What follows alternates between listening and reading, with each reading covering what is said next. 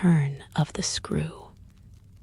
The story had held us round the fire, sufficiently breathless, but except the obvious remark that it was gruesome, as on Christmas Eve in an old house, a strange tale should essentially be.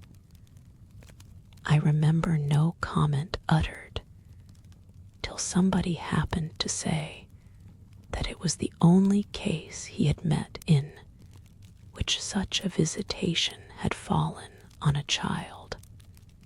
The case, I may mention, was that of an apparition in just such an old house as had gathered us for the occasion, an appearance of a dreadful kind, to a little boy sleeping in the room with his mother, and waking her up in the terror of it, waking her not to dissipate his dread and soothe him to sleep again, but to encounter also herself, before she had succeeded in doing so, the same sight that had shaken him. It was this observation that drew from Douglas, not immediately, but later in the evening, a reply that had the interesting consequence to which I call attention. Someone else told a story not particularly effective, which I saw he was not following. This I took for a sign that he had himself something to produce, and that we should only have to wait. We waited, in fact, till 2 nights later, but that same evening, before we scattered, he brought out what was in his mind. I quite agree in regard to Griffin's ghost, or whatever it was, that its appearing first to the little boy at so tender an age adds a particular touch. But it's not the first occurrence of its charming kind that I know to have involved a child. If the child gives the effect another turn of the screw, what do you say to 2 children? We say, of course, somebody exclaimed, that they give 2 turns. Also that we want to hear about them. I can see Douglas there before the fire, to which he had got up to present his back, looking down at his interlocutor with his hands in his pockets. Nobody but me, till now, has ever heard. It's quite too horrible. This, naturally, was declared by several voices to give the thing the utmost price, and our friend, with quiet art, prepared his triumph by turning his eyes over the rest of us and going on. It's beyond everything. Nothing at all that I know touches it. For sheer terror, I remember asking.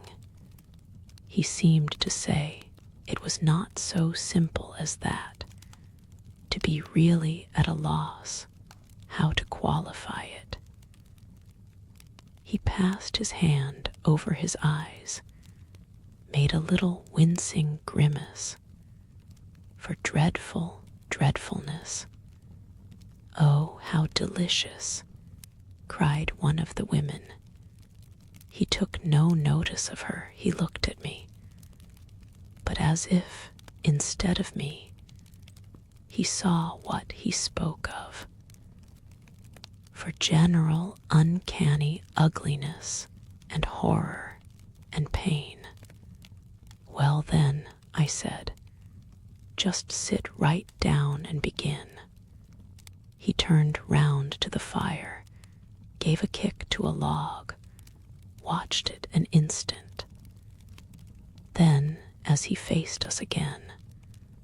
"I can't begin. I shall have to send to town." There was a unanimous groan at this, and much reproach, after which, in his preoccupied way, he explained. "The story's written. It's in a locked drawer. It has not been out for years. I could write to my man and enclose the key. He could send down the packet as he finds it. It was to me in particular that he appeared to propound this, appeared almost to appeal for aid, not to hesitate. He had broken a thickness of ice, the formation of many a winter, had had his reasons for a long silence. The others resented postponement, but it was just his scruples that charmed me. I adjured him to write by the first post and to agree with us for an early hearing. Then I asked him if the experience in question had been his own. To this, his answer was prompt. "Oh, thank God, no. And is the record yours? You took the thing down. Nothing but the impression. I took that here," he tapped his heart. "I've never lost it. Then your manuscript is in old, faded ink and in the most beautiful hand." He hung fire again. "A woman S. She has been dead these 20 years. She sent me the pages in question before she died." They were all listening now, and of course there was somebody to be arch, or at any rate to draw the inference. But if he put the inference by without a smile, it was also without irritation.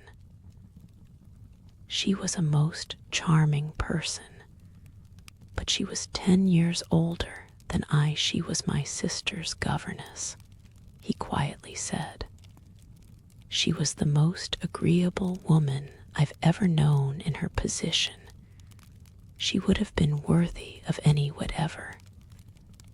It was long ago, and this episode was long before. I was at Trinity, and I found her at home on my coming down the second summer. I was much there that year. It was a beautiful one, and we had, in her off hours, some strolls and talks in the garden talks, in which she struck me as awfully clever and nice. Oh yes, don't grin. I liked her extremely, and am glad to this day to think she liked me too. If she hadn't, she wouldn't have told me. She had never told anyone. It wasn't simply that she said so, but that I knew she hadn't. I was sure, I could see. You'll easily judge why when you hear, because the thing had been such a scare. He continued to fix me. "You'll easily judge," he repeated. "You will." I fixed him too. "I see, she was in love." He laughed for the first time. "You are acute." Yes, she was in love. That is, she had been. That came out. She couldn't tell her story without its coming out. I saw it, and she saw I saw it, but neither of us spoke of it. I remember the time and the place, the corner of the lawn, the shade of the great beeches, and the long, hot summer afternoon. It wasn't a scene for a shudder, but oh, he quitted the fire and dropped back into his chair. "You'll receive the packet Thursday morning?" I inquired. "Probably not till the second post." "Well then, after dinner, you'll all meet me here." He looked us round again. "Isn't anybody going?" It was almost the tone of hope. "Everybody will stay." "I will, and I will," cried the ladies whose departure had been fixed. Mrs. Griffin, however, expressed the need for a little more light. Who was it she was in love with? The story will tell. I took upon myself to reply. "Oh, I can't wait for the story." "The story won't tell," said Douglas. "Not in any literal, vulgar way." "More's the pity, then." "That's the only way I ever understand." "Won't you tell, Douglas?" Somebody else inquired. He sprang to his feet again. "Yes, tomorrow. Now I must go to bed. Good night." And quickly catching up a candlestick, he left us slightly bewildered. From our end of the great brown hall, we heard his step on the stair, whereupon Mrs. Griffin spoke. "Well, if I don't know who she was in love with, I know who he was." "She was 10 years older," said her husband. "Racine de plus at that age. But it's rather nice, his long reticence." 40 years, Griffin put in. "With this outbreak at last." "The outbreak," I returned, "will make a tremendous occasion of Thursday night." And everyone so agreed with me that, in the light of it, we lost all attention for everything else. The last story, however incomplete and like the mere opening of a serial, had been told. We handshook and candle stuck, as somebody said, and went to bed. I knew the next day that a letter containing the key had, by the first post, gone off to his London apartments. But in spite of, or perhaps just on account of the eventual diffusion of this knowledge, we quite let him alone till after dinner, till such an hour of the evening, in fact, as might best accord with the kind of emotion on which our hopes were fixed. Then he became as communicative as we could desire, and indeed gave us his best reason for being so. We had it from him again before the fire in the hall, as we had had our mild wonders of the previous night. It appeared that the narrative he had promised to read us really required, for a proper intelligence, a few words of prologue. Let me say here distinctly, to have done with it, that this narrative, from an exact transcript of my own made much later, is what I shall presently give. Poor Douglas, before his death, when it was in sight, committed to me the manuscript that reached him on the 3rd of these days, and that, on the same spot, with immense effect, he began to read to our hushed little circle on the night of the 4th. The departing ladies who had said they would stay didn't, of course, thank heaven, stay.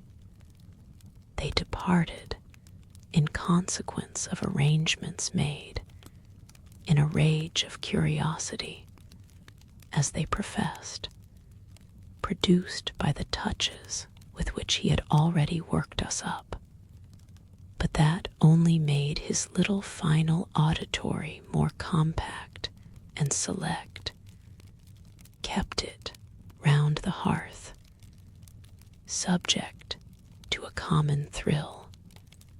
The first of these touches conveyed that the written statement took up the tale at a point after it had, in a manner, begun. The fact to be in possession of was therefore that his old friend, the youngest of several daughters of a poor country parson, had, at the age of 20, on taking service for the first time in the schoolroom, come up to London in trepidation to answer in person an advertisement that had already placed her in brief correspondence with the advertiser. This person proved, on her presenting herself for judgment at a house in Harley Street that impressed her as vast and imposing, this prospective patron proved a gentleman, a bachelor in the prime of life, such a figure as had never risen, save in a dream or an old novel, before a fluttered, anxious girl out of a Hampshire vicarage. One could easily fix his type. It never, happily, dies out. He was handsome and bold and pleasant, offhand and gay and kind. He struck her inevitably as gallant and splendid. But what took her most of all, and gave her the courage she afterward showed, was that he put the whole thing to her as a kind of favor, an obligation he should gratefully incur.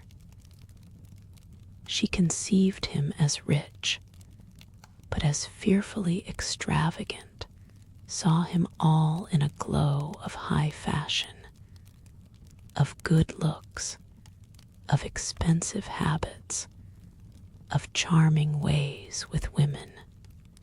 He had for his own town residence a big house filled with the spoils of travel and the trophies of the chase. But it was to his country home, an old family place in Essex, that he wished her immediately to proceed. He had been left, by the death of their parents in India, guardian to a small nephew and a small niece, children of a younger, a military brother, whom he had lost 2 years before. These children were, by the strangest of chances for a man in his position, a lone man without the right sort of experience, or a grain of patience, very heavily on his hands. It had all been a great worry, and on his own part doubtless, a series of blunders.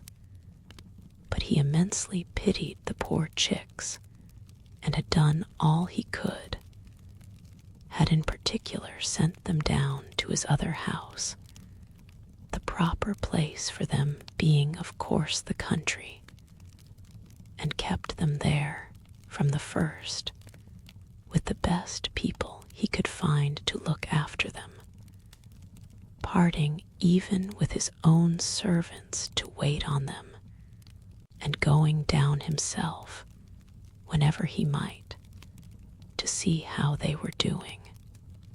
The awkward thing was that they had practically no other relations, and that his own affairs took up all his time. He had put them in possession of Bly, which was healthy and secure, and had placed at the head of their little establishment. But below stairs only an excellent woman, Mrs. Groves, whom he was sure his visitor would like, and who had formerly been maid to his mother. She was now housekeeper, and was also acting for the time as superintendent to the little girl, of whom, without children of her own, she was, by good luck, extremely fond.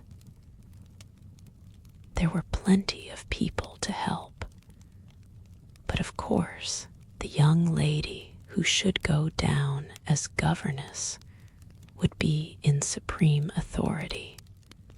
She would also have, in holidays, to look after the small boy, who had been for a term at school, young as he was to be sent.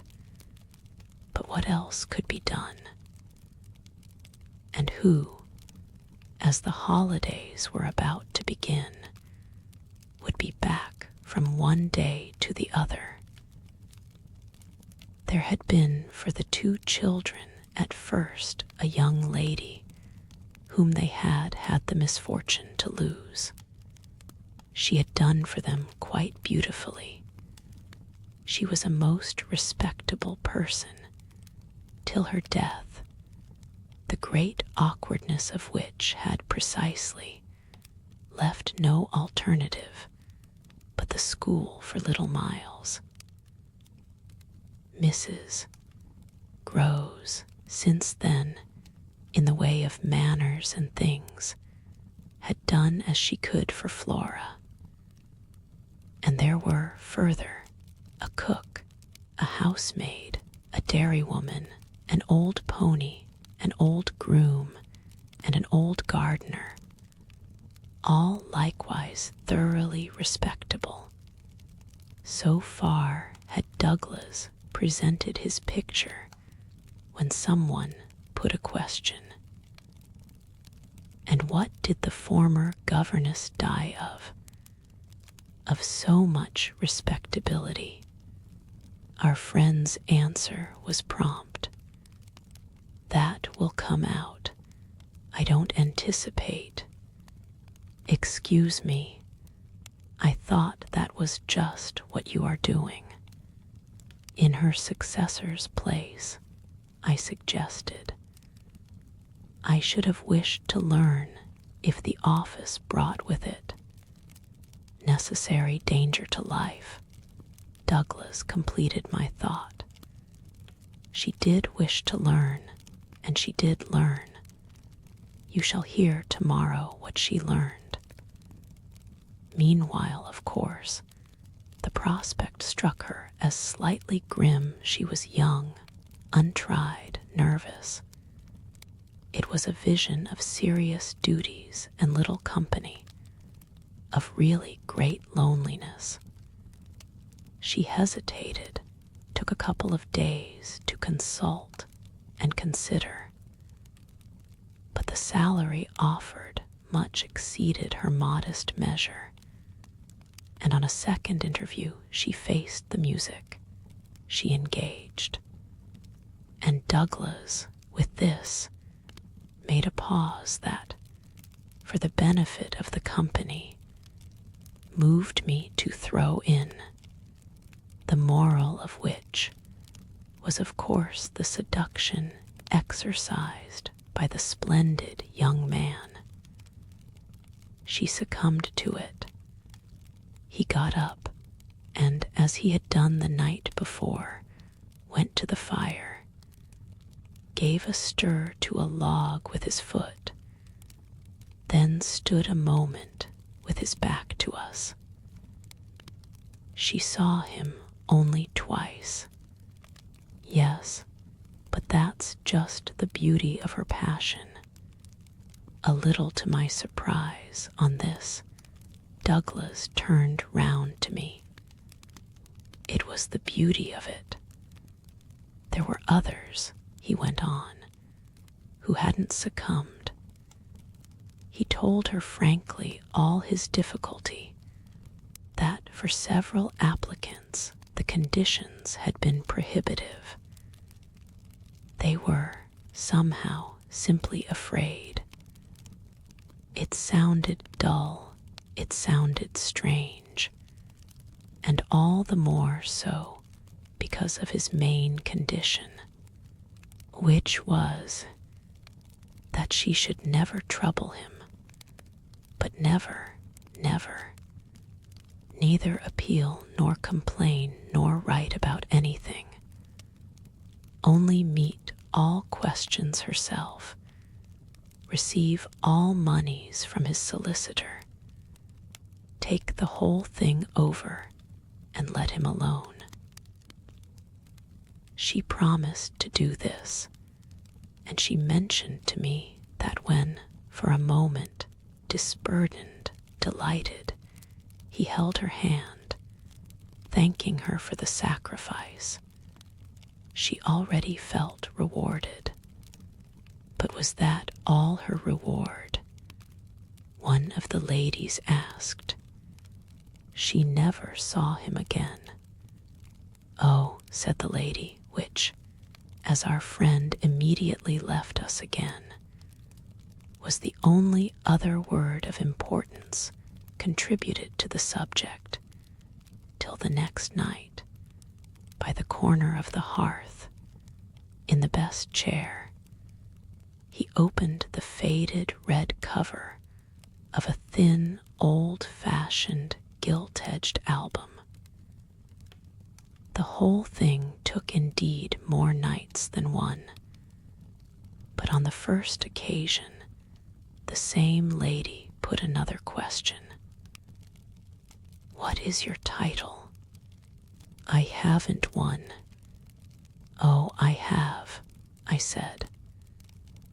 But Douglas, without heeding me, had begun to read with a fine clearness that was like a rendering to the ear of the beauty of his author's hand.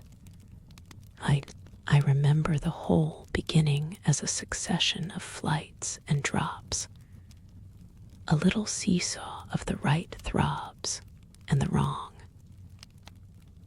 After rising in town to meet his appeal, I had at all events a couple of very bad days, found myself doubtful again, felt indeed sure I had made a mistake.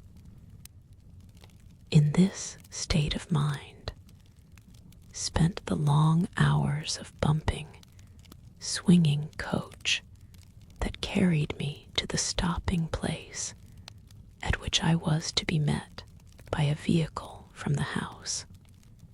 This convenience, I was told, had been ordered, and I found, toward the close of the June afternoon, a commodious fly in waiting for me. Driving at that hour, on a lovely day, through a country to which the summer sweetness seemed to offer me a friendly welcome, my fortitude mounted afresh, and as we turned into the avenue, encountered a reprieve that was probably but a proof of the point to which it had sunk. I suppose I had expected, or had dreaded, something so melancholy that what greeted me was a good surprise. I remember as a most pleasant impression the broad, clear front, its open windows and fresh curtains, and the pair of maids looking out. I remember the lawn and the bright flowers, and the crunch of my wheels on the gravel, and the clustered treetops over which the rooks circled and cawed in the golden sky. The scene had a greatness that made it a different affair from my own scant home, and there immediately appeared at the door, with a little girl in her hand, a civil person who dropped me as decent a curtsy as if I had been the mistress or a distinguished visitor. I had received in Harley Street a narrower notion of the place, and that, as I recalled it, made me think the proprietor still more of a gentleman, suggested that what I was to enjoy might be something beyond his promise. I had no drop again till the next day, for I was carried triumphantly through the following hours by my introduction to the younger of my pupils. The little girl who accompanied Mrs. Groves appeared to me on the spot a creature so charming as to make it a great fortune to have to do with her. She was the most beautiful child I had ever seen, and I afterward wondered that my employer had not told me more of her. I slept little that night. I was too much excited, and this astonished me too, I recollect, remained with me, adding to my sense of the liberality with which I was treated. The large, impressive room, one of the best in the house, the great state bed, as I almost felt it, the full, figured draperies, the long glasses in which, for the first time, could see myself from head to foot, all struck me like the extraordinary charm of my small charge, as so many things thrown in. It was thrown in as well, from the first moment, that I should get on with Mrs. Groves in a relation over which, on my way in the coach, I fear I had rather brooded. The only thing indeed that in this early outlook might have made me shrink again was the clear circumstance of her being so glad to see me. I perceived within half an hour that she was so glad, stout, simple, plain, clean, wholesome woman as to be positively on her guard against showing it too much. I wondered even then a little why she should wish not to show it, and that, with reflection, with suspicion, might of course have made me uneasy, but it was a comfort that there could be no uneasiness in a connection with anything so beatific as the radiant image of my little girl, the vision of whose angelic beauty had probably more than anything else to do with the restlessness that before morning made me several times rise and wander about my room to take in the whole picture and prospect, to watch from my open window the faint summer dawn, to look at such portions of the rest of the house as I could catch, and to listen while in the fading dusk the first birds began to twitter, for the possible recurrence of a sound or two, less natural and not without, but within, that I had fancied I heard. There had been a moment when I believed I recognized, faint and far, the cry of a child. There had been another when I found myself just consciously starting as at the passage before my door of a light footstep. But these fancies were not marked enough not to be thrown off, and it is only in the light, or the gloom, I should rather say, of other and subsequent matters that they now come back to me. To watch, teach, form little Flora would too evidently be the making of a happy and useful life. It had been agreed between us downstairs that after this first occasion I should have her as a matter of course at night, her small white bed being already arranged to that end in my room. What I had undertaken was the whole care of her, and she had remained just this last time with Mrs. Groves only as an effect of our consideration for my inevitable strangeness and her natural timidity. In spite of this timidity, which the child herself, in the oddest way in the world, had been perfectly frank and brave about, allowing it without a sign of uncomfortable consciousness, with the deep, sweet serenity indeed of one of Raphael's holy infants, to be discussed, to be imputed to her, and to determine us. I feel quite sure she would presently like me. It was part of what I already liked Mrs. Groves herself for, the pleasure I could see her feel in my admiration and wonder as I sat at supper with 4 tall candles, and with my pupil in a high chair and a bib brightly facing me, between them over bread and milk.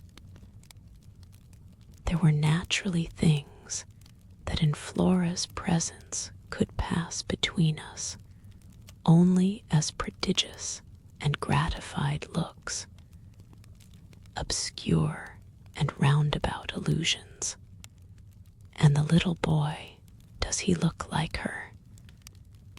Is he too so very remarkable? One wouldn't flatter a child. Oh, miss, most remarkable. If you think well of this one. And she stood there with a plate in her hand, beaming at our companion, who looked from one of us to the other with placid, heavenly eyes that contained nothing to check us. Yes, if I do, you will be carried away by the little gentleman. Well, that, I think, is what I came for, to be carried away. Afraid, however, I remember feeling the impulse to add, I'm rather easily carried away. I was carried away in London. I can still see Mrs. Groves's broad face as she took this in. In Harley Street. In Harley Street. Well, miss, you're not the first, and you won't be the last. Oh, I've no pretension, I could laugh, to being the only one. My other pupil, at any rate, as I understand, comes back tomorrow. Not tomorrow, Friday, miss. He arrives, as you did, by the coach under care of the guard, and is to be met by the same carriage. I forthwith expressed that the proper as well as the pleasant and friendly thing would be therefore that on the arrival of the public conveyance I should be in waiting for him with his little sister, an idea in which Mrs. Groves concurred so heartily that I somehow took her manner as a kind of comforting pledge, never falsified, thank heaven, that we should on every question be quite at one. Oh, she was glad I was there.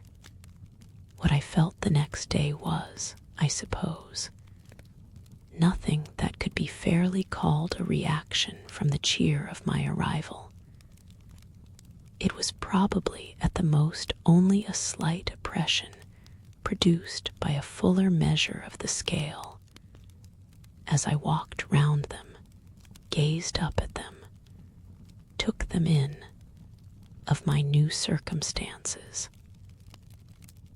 They had, as it were, an extent and mass for which I had not been prepared, and in the presence of which I found myself, freshly, a little scared as well as a little proud.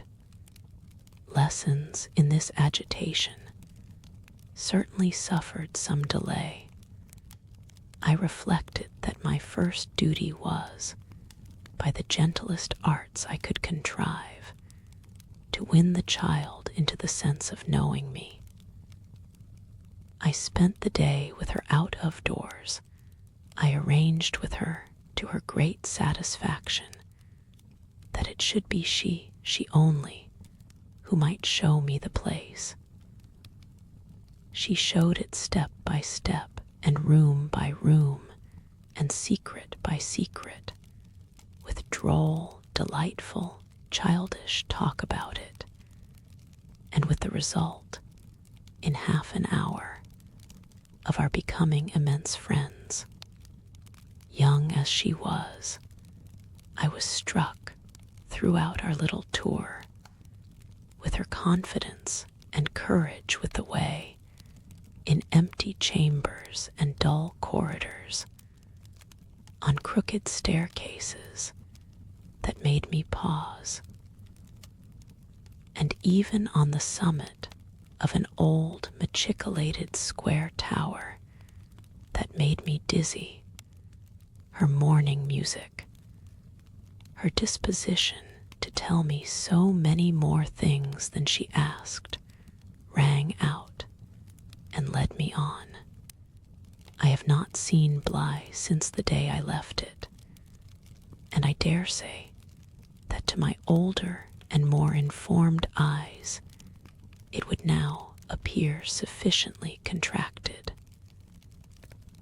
But as my little conductress, with her hair of gold and her frock of blue, danced before me round corners and pattered down passages, I had the view of a castle of romance inhabited by a rosy sprite, such a place as would somehow, for diversion of the young idea, take all color out of storybooks and fairy tales.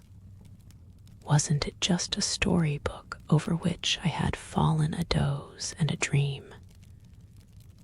No, it was a big, ugly, antique, but convenient house, embodying a few features of a building still older, half replaced and half utilized, in which I had the fancy of our being almost as lost as a handful of passengers in a great drifting ship.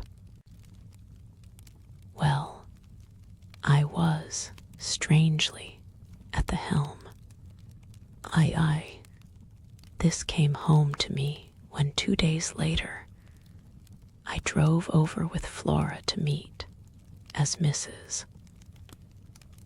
Groves said, the little gentleman and all the more for an incident that, presenting itself the second evening, had deeply disconcerted me. The first day had been, on the whole, as I have expressed, reassuring, but I was to see it wind up in keen apprehension.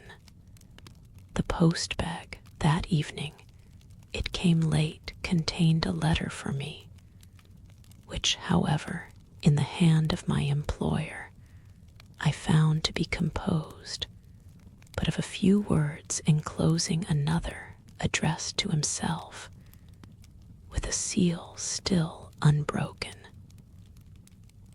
This, I recognize, is from the headmaster, and the headmaster's an awful bore. Read him, please, deal with him, but mind you don't report. Not a word. I'm off. I broke the seal with a great effort, so great a one that I was a long time coming to it. Took the unopened missive at last up to my room, and only attacked it just before going to bed. I had better have let it wait till morning, for it gave me a second sleepless night. With no counsel to take the next day, I was full of distress, and it finally got so the better of me that I determined to open myself at least to Mrs. Groves. What does it mean? The child S. dismissed his school. She gave me a look that I remarked at the moment. Then, visibly, with a quick blankness, seemed to try to take it back. But aren't they all? Sent home, yes, but only for the holidays. Miles may never go back at all. Consciously, under my attention, she reddened. They won't take him. They absolutely decline. At this, she raised her eyes, which she had turned from me. I saw them fill with good tears. What has he done? I hesitated. Then I judged best simply to hand her my letter, which, however, had the effect of making her, without taking it, simply put her hands behind her. She shook her head sadly. Such things are not for me, miss. My counselor couldn't read. I winced at my mistake, which I attenuated as I could, and opened my letter again to repeat it to her. Then, faltering in the act and folding it up once more, I put it back in my pocket. Is he really bad? The tears were still in her eyes. Do the gentlemen say so? They go into no particulars. They simply express their regret that it should be impossible to keep him. That can have only one meaning. Mrs. Groves listened with dumb emotion. She forbore to ask me what this meaning might be, so that, presently, to put the thing with some coherence, and with the mere aid of her presence to my own mind, I went on. That he's an injury to the others. At this, with one of the quick turns of simple folk, she suddenly flamed up. Master Miles, him an injury. There was such a flood of good faith in it that, though I had not yet seen the child, My very fears made me jump to the absurdity of the idea. I found myself, to meet my friend the better, offering it on the spot, sarcastically, to his poor little innocent mates. "It's too dreadful," cried Mrs. Groves, "to say such cruel things. Why, he's scarce 10 years old. Yes, yes, it would be incredible." She was evidently grateful for such a profession. "See him, miss, first, then believe it." I felt forthwith a new impatience to see him. It was the beginning of a curiosity that, for all the next hours, was to deepen almost to pain. Mrs. Groves was aware, I could judge, of what she had produced in me, and she followed it up with assurance. "You might as well believe it of the little lady. Bless her," she added the next moment. "Look at her." I turned and saw that Flora, whom 10 minutes before I had established in the schoolroom with a sheet of white paper, a pencil, and a copy of nice, round O's, now presented herself to view at the open door. She expressed in her little way an extraordinary detachment from disagreeable duties, looking to me, however, with a great childish light that seemed to offer it as a mere result of the affection she had conceived for my person, which had rendered necessary that she should follow me.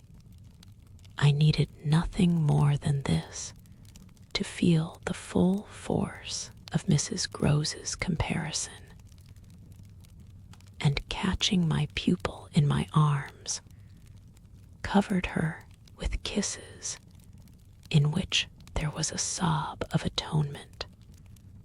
Nonetheless, the rest of the day I watched for further occasion to approach my colleague, especially as toward evening I began to fancy she rather sought to avoid me.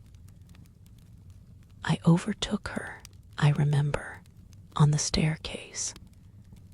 We went down together, and at the bottom I detained her, holding her there with a hand on her arm.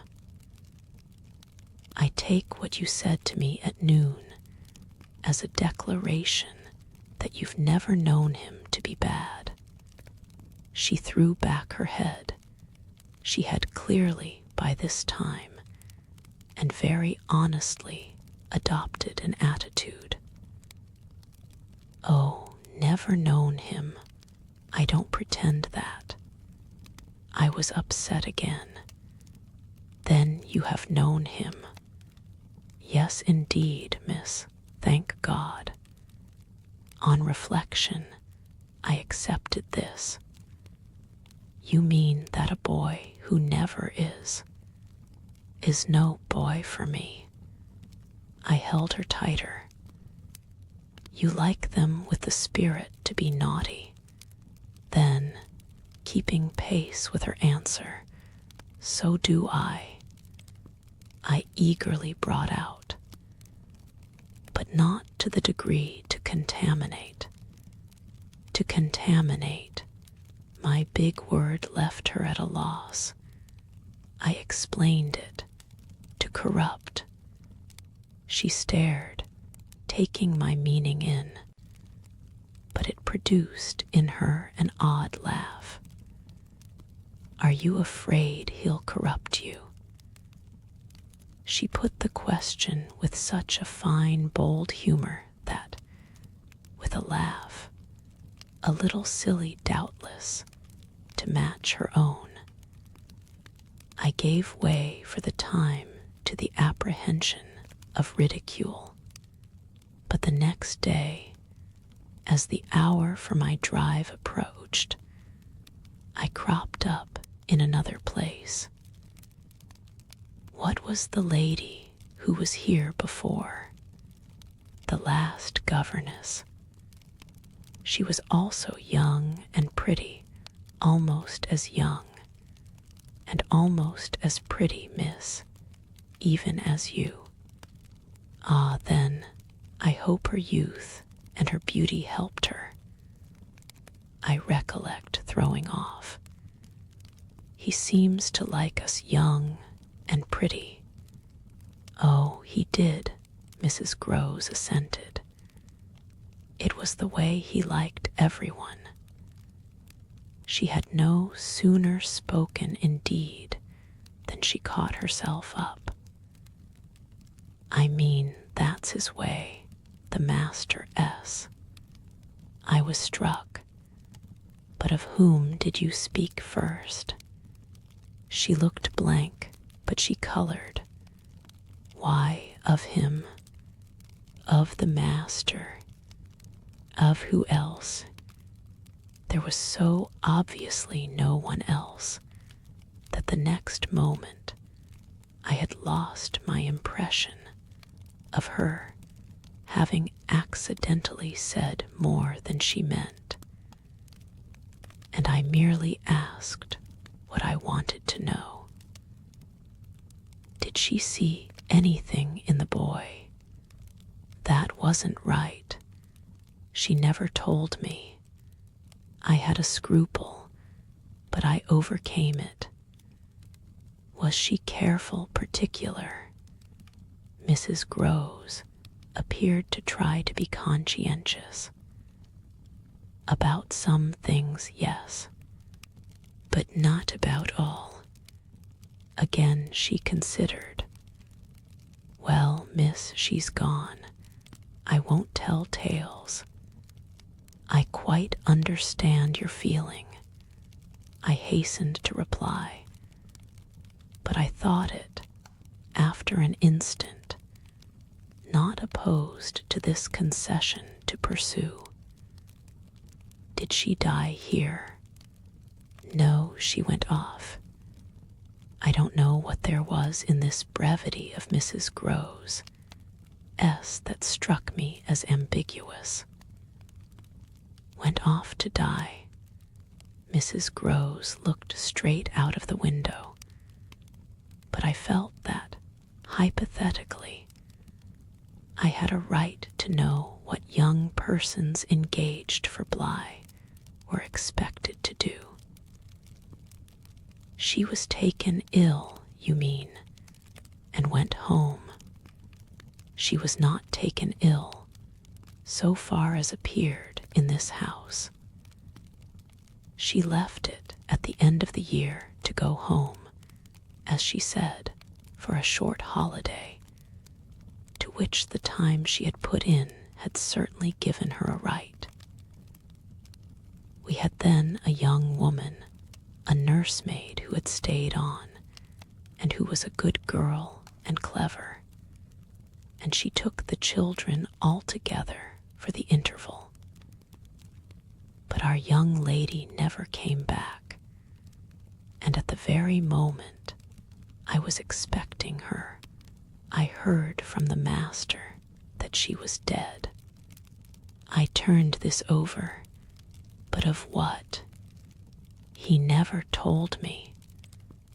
But please, miss, said Mrs. Groves, I must get to my work. Aye.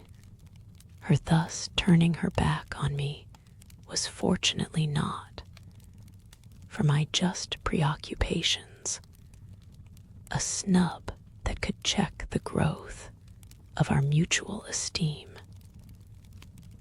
We met after I had brought home little Miles, more intimately than ever on the ground of my stupefaction, my general emotion. So monstrous was I then ready to pronounce it, that such a child as had now been revealed to me should be under an interdict.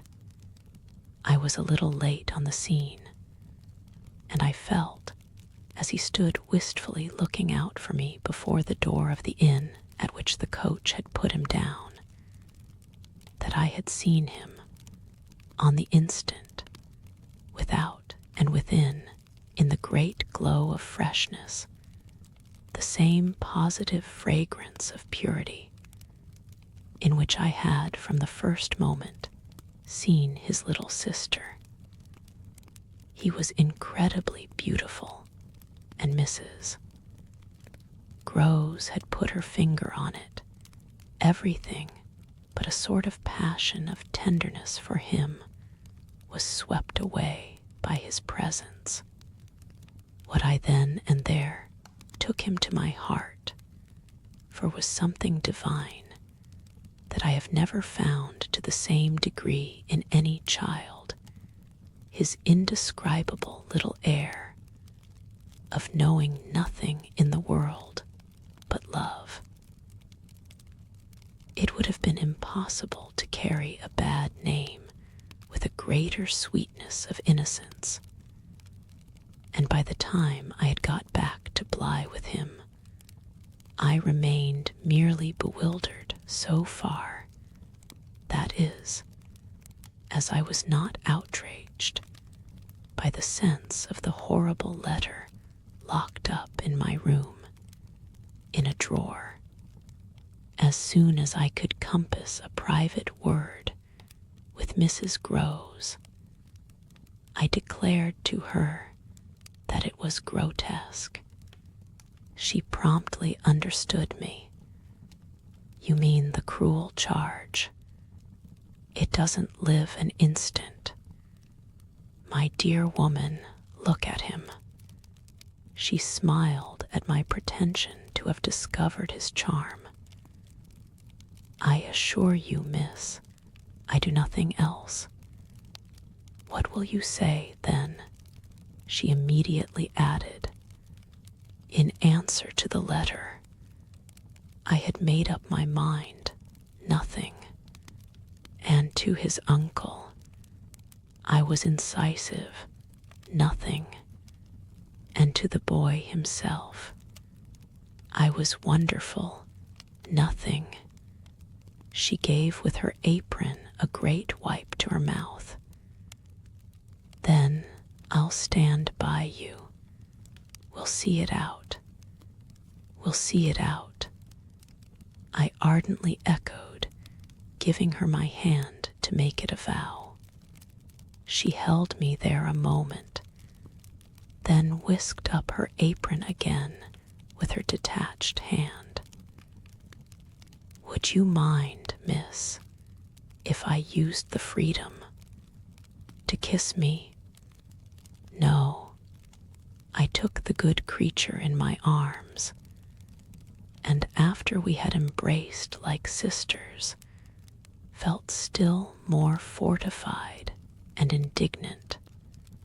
This, at all events, was for the time, a time so full that, as I recall the way it went, it reminds me of all the art I now need to make it a little distinct.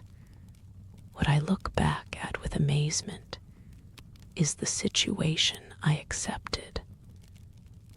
I had undertaken with my companion to see it out, and I was under a charm, apparently, that could smooth away the extent and the far and difficult connections of such an effort.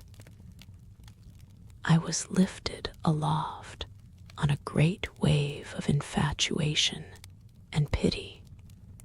I found it simple in my ignorance, my confusion, and perhaps my conceit, to assume that I could deal with a boy whose education for the world was all on the point of beginning. I am unable even to remember at this day what proposal I framed for the end of his holidays and the resumption of his studies. Lessons with me, indeed, that charming summer. We all had a theory that he was to have, but I now feel that, for weeks, the lessons must have been rather my own. I learned something at first, certainly. That had not been one of the teachings of my small, smothered life. Learned to be amused, and even amusing, and not to think for the morrow. It was the first time, in a manner, that I had known space and air, and freedom, all the music of summer, and all the mystery of nature. And then there was consideration, and consideration was sweet. Oh, it was a trap not designed, but deep to my imagination, to my delicacy, perhaps to my vanity, to whatever in me was most excitable. The best way to picture it all is to say that I was off my guard.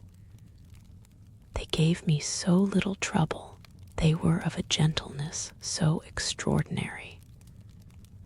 I used to speculate, but even this with a dim disconnectedness, as to how the rough future, for all futures are rough, would handle them and might bruise them.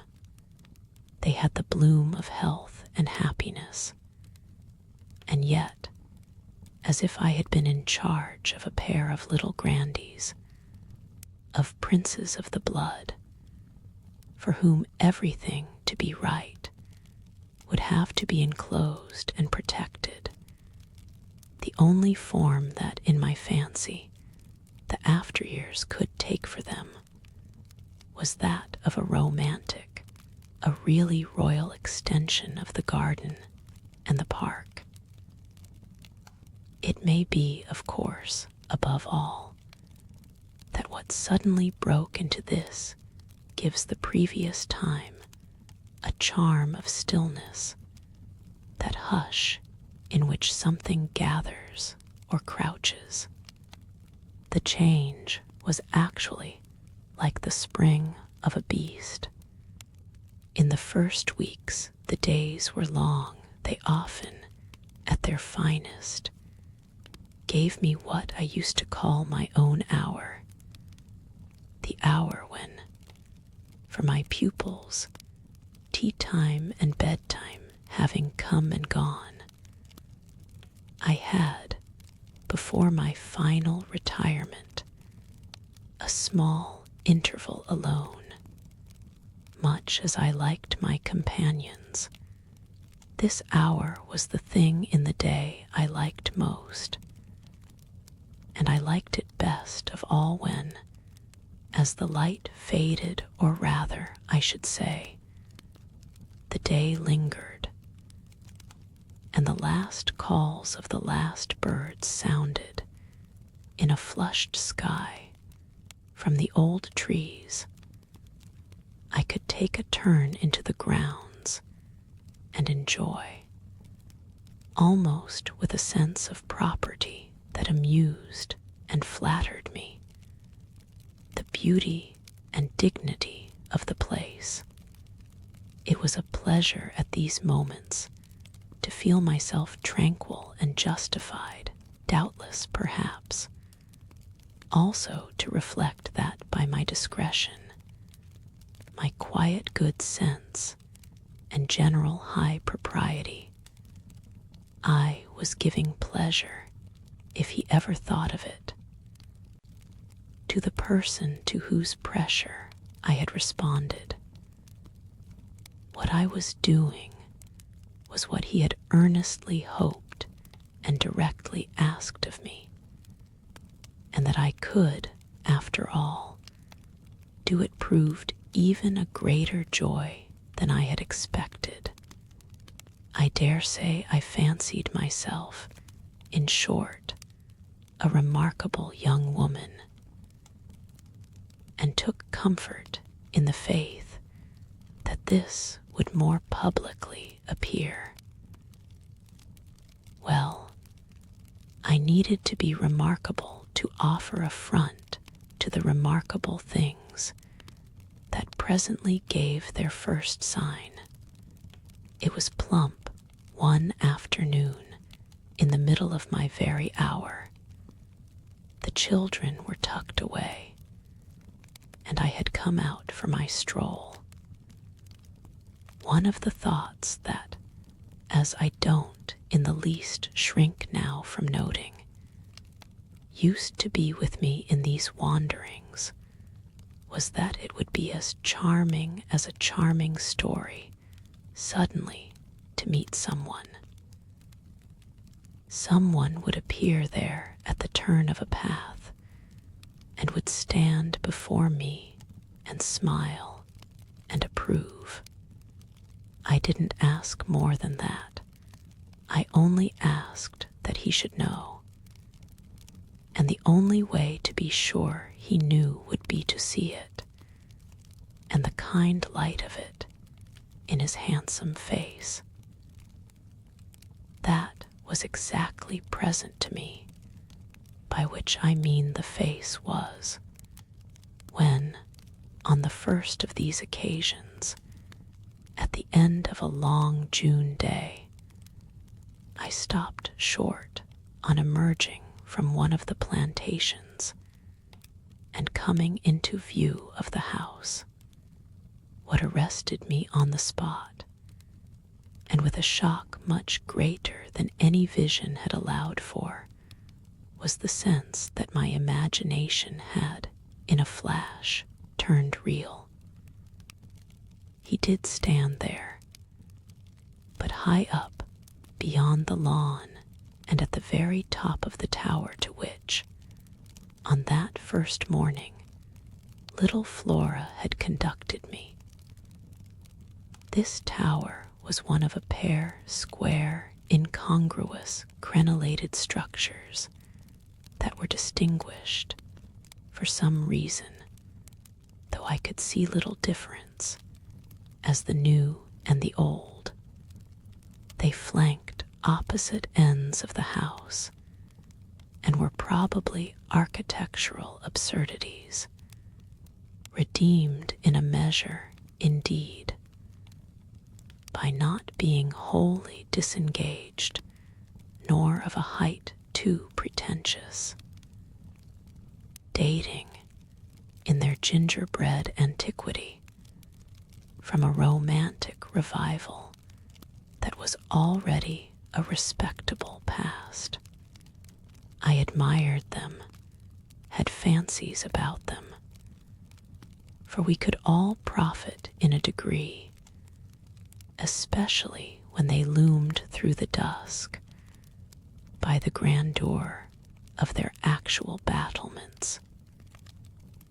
Yet it was not at such an elevation that the figure I had so often invoked seemed most in place.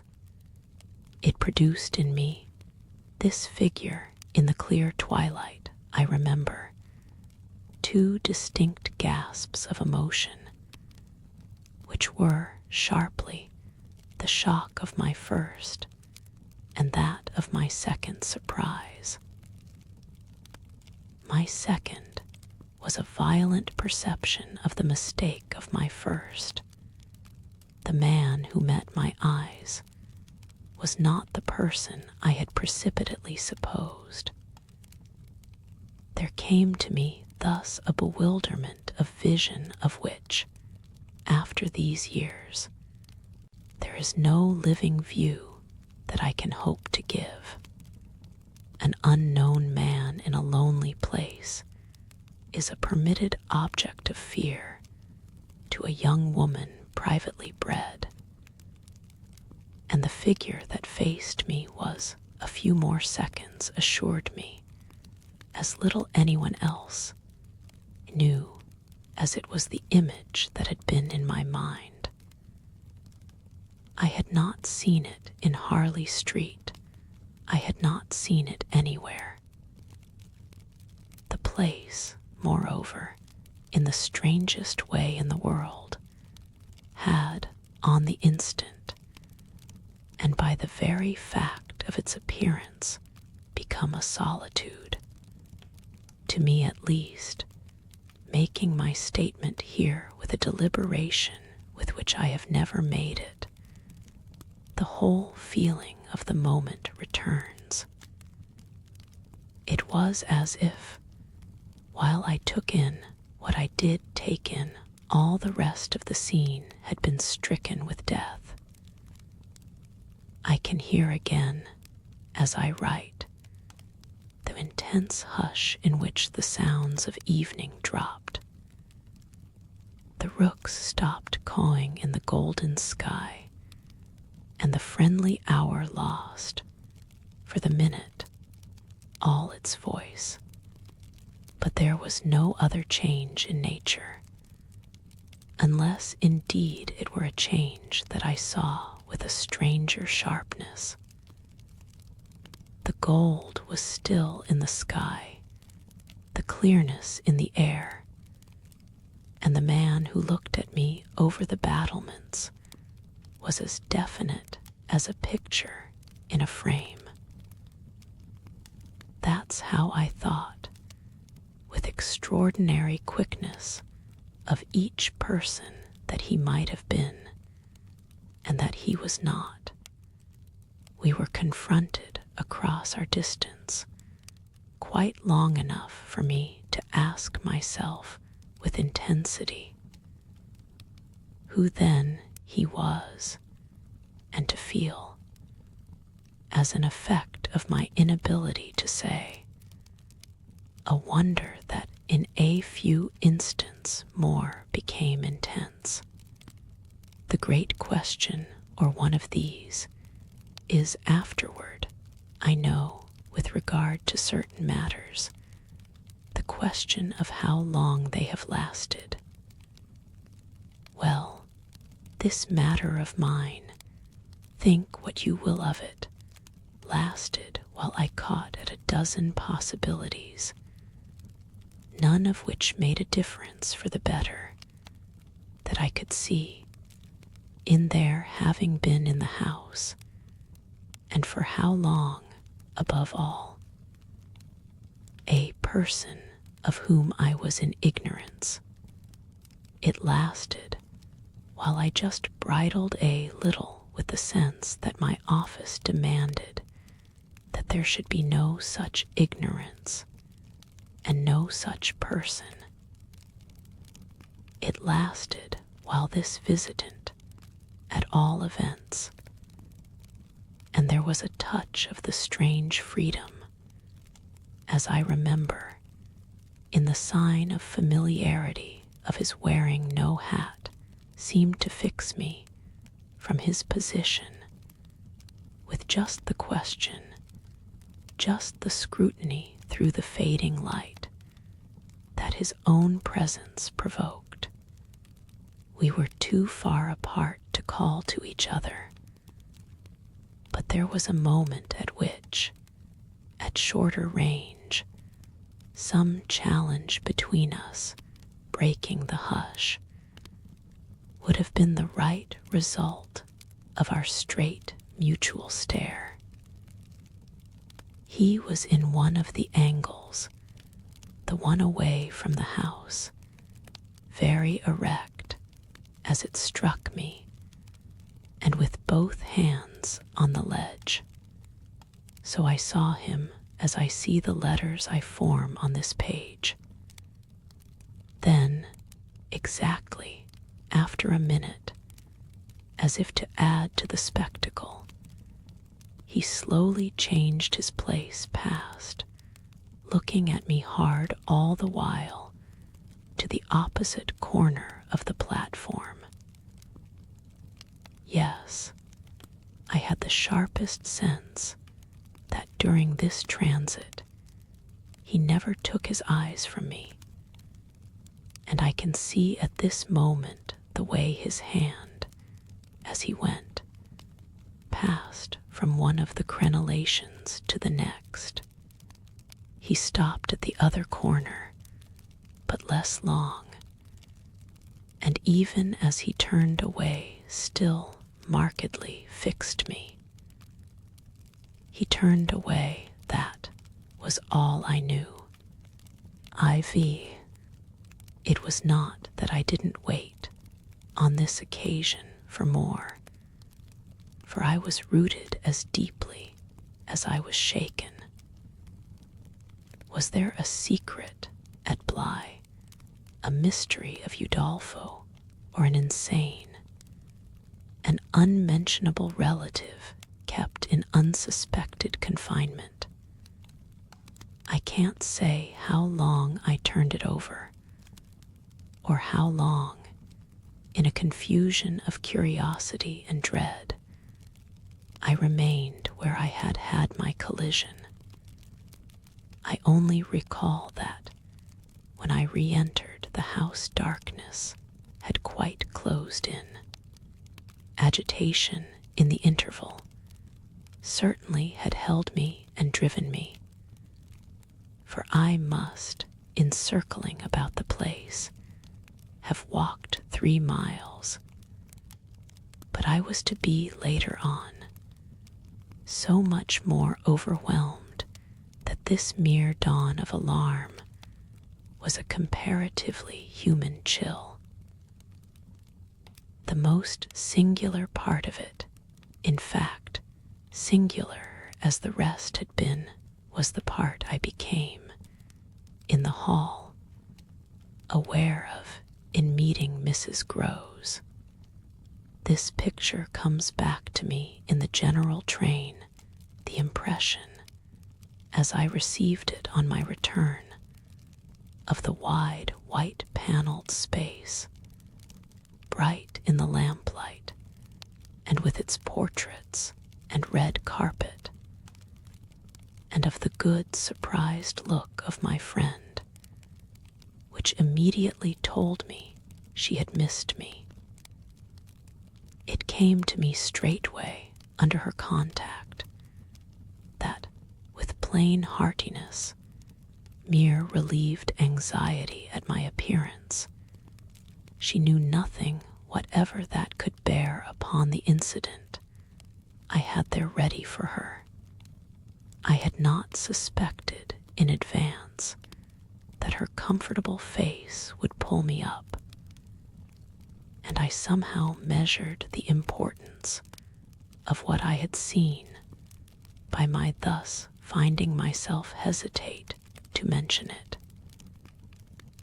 Scarce anything in the whole history seems to me so odd as this fact that my real beginning of fear was one, as I may say, with the instinct of sparing my companion.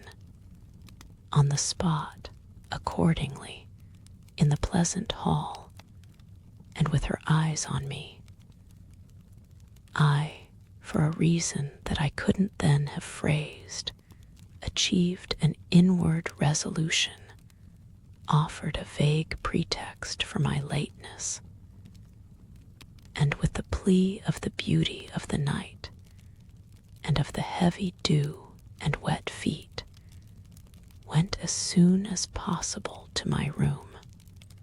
Here it was another affair. Here, for many days after, it was a queer affair enough. There were hours, from day to day, or at least there were moments, snatched even from clear duties, when I had to shut myself up to think. It was not so much yet that I was more nervous than I could bear to be, as that I was remarkably afraid of becoming so. For the truth I had now to turn over was, simply and clearly, the truth that I could arrive at no account, whatever of the visitor with whom I had been so inexplicably, and yet, as it seemed to me, so intimately concerned. It took little time to see that I could sound without forms of inquiry, and without exciting remark any domestic complications. The shock I had suffered must have sharpened all my senses, I felt sure, at the end of 3 days, and as the result of mere closer attention, that I had not been practiced upon by the servants, nor made the object of any game. Of whatever it was that I knew, nothing was known around me. There was but one sane inference. Someone had taken a liberty, rather gross. That was what repeatedly I dipped into my room and locked the door to say to myself, we had been collectively subject to an intrusion. Some unscrupulous traveler curious in old houses had made his way in unobserved, enjoyed the prospect from the best point of view, and then stolen out as he came. If he had given me such a bold, hard stare, that was but a part of his indiscretion. The good thing, after all, was that we should surely see no more of him. This was not so good a thing, I admit, as not to leave me to judge that what essentially made nothing else much signify was simply my charming work.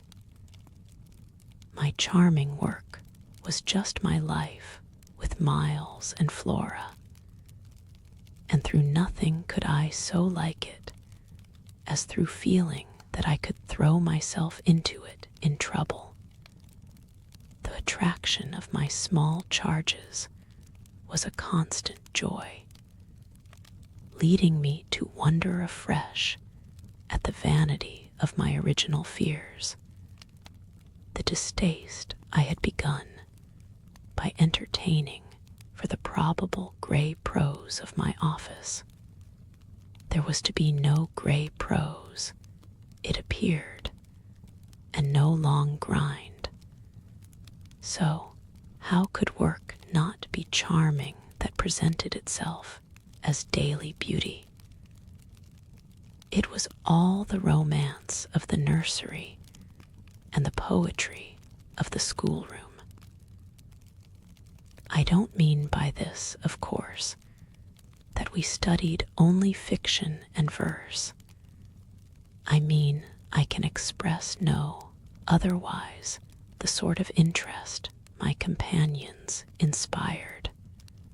How can I describe that except by saying that instead of growing used to them, and it's a marvel for a governess, I call the sisterhood to witness, I made constant fresh discoveries. There was one direction, assuredly, in which these discoveries stopped. Deep obscurity continued to cover the region of the boy's conduct at school. It had been promptly given me, I have noted, to face that mystery without a pang. Perhaps even it would be nearer the truth to say that without a word he himself had cleared it up. He had made the whole charge absurd. My conclusion bloomed there with the real rose flush of his innocence. He was only too fine and fair for the little horrid, unclean school world, and he had paid a price for it. I reflected acutely that the sense of such differences, such superiorities of quality, always, on the part of the majority, which could include even stupid, sordid headmasters turn infallibly to the vindictive. Both the children had a gentleness. It was their only fault, and it never made Miles a muff that kept them, how shall I express it, almost impersonal and certainly quite unpunishable. They were like the cherubs of the anecdote, who had morally, at any rate, nothing to whack. I remember feeling with Miles in especial as if he had had, as it were, no history. We expect of a small child a scant one. But there was in this beautiful little boy something extraordinarily sensitive, yet extraordinarily happy, that more than in any creature of his age I have seen, struck me as beginning anew each day. He had never for a second suffered. I took this as a direct disproof of his having really been chastised. If he had been wicked, he would have caught it, and I should have caught it by the rebound, should have found the trace. I found nothing at all, and he was therefore an angel. He never spoke of his school, never mentioned a comrade or a master, and I, for my part, was quite too much disgusted to allude to them. Of course, I was under the spell, and the wonderful part is that, even at the time, I perfectly knew I was. But I gave myself up to it. It was an antidote to any pain, and I had more pains than one. I was in receipt in these days of disturbing letters from home, where things were not going well. But with my children, what things in the world mattered? That was the question I used to put to my scrappy retirements. I was dazzled by their loveliness. There was a Sunday to get on when it rained with such force, and for so many hours that there could be no procession to church, in consequence of which, as the day declined, I had arranged with Mrs. Groves that, should the evening show improvement, we would attend together the late service. The rain happily stopped, and I prepared for our walk, which, through the park and by the good road to the village, would be a matter of 20 minutes. Coming downstairs to meet my colleague in the hall, I remembered a pair of gloves that had required 3 stitches, and that had received them with a publicity perhaps not edifying, while I sat with the children at their tea, served on Sundays, by exception, in that cold, clean temple of mahogany and brass, the grown-up dining room. The gloves had been dropped there, and I turned in to recover them.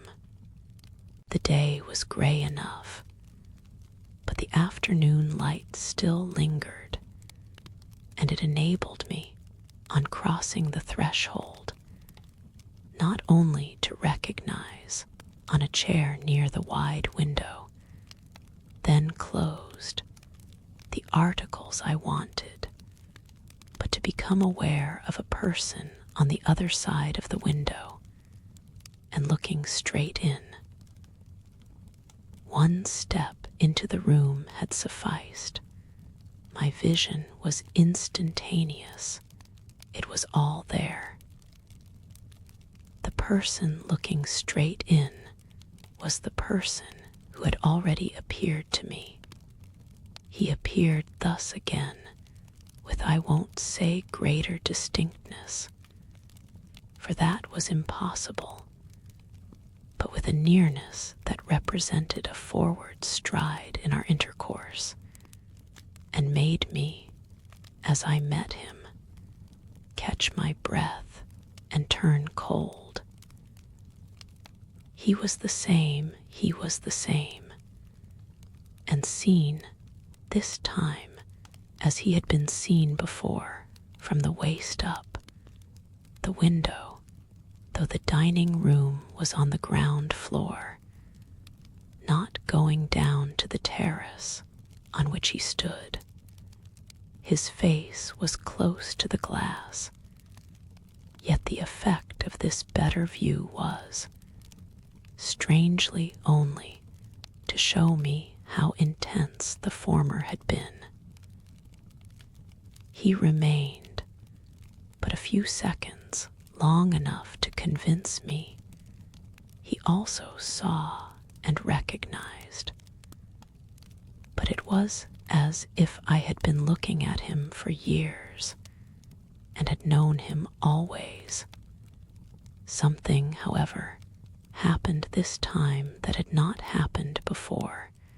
His stare into my face, through the glass and across the room, was as deep and hard as then, but it quitted me for a moment during which I could still watch it, see it fix successively several other things. On the spot, there came to me the added shock of a certitude that it was not for me he had come there. He had come for someone else. The flash of this knowledge, for it was knowledge in the midst of dread, produced in me the most extraordinary effect. Started as I stood there, a sudden vibration of duty and courage. I say courage because I was beyond all doubt already far gone. I bounded straight out of the door again, reached that of the house, got, in an instant, upon the drive, and passing along the terrace as fast as I could rush, turned a corner and came full in sight. But it was in sight of nothing now. My visitor had vanished. I stopped, I almost dropped, with the real relief of this. But I took in the whole scene. I gave him time to reappear. I call it time, but how long was it? I can't speak to the purpose today of the duration of these things. That kind of measure must have left me. They couldn't have lasted as they actually appeared to me to last. The terrace and the whole place, the lawn and the garden beyond it, all I could see of the park, were empty with a great emptiness.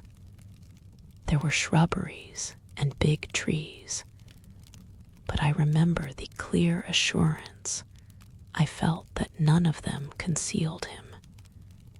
He was there or was not there if I didn't see him. I got hold of this, then, instinctively, instead of returning as I had come, went to the window. It was confusedly present to me that I ought to place myself where he had stood. I did so. I applied my face to the pane and looked, as he had looked, into the room, as if at this moment, to show me exactly what his range had been, Mrs. Groves, as I had done for himself just before, came in from the hall. With this, I had the full image of a repetition of what had already occurred. She saw me as I had seen my own visitant. She pulled up short as I had done. I gave her something of the shock that I had received. She turned white, and this made me ask myself if I had blanched as much.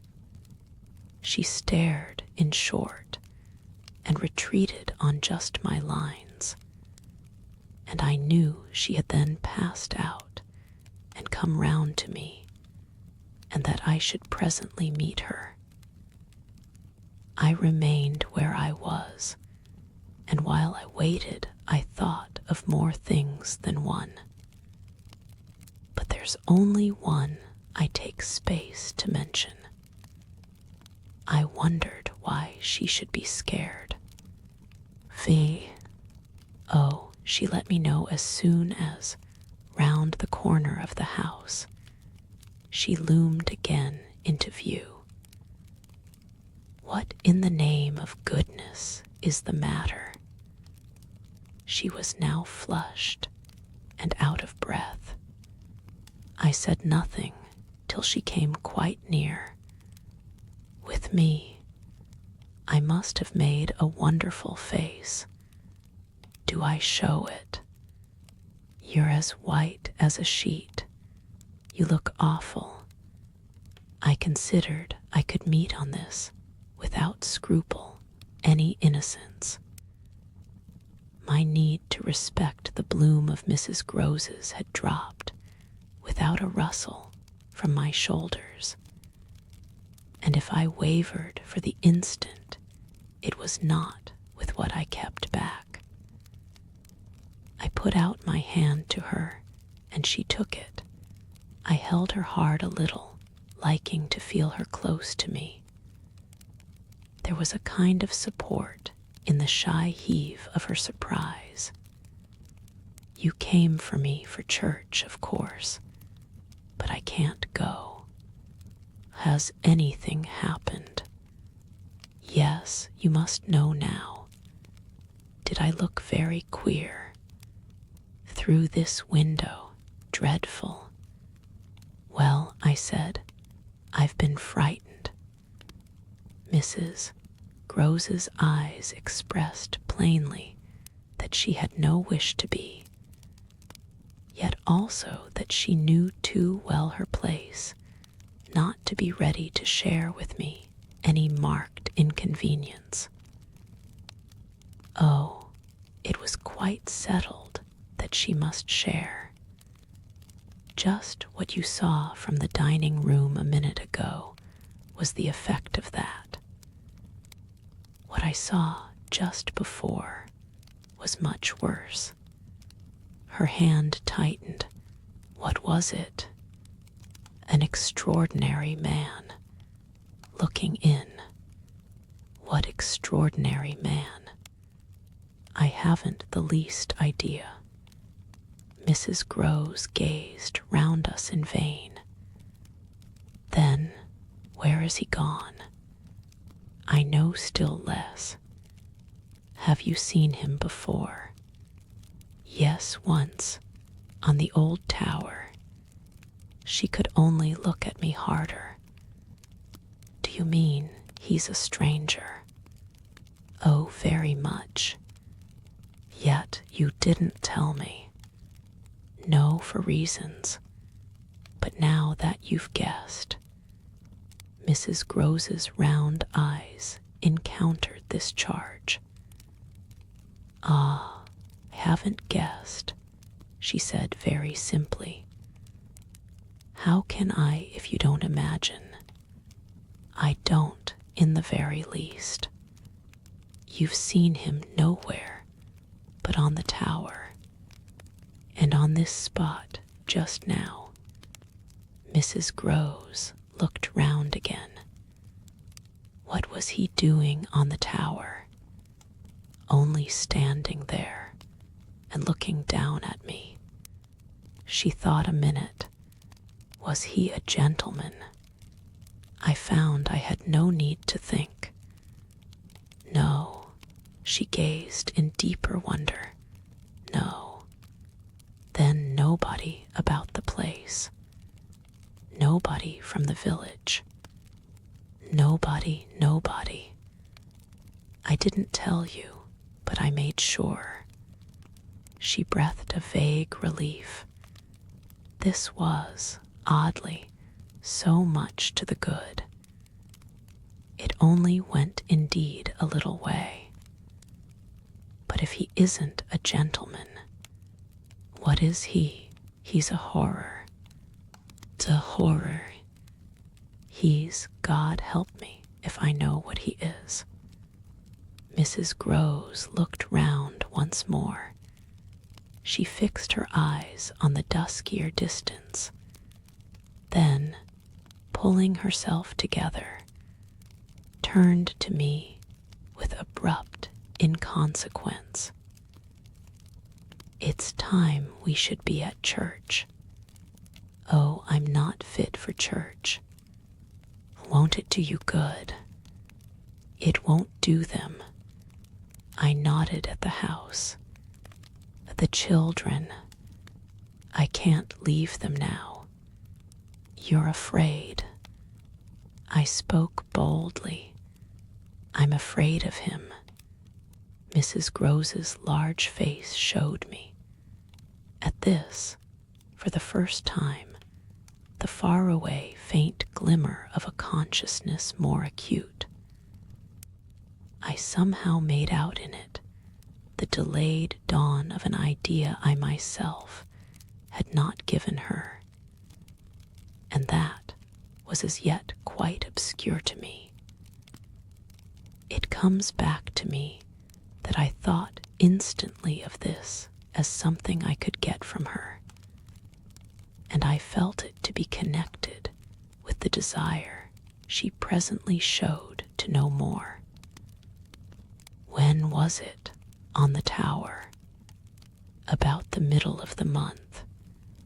At this same hour. Almost at dark, said Mrs. Groves. Oh no, not nearly. I saw him as I see you. Then how did he get in? And how did he get out? I laughed. I had no opportunity to ask him.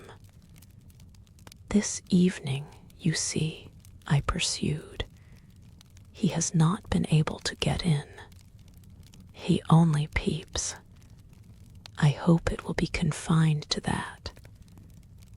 She had now let go my hand. She turned away a little. I waited an instant, then I brought out, Go to church. Goodbye. I must watch. Slowly she faced me again. Do you fear for them? We met in another long look. Don't you? Instead of answering, she came nearer to the window, and for a minute applied her face to the glass. You see how he could see, I meanwhile went on. She didn't move. How long was he here? Till I came out. I came to meet him. Mrs. Groves at last turned round, and there was still more in her face. I couldn't have come out. Neither could I laughed again.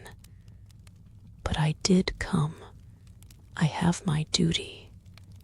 So have I mine, she replied.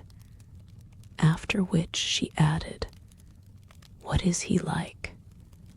I've been dying to tell you. But he's like nobody.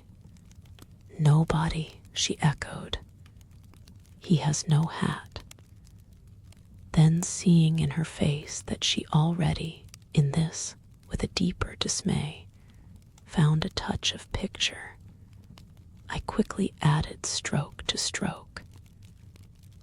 He has red hair, very red, close curling, and a pale face, long in shape, with straight, good features and little. rather queer whiskers that are as red as his hair.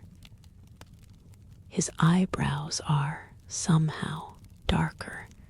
They look particularly arched, and as if they might move a good deal.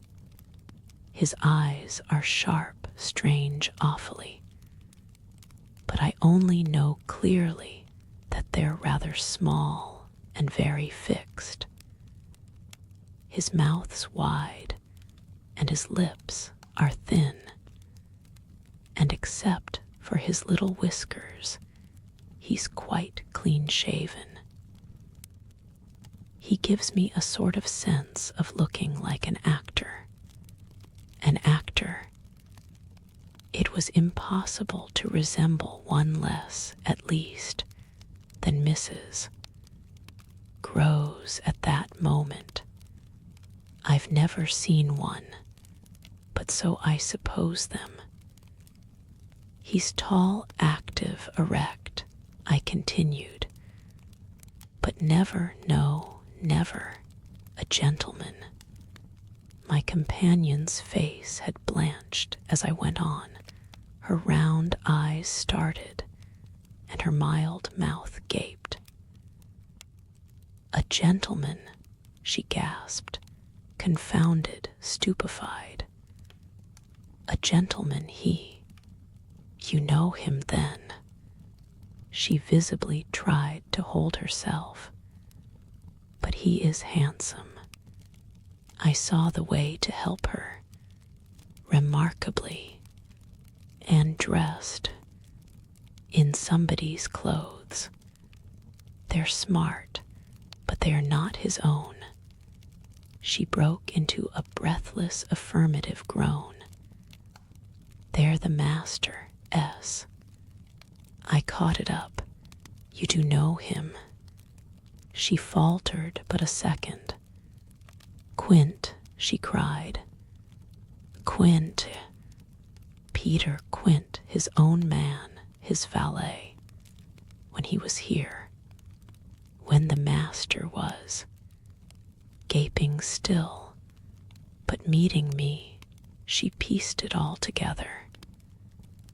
He never wore his hat, but he did wear, well, there were waistcoats missed. They were both here last year. Then the master went, and Quint was alone. I followed, but halting a little. Alone. Alone with us. Then, as from a deeper depth, in charge, she added, and what became of him? She hung fire so long that I was still more mystified. He went too, she brought out at last. Went where? Her expression at this became extraordinary. God knows where he died. Died, I almost shrieked. She seemed fairly to square herself, plant herself more firmly to utter the wonder of it. Yes, Mr. Quint is dead. VIII. It took, of course, more than that particular passage to place us together in presence of what we had now to live with as we could, my dreadful liability to impressions of the order so vividly exemplified, and my companion's knowledge, henceforth, a knowledge half consternation and half compassion of that liability. There had been, this evening after the revelation left me, for an hour so prostrate, there had been for either of us no attendance on any service, but a little service of tears and vows, of prayers and promises, a climax to the series of mutual challenges and pledges that had straightway ensued on our retreating together to the schoolroom and shutting ourselves up there to have everything out. The result of our having everything out was simply to reduce our situation to the last rigor of its elements. She herself had seen nothing, not the shadow of a shadow, and nobody in the house. But the governess was in the governess's plight. Yet she accepted, without directly impugning my sanity, the truth as I gave it to her, and ended by showing me, on this ground, an awe-stricken tenderness, an expression of the sense of my more than questionable privilege, of which the very breath has remained with me as that of the sweetest of human charities. What was settled between us, accordingly, that night, was that we thought we might bear things together, and I was not even sure that, in spite of her exemption, it was she who had the best of the burden. I knew at this hour, I think, as well as I knew later, what I was capable of meeting to shelter my pupils. But it took me some time to be wholly sure of what my honest ally was prepared for to keep terms with so compromising a contract. I was queer company enough, quite as queer as the company I received. But as I trace over what we went through, I see how much common ground we must have found in the one idea that, by good fortune, could steady us. It was the idea, the second movement, that led me straight out, as I may say, of the inner chamber of my dread. I could take the air in the court, at least, and there Mrs. Groves could join me. Perfectly can I recall now the particular way strength came to me before we separated for the night. We had gone over and over every feature of what I had seen. He was looking for someone else, you say, someone who was not you. He was looking for little Miles. A portentous clearness now possessed me. That's whom he was looking for. But how do you know? I know. My exaltation grew. And you know, my dear, she didn't deny this, but I felt, not even so much telling as that. She resumed in a moment, at any rate. What if he should see him? Little Miles, that's what he wants. She looked immensely scared again.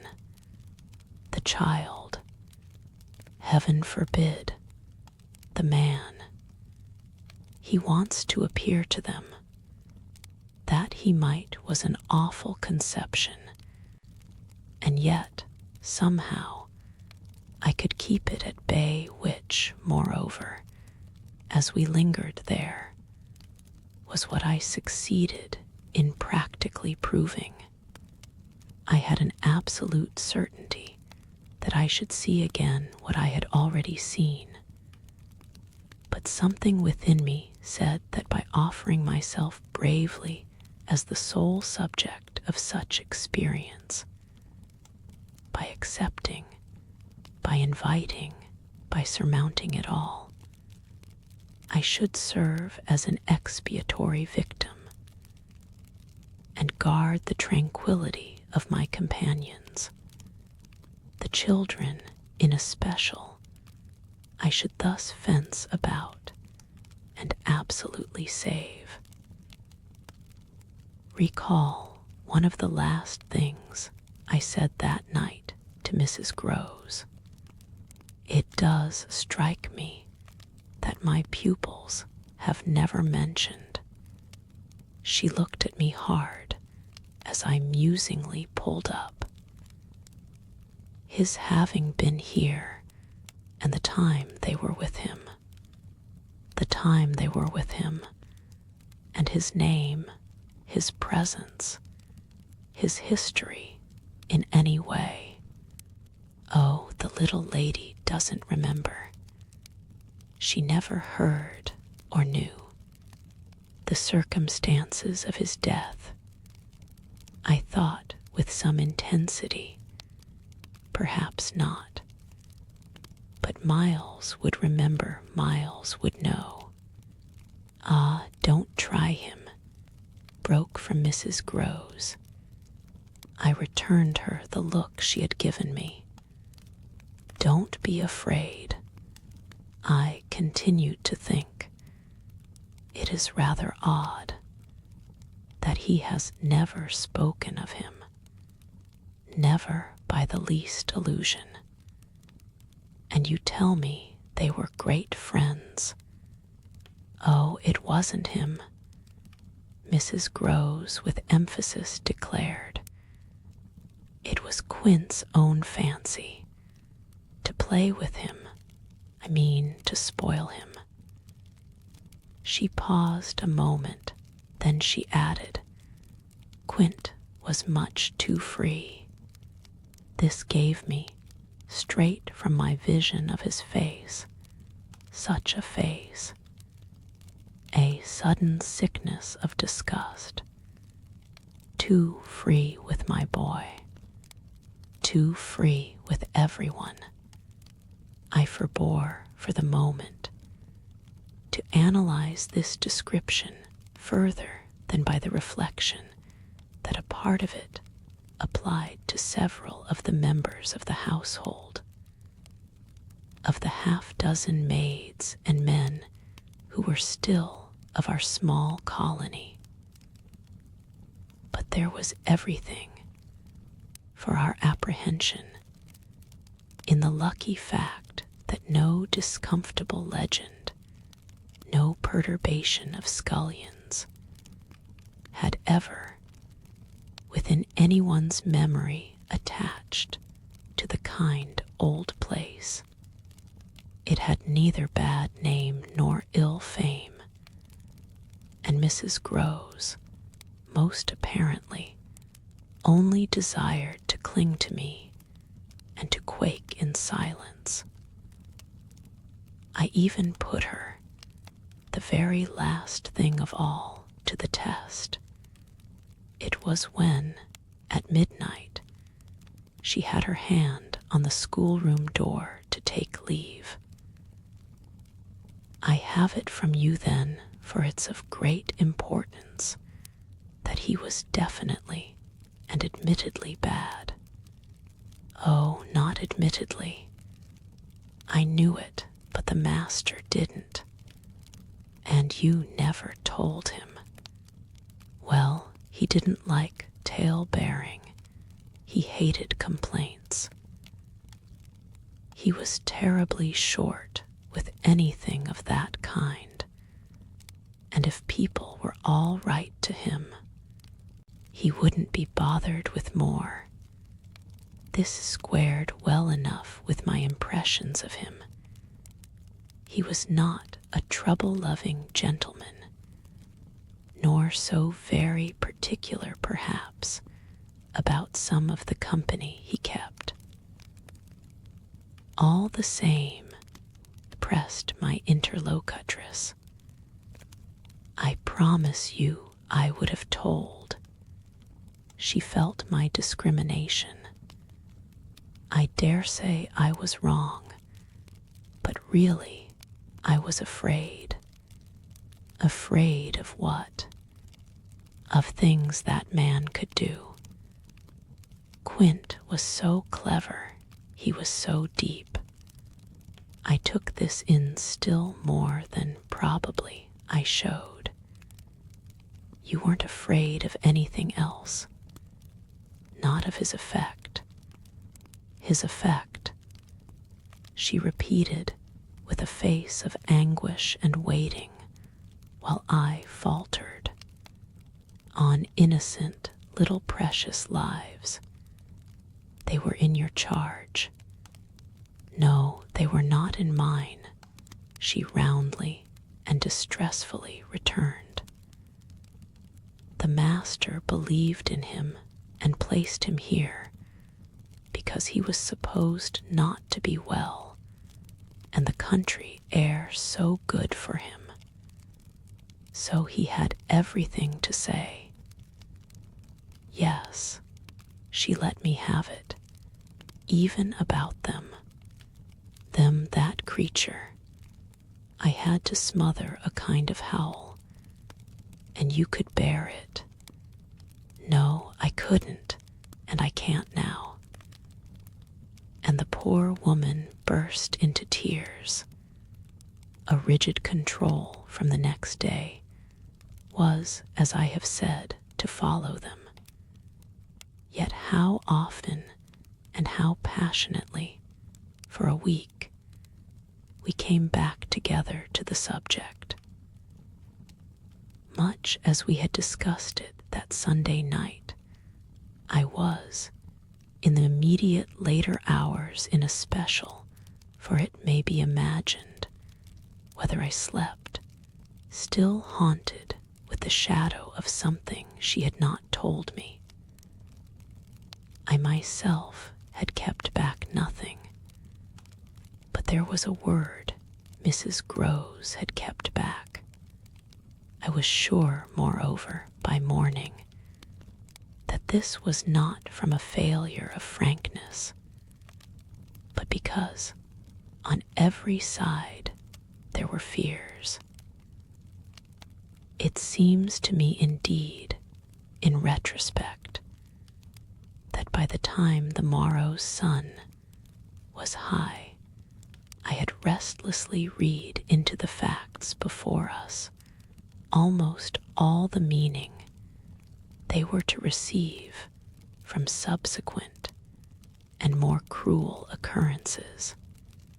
What they gave me above all was just the sinister figure of the living man. The dead one would keep a while, and of the months he had continuously passed at Bly, which, added up, made a formidable stretch.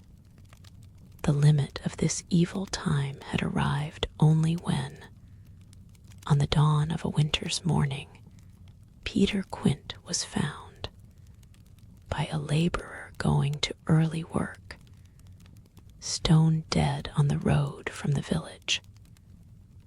A catastrophe explained, superficially at least, by a visible wound to his head, such a wound as might have been produced, and as, on the final evidence, had been by a fatal slip in the dark, and after leaving the public house on the steepish icy slope, a wrong path altogether, at the bottom of which he lay. The icy slope, the turn mistaken at night and in liquor, accounted for much, practically, in the end. And after the inquest and boundless chatter, for everything.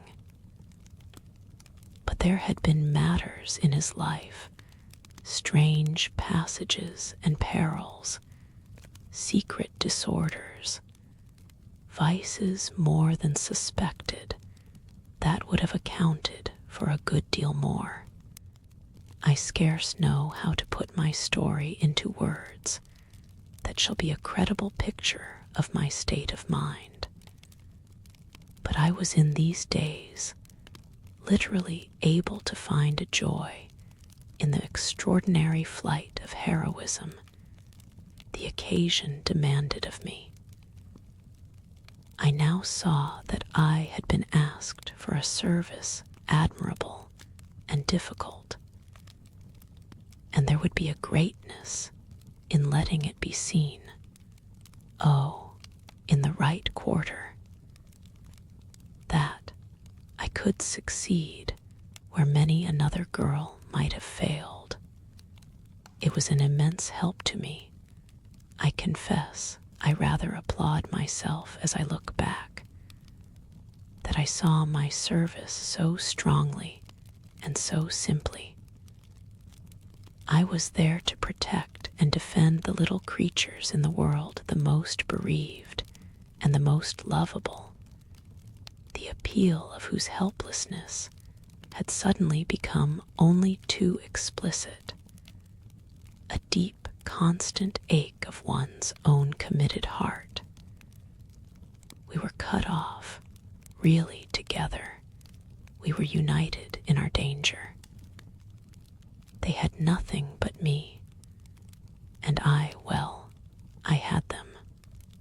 It was, in short, a magnificent chance. This chance presented itself to me in an image richly material. I was a screen. I was to stand before them. The more I saw, the less they would. Began to watch them in a stifled suspense, a disguised excitement that might well, had it continued too long, have turned to something like madness. What saved me, as I now see, was that it turned to something else altogether. It didn't last as suspense. It was superseded by horrible proofs. Proofs, I say. Yes, from the moment I really took hold. This moment dated from an afternoon hour that I happened to spend in the grounds with the younger of my pupils alone. We had left Miles indoors, on the red cushion of a deep window seat. He had wished to finish a book, and I had been glad to encourage a purpose so laudable in a young man, whose only defect was an occasional excess of the restless. His sister, on the contrary, had been alert to come out, and I strolled with her half an hour, seeking the shade, for the sun was still high and the day exceptionally warm. I was aware afresh with her as we went of how, like her brother, she contrived. It was the charming thing in both children to let me alone without appearing to drop me, and to accompany me without appearing to surround. They were never importunate, and yet never listless. My attention to them all really went to seeing them amuse themselves immensely without me. This was a spectacle they seemed actively to prepare, and that engaged me as an active admirer. I walked in a world of their invention. They had no occasion whatever to draw upon mine, so that my time was taken only with being, for them, some remarkable person or thing that the game of the moment required, and that was merely thanks to my superior, my exalted stamp, a happy and highly distinguished sinecure. I forget what I was on the present occasion. I only remember that I was something very important and very quiet, and that Flora was playing very hard.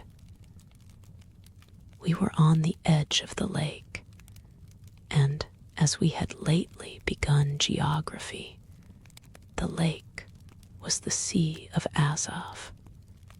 Suddenly, in these circumstances, I became aware that on the other side of the Sea of Azov, we had an interested spectator. The way this knowledge gathered in me was the strangest thing in the world, the strangest. That is, except the very much stranger in which it quickly merged itself. I had sat down with a piece of work, for I was something or other that could sit on the old stone bench which overlooked the pond, and in this position I began to take in with certitude, and yet without direct vision, the presence, at a distance, of a third person.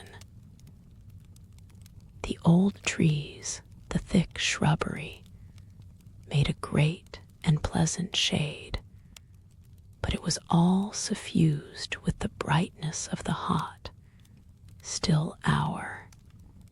There was no ambiguity in anything, none whatever, at least. In the conviction, I from one moment to another found myself forming as to what I should see straight before me, and across the lake as a consequence of raising my eyes.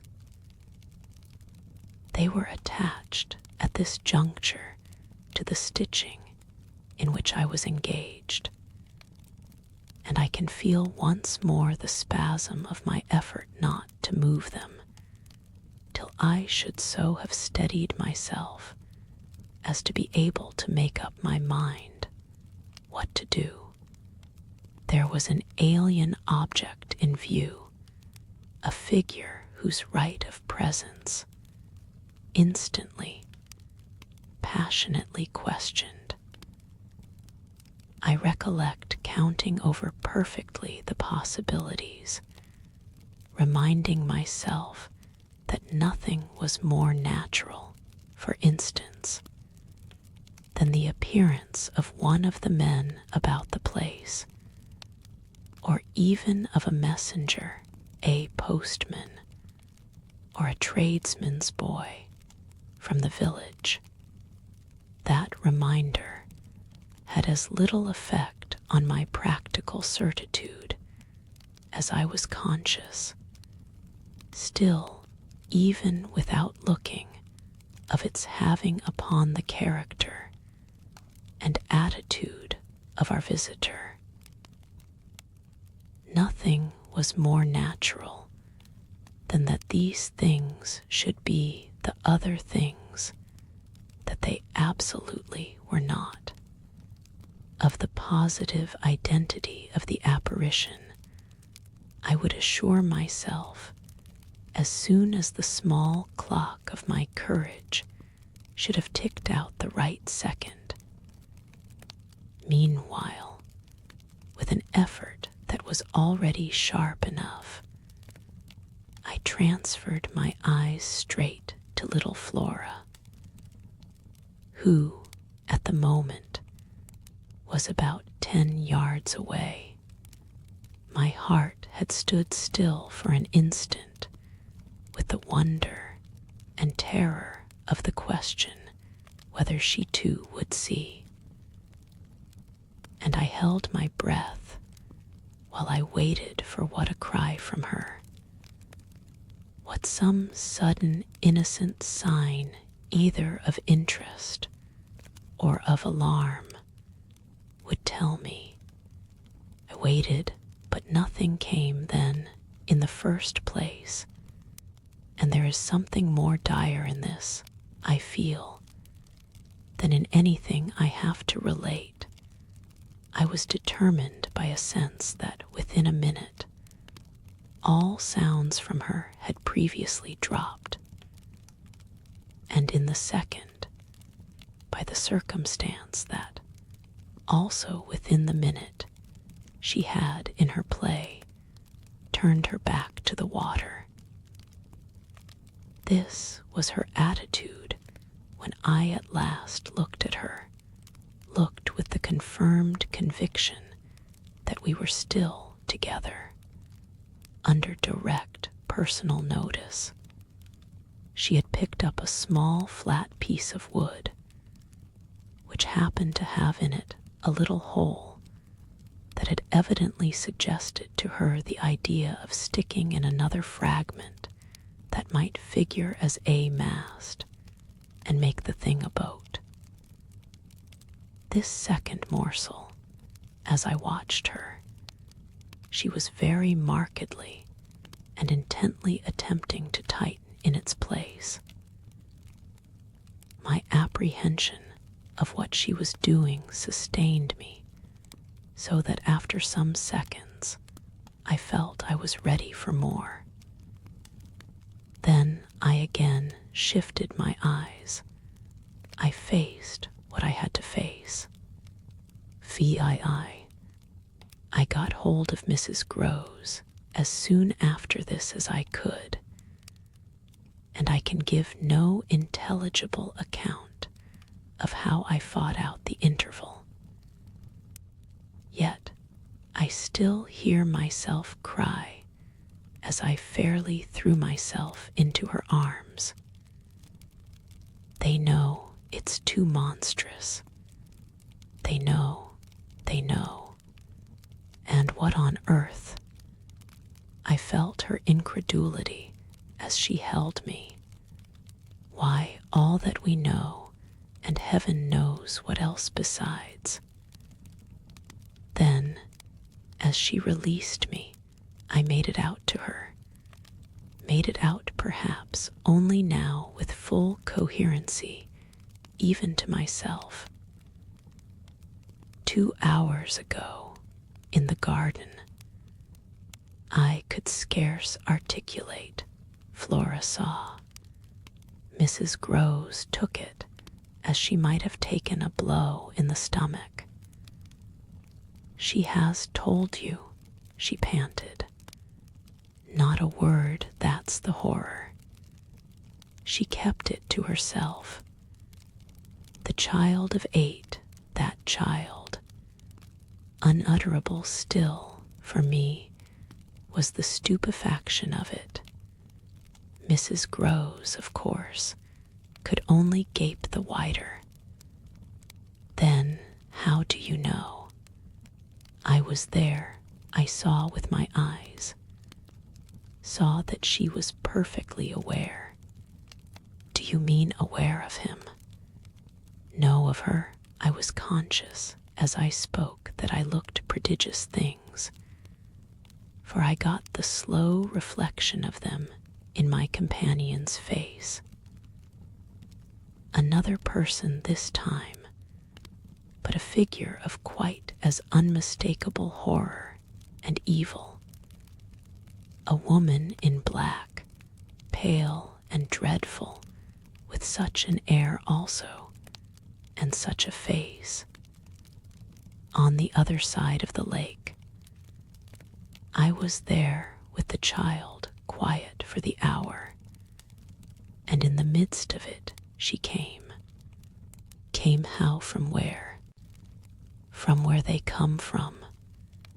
She just appeared and stood there, but not so near, and without coming nearer. Oh, for the effect and the feeling. She might have been as close as you. My friend, with an odd impulse, fell back a step. Was she someone you've never seen?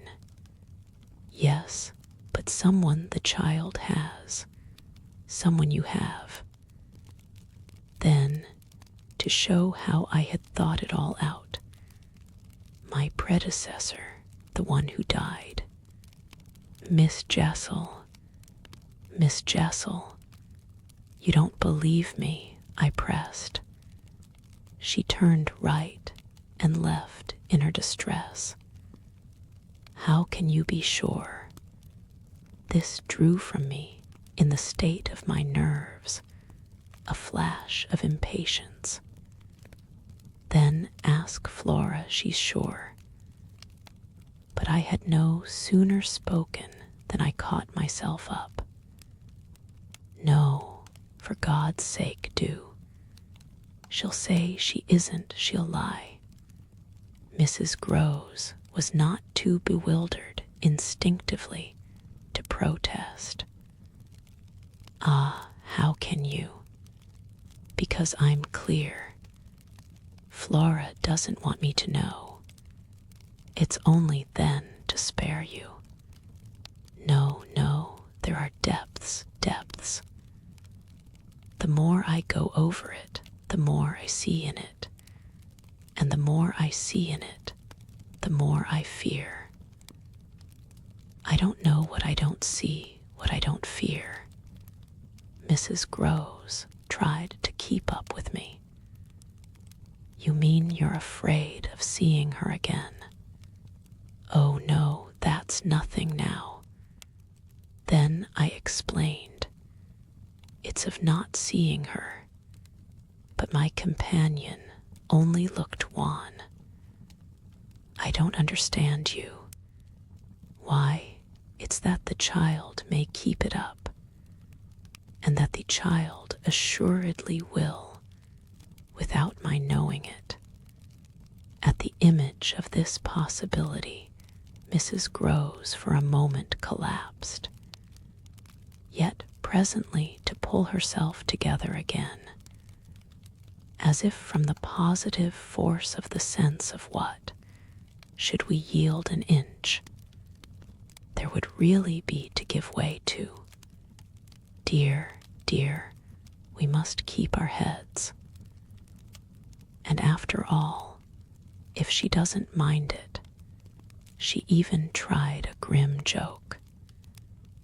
Perhaps she likes it. Like such things, a scrap of an infant. Isn't it just a proof of her blessed innocence?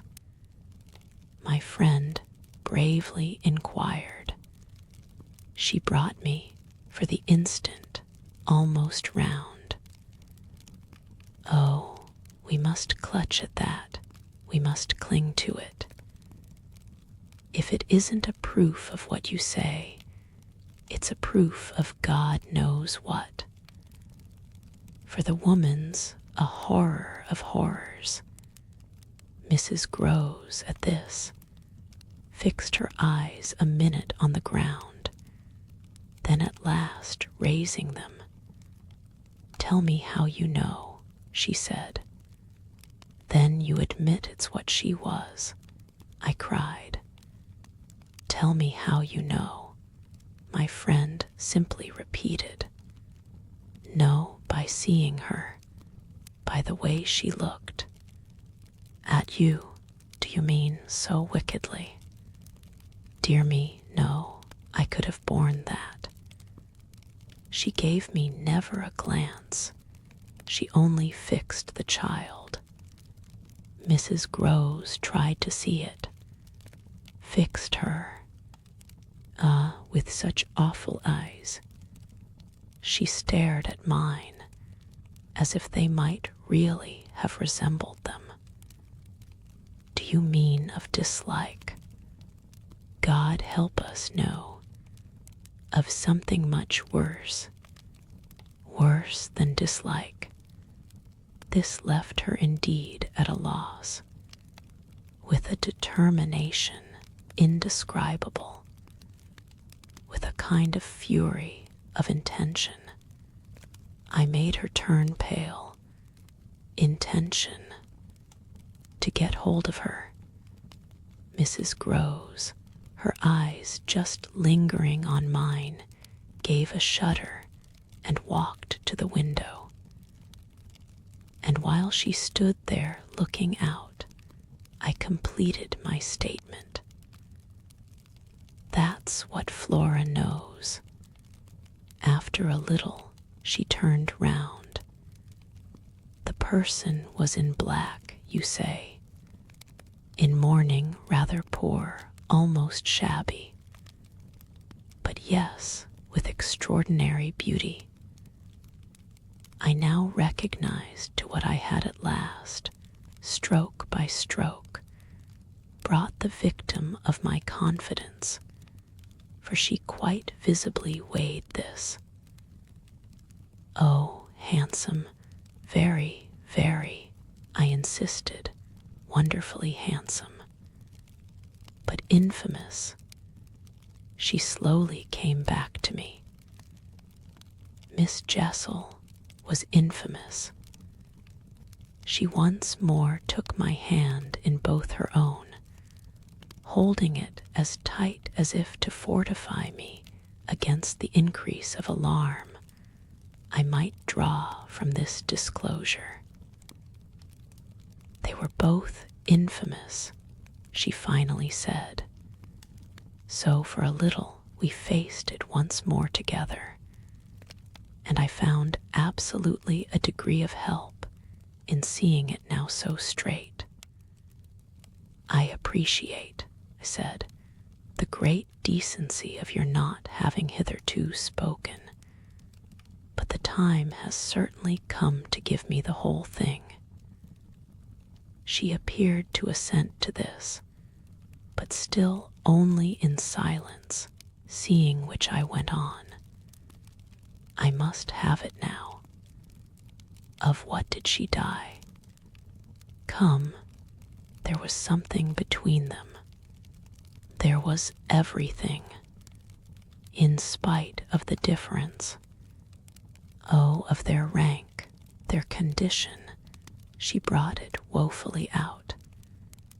"She was a lady." I turned it over. I again saw. Yes, she was a lady. "And he so dreadfully below," said Mrs. Groves. I felt that I doubtless needn't press too hard, in such company, on the place of a servant in the scale. But there was nothing to prevent an acceptance of my companion's own measure of my predecessor's abasement. There was a way to deal with that, and I dealt, the more readily for my full vision on the evidence of our employer's late clever, good-looking own man, impudent, assured, spoiled, depraved. The fellow was a hound. Mrs. Groves considered as if it were perhaps a little a case for a sense of shades. "I've never seen one like him. He did what he wished. With her, with them all. It was as if now in my friend's own eyes Miss Jessel had again appeared. I seemed at any rate, for an instant, to see their evocation of her as distinctly as I had seen her by the pond. And I brought out with decision, it must have been also what she wished. Mrs. Groves's face signified that it had been indeed, but she said at the same time, "Poor woman, she paid for it." "Then you do know what she died of?" I asked. "No, I know nothing." I wanted not to know. I was glad enough I didn't. And I thanked heaven she was well out of this. "Yet you had, then, your idea of her real reason for leaving?" "Oh, yes, as to that. She couldn't have stayed. Fancy it here for a governess. And afterward I imagined, and I still imagine. And what I imagine is dreadful.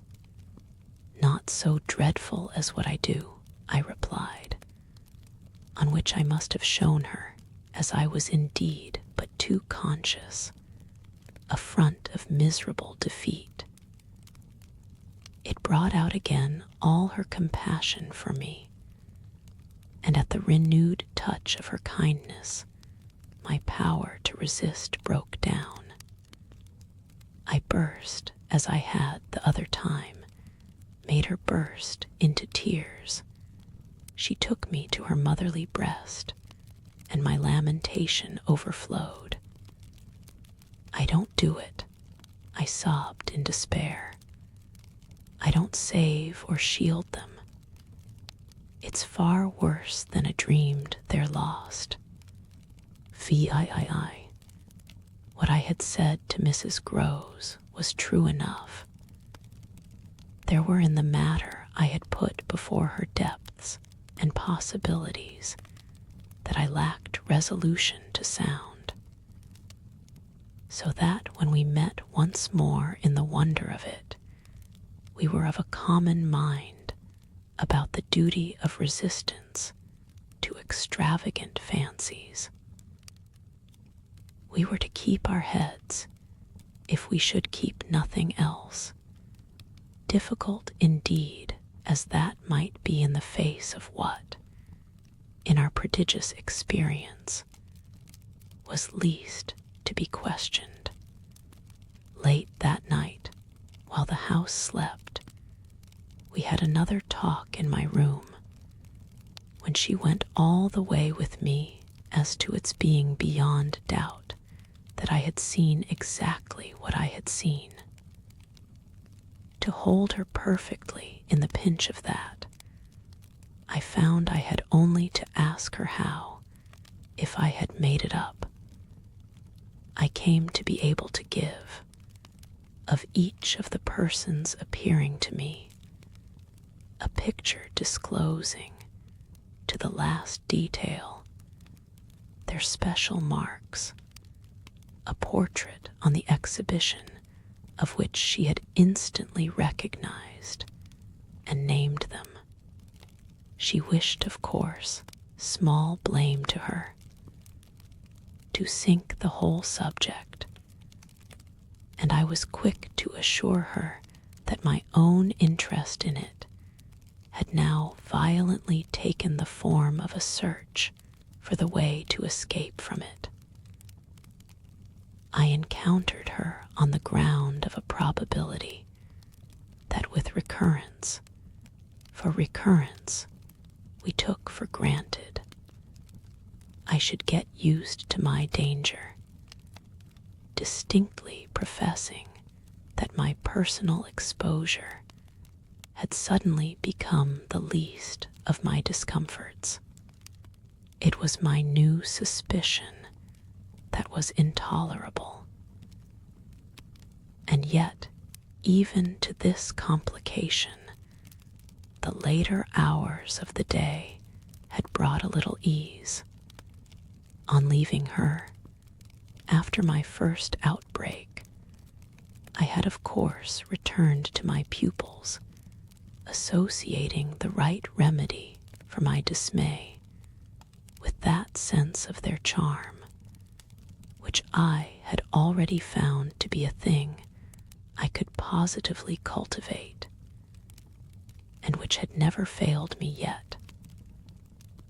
I had simply, in other words, plunged afresh into Flora's special society, and there become aware it was almost a luxury, that she could put her little conscious hand straight upon the spot that ached. She had looked at me in sweet speculation, and then had accused me to my face of having cried.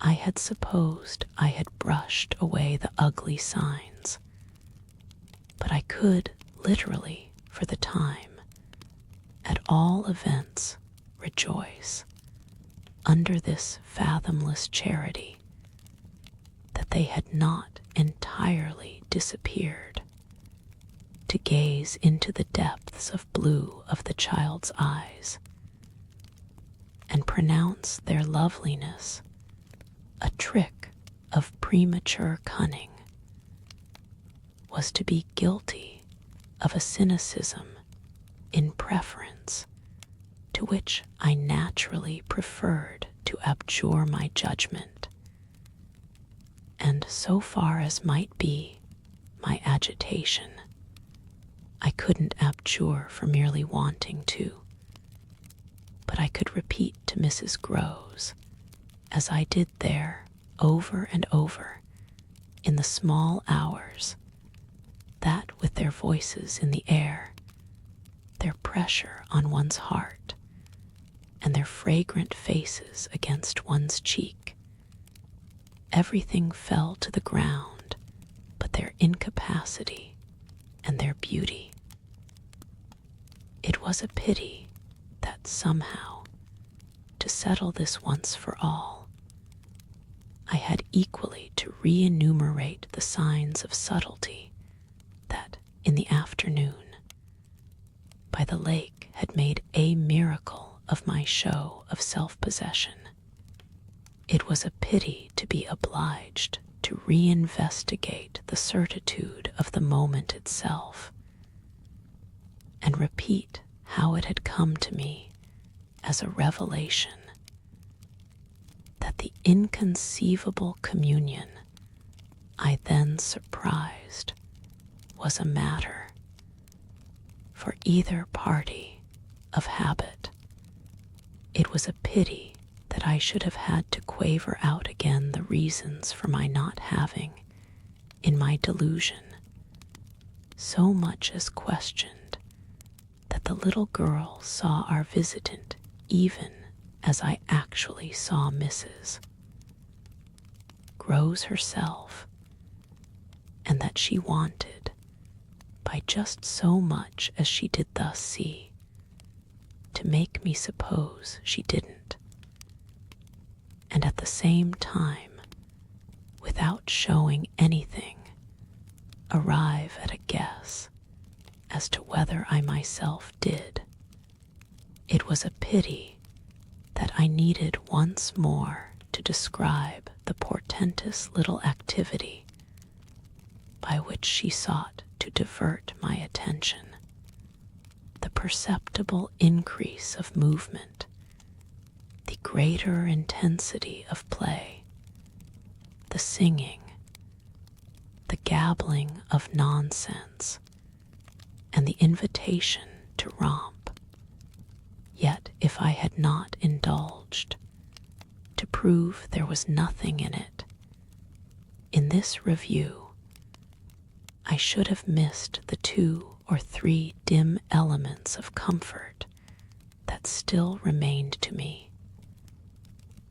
I should not, for instance, have been able to asseverate to my friend that I was certain, which was so much to the good, that I at least had not betrayed myself. I should not have been prompted by stress of need, by desperation of mind.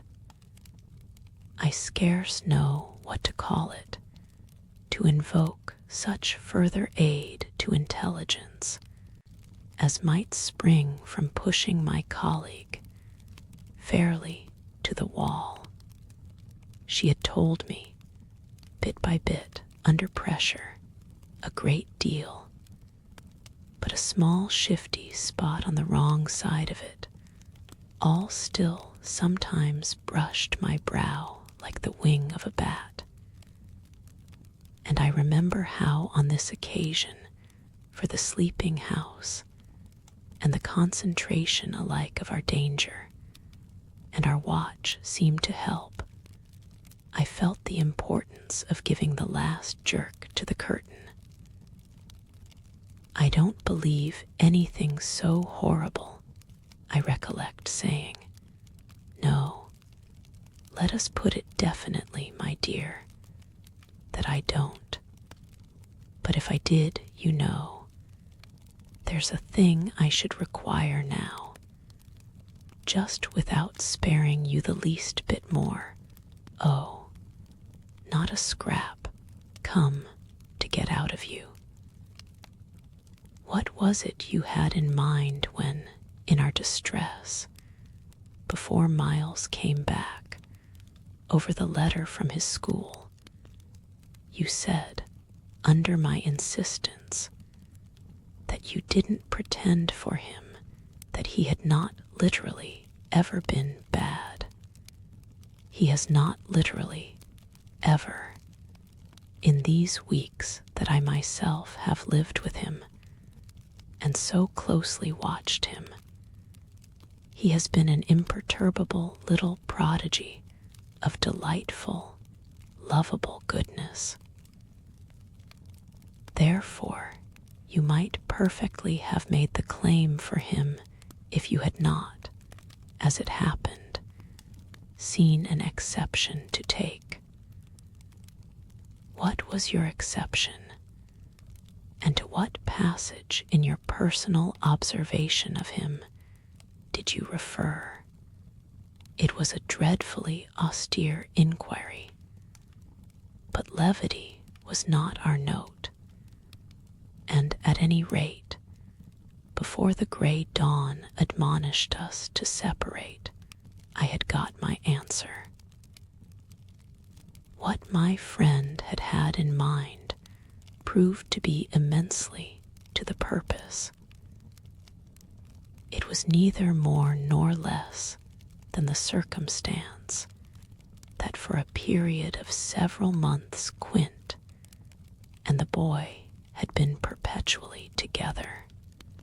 It was in fact the very appropriate truth that she had ventured to criticize the propriety, to hint at the incongruity of so close an alliance, and even to go so far on the subject as a frank overture to Miss Jessel.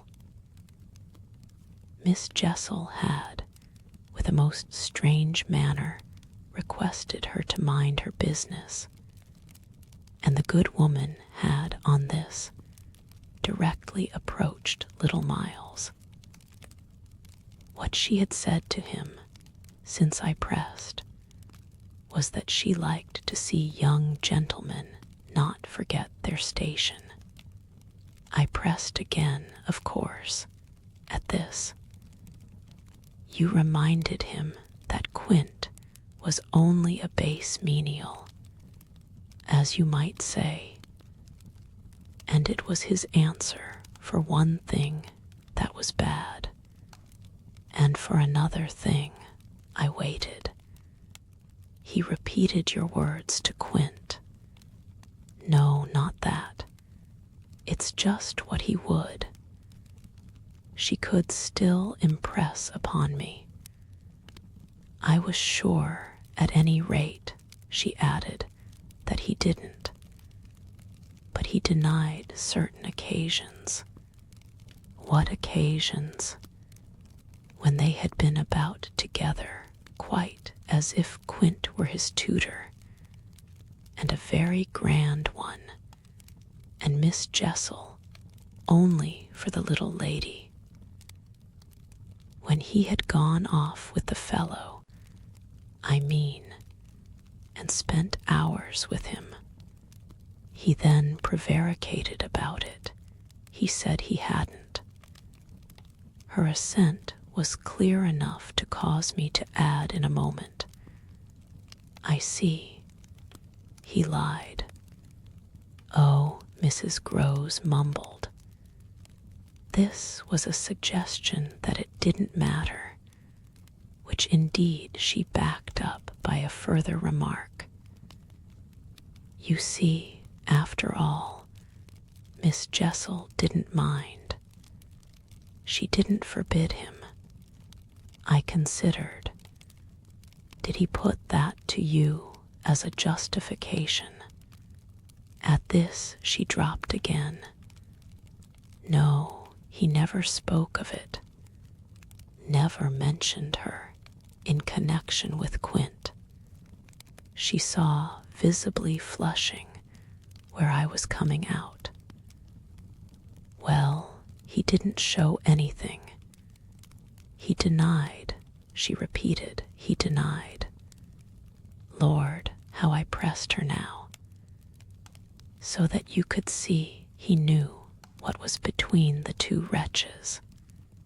I don't know, the poor woman groaned. You do know, you dear thing, I replied. Only you haven't my dreadful boldness of mind, and you keep back, out of timidity and modesty and delicacy, even the impression that, in the past, when you had, without my aid, to flounder about in silence, most of all made you miserable. But I shall get it out of you yet. There was something in the boy that suggested to you, I continued, that he covered and concealed their relation. Oh, he couldn't prevent. You're learning the truth. I dare say. But heavens, I fell, with vehemence, a-thinking, what it shows that they must, to that extent, have succeeded in making of him. Ah, nothing that's not nice now. Mrs. Groves lugubriously pleaded. I don't wonder you looked queer, I persisted. When I mentioned to you the letter from his school, I doubt if I looked as queer as you, she retorted with homely force. And if he was so bad then as that comes to, how is he such an angel now? Yes, indeed, and if he was a fiend at school. How well, I said in my torment. You must put it to me again, but I shall not be able to tell you for some days. Only put it to me again. Cried in a way that made my friend stare. There are directions in which I must not for the present let myself go. Meanwhile, I returned to her first example, the one to which she had just previously referred, of the boy's happy capacity for an occasional slip. If Quint, on your remonstrance at the time you speak of, was a base menial, one of the things Miles said to you, I find myself guessing, was that you were another. Again, her admission was so adequate that I continued. And you forgave him that, wouldn't you? Oh, yes. And we exchanged there in the stillness a sound of the oddest amusement. Then I went on. At all events, while he was with the man, Miss Flora was with the woman. It suited them all. It suited me, too, I felt, only too well, by which I mean that it suited exactly the particularly deadly view I was in the very act of forbidding myself to entertain. But I so far succeeded in checking the expression of this view that I will throw, just here, no further light on it than may be offered by the mention of my final observation to Mrs. Groves. His having lied and been impudent are, I confess, less engaging specimens than I had hoped to have from you of the outbreak in him of the little natural man. Still, I mused, they must do, for they make me feel more than ever that I must watch. It made me blush the next minute to see in my friend's face how much more unreservedly she had forgiven him than her anecdote struck me as presenting to my own tenderness an occasion for doing. This came out when, at the schoolroom door, she quitted me. "Surely you don't accuse him of carrying on an intercourse that he conceals from me? Ah, remember that, until further evidence, I now accuse nobody." Then, before shutting her out to go by another passage to her own place, "I must just wait," I wound up. I waited and waited, and the days, as they elapsed, took something from my consternation. A very few of them, in fact, passing in constant sight of my pupils without a fresh incident, sufficed to give to grievous fancies and even to odious memories a kind of brush of the sponge. I have spoken of the surrender to their extraordinary childish grace as a thing I could actively cultivate, and it may be imagined if I neglected now to address myself to this source for whatever it would yield. Stranger than I can express, certainly, was the effort to struggle against my new lights. It would doubtless have been, however, a greater tension still had it not been so frequently successful. I used to wonder how my little charges could help guessing that I thought strange things about them, and the circumstances that these things only made them more interesting was not by itself a direct aid to keeping them in the dark. I trembled lest they should see that they were so immensely more interesting, putting things at the worst, at all events, as in meditation I so often did. Any clouding of their innocence could only be blameless and foredoomed, as they were a reason the more for taking risks. There were moments when, by an irresistible impulse, I found myself catching them up and pressing them to my heart. As soon as I had done so, I used to say to myself, "What will they think of that?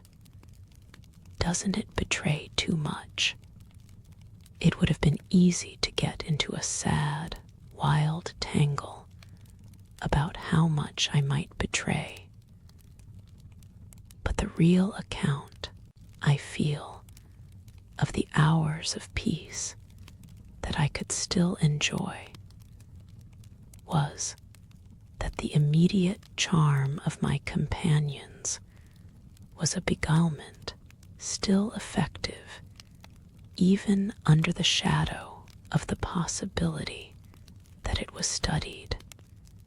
For if it occurred to me that I might occasionally excite suspicion by the little outbreaks of my sharper passion for them, so too I remember wondering if I mightn't see a queerness in the traceable increase of their own demonstrations.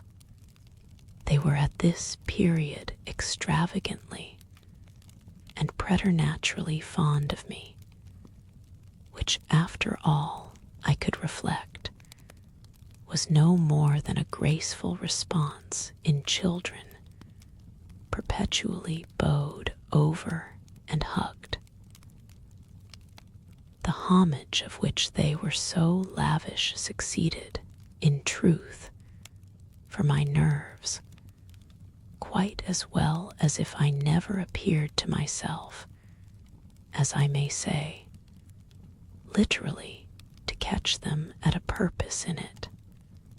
They had never, I think, wanted to do so many things for their poor protectress. I mean, though they got their lessons better and better, which was naturally what would please her most in the way of diverting, entertaining, surprising her, reading her passages, telling her stories, acting her charades, pouncing out at her in disguises as animals and historical characters, and above all astonishing her by the pieces they had secretly got by heart and could interminably recite. I should never get to the bottom, were I to let myself go even now, of the prodigious private commentary, all under still more private correction, with which, in these days, I overscored their full hours. They had shown me from the first a facility for everything, a general faculty which, taking a fresh start, achieved remarkable flights. They got their little tasks as if they loved them, and indulged, from the mere exuberance of the gift, in the most unimposed little miracles of memory. They not only popped out at me as tigers and as Romans, but as Shakespeareans, astronomers, and navigators. This was so singularly the case that it had presumably much to do with the fact as to which, at the present day, I am at a loss for a different explanation. I allude to my unnatural composure on the subject of another school for miles. What I remember is that I was content not, for the time, to open the question, and that contentment must have sprung from the sense of his perpetually striking show of cleverness.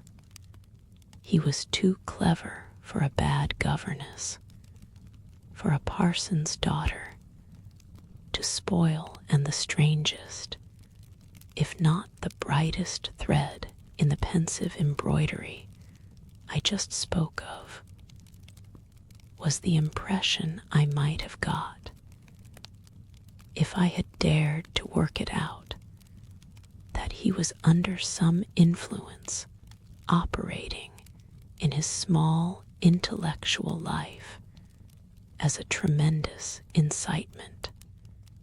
If it was easy to reflect, however, that such a boy could postpone school, it was at least as marked that for such a boy to have been kicked out by a schoolmaster was a mystification without end.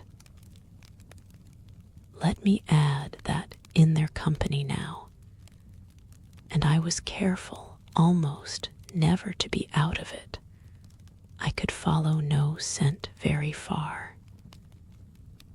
We lived in a cloud of music and love and success and private theatricals. The musical sense in each of the children was of the quickest, but the elder in especial had a marvelous knack of catching and repeating. The schoolroom piano broke into all gruesome fancies, and when that failed, there were confabulations in corners, with a sequel of one of them going out in the highest spirits in order to come in as something new. I had had brothers myself, and it was no revelation to me that little girls could be slavish idolaters of little boys. What surpassed everything was that there was a little boy in the world who could have for the inferior age, sex, and intelligence so fine a consideration. They were extraordinarily at one, and to say that they never either quarreled or complained is to make the note of praise coarse for their quality of sweetness. Sometimes, indeed, when I dropped into coarseness, I perhaps came across traces of little understandings between them, by which one of them should keep me occupied while the other slipped away. There is a naïve side, I suppose, in all diplomacy, but if my pupils practiced upon me, it was surely with the minimum of grossness. It was all in the other quarter that, after a lull, the grossness broke out. I find that I really hang back, but I must take my plunge. In going on with the record of what was hideous at Bly, I not only challenge the most liberal faith, for which I little care, but, and this is another matter, I renew what I myself suffered. I again push my way through it to the end. There came suddenly an hour after which, as I look back, the affair seems to me to have been all pure suffering, but I have at least reached the heart of it, and the straightest road out is doubtless to advance. One evening, with nothing to lead up or to prepare it, I felt the cold touch of the impression that had breathed on me the night of my arrival, and which, much lighter than, as I have mentioned, I should probably have made little of in memory had my subsequent sojourn been less agitated. I had not gone to bed. I sat reading by a couple of candles.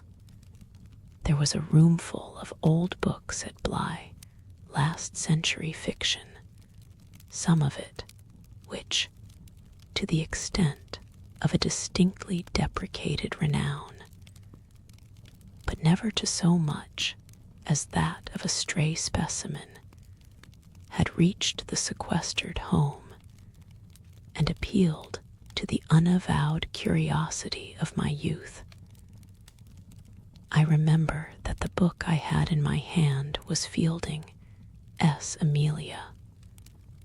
Also, that I was wholly awake. I recall further both a general conviction that it was horribly late and a particular objection to looking at my watch. I figure, finally, that the white curtain draping in the fashion of those days, the head of Flora's little bed, shrouded, as I had assured myself long before, the perfection of childish rest. I recollect, in short, that though I was deeply interested in my author, I found myself, at the turn of a page, and with his spell all scattered, looking straight up from him and hard at the door of my room. There was a moment during which I listened, reminded of the faint sense I had had the first night of there being something undefinably astir in the house, and noted the soft breath of the open casement just move the half-drawn blind. Then, with all the marks of a deliberation that must have seemed magnificent, had there been anyone to admire it, I laid down my book, rose to my feet, and taking a candle, went straight out of the room, and from the passage, on which my light made little impression, noiselessly closed and locked the door. I can say now neither what determined nor what guided me, but I went straight along the lobby, holding my candle high, till I came within sight of the tall window that presided over the great turn of the staircase. At this point, precipitately found myself aware of three things. They were practically simultaneous, yet they had flashes of succession. My candle, under a bold flourish, went out, and I perceived, by the uncovered window, that the yielding dusk of earliest morning rendered it unnecessary. Without it, the next instant, I saw that there was someone on the stair. I speak of sequences, but I required no lapse of seconds to stiffen myself for a third encounter with Quint. The apparition had reached the landing halfway up, and was therefore on the spot nearest the window, where at sight of me it stopped short and fixed me exactly as it had fixed me from the tower and from the garden. He knew me as well as I knew him, and so, in the cold, faint twilight, with a glimmer in the high glass and another on the polish of the oak stair below, we faced each other in our common intensity. He was absolutely, on this occasion, a living, detestable, dangerous presence. But that was not the wonder of wonders. I reserve this distinction for quite another circumstance. The circumstance that dread had unmistakably quitted me, and that there was nothing in me there that didn't meet and measure him. I had plenty of anguish after that extraordinary moment, but I had, thank God, no terror. And he knew I had not. I found myself at the end of an instant magnificently aware of this. I felt in a fierce rigor of confidence that if I stood my ground a minute I should cease for the time, at least, to have him to reckon with.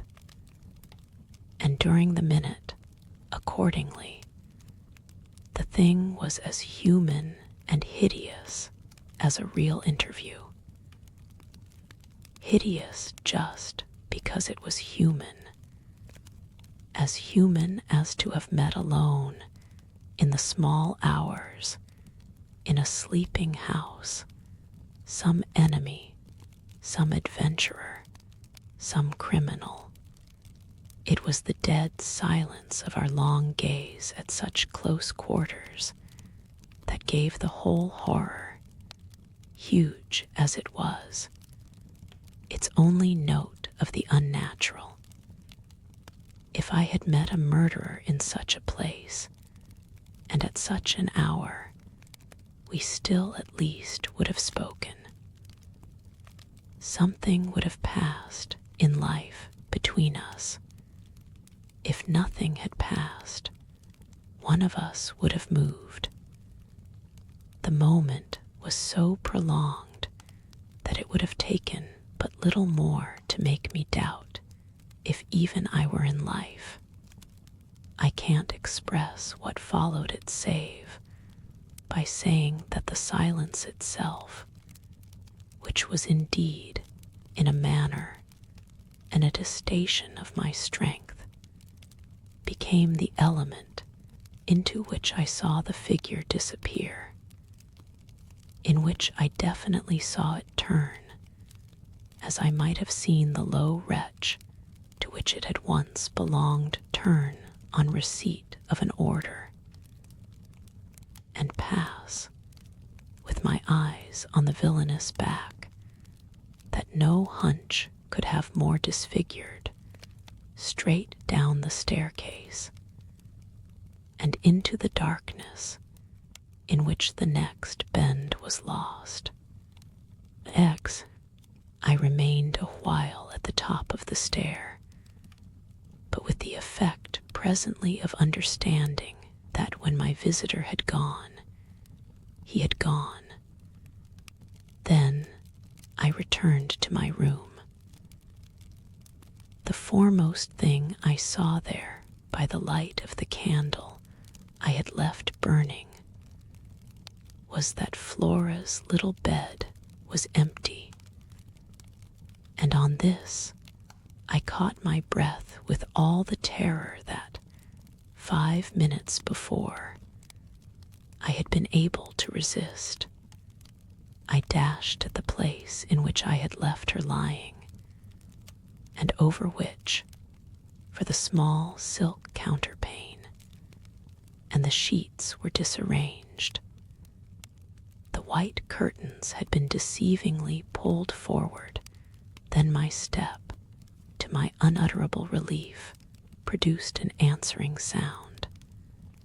I perceived an agitation of the window blind, and the child, ducking down, emerged rosily from the other side of it. She stood there in so much of her candor, and so little of her nightgown, with her pink bare feet and the golden glow of her curls. She looked intensely grave, and I had never had such a sense of losing an advantage acquired, the thrill of which had just been so prodigious, as on my consciousness that she addressed me with a reproach. "You naughty, where have you been?" Instead of challenging her own irregularity, I found myself arraigned and explaining. She herself explained, for that matter, with the loveliest, eagerest simplicity. She had known suddenly, as she lay there, that I was out of the room, and had jumped up to see what had become of me. I had dropped, with the joy of her reappearance, back into my chair, feeling then, and then only, a little faint, and she had pattered straight over to me, thrown herself upon my knee, given herself to be held with the flame of the candle full in the wonderful little face that was still flushed with sleep. I remember closing my eyes an instant, yieldingly, consciously, as before the excess of something beautiful that shone out of the blue of her own. "You were looking for me out of the window," I said. "You thought I might be walking in the grounds. Well, you know, I thought someone was." She never blanched as she smiled out that at me. Oh, how I looked at her now. "And did you see anyone?" "Ah, no." She returned, almost with the full privilege of childish inconsequence, resentfully, though with a long sweetness in her little drawl of the negative. At that moment, in the state of my nerves, I absolutely believed she lied. And if I once more closed my eyes, it was before the dazzle of the 3 or 4 possible ways in which I might take this up.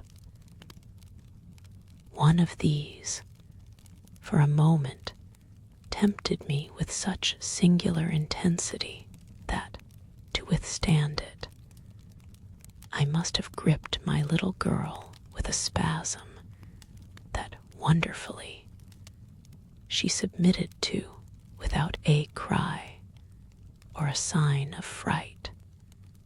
Why not break out at her on the spot and have it all over? Give it to her straight in her lovely little lighted face. You see, you know that you do, and that you already quite suspect I believe it, therefore, why not frankly confess it to me, so that we may at least live with it together and learn perhaps, in the strangeness of our fate, where we are and what it means. This solicitation dropped, alas, as it came. If I could immediately have succumbed to it, I might have spared myself. Well, you'll see what. Instead of succumbing, I sprang again to my feet, looked at her bed, and took a helpless middle way. Why did you pull the curtain over the place to make me think you were still there?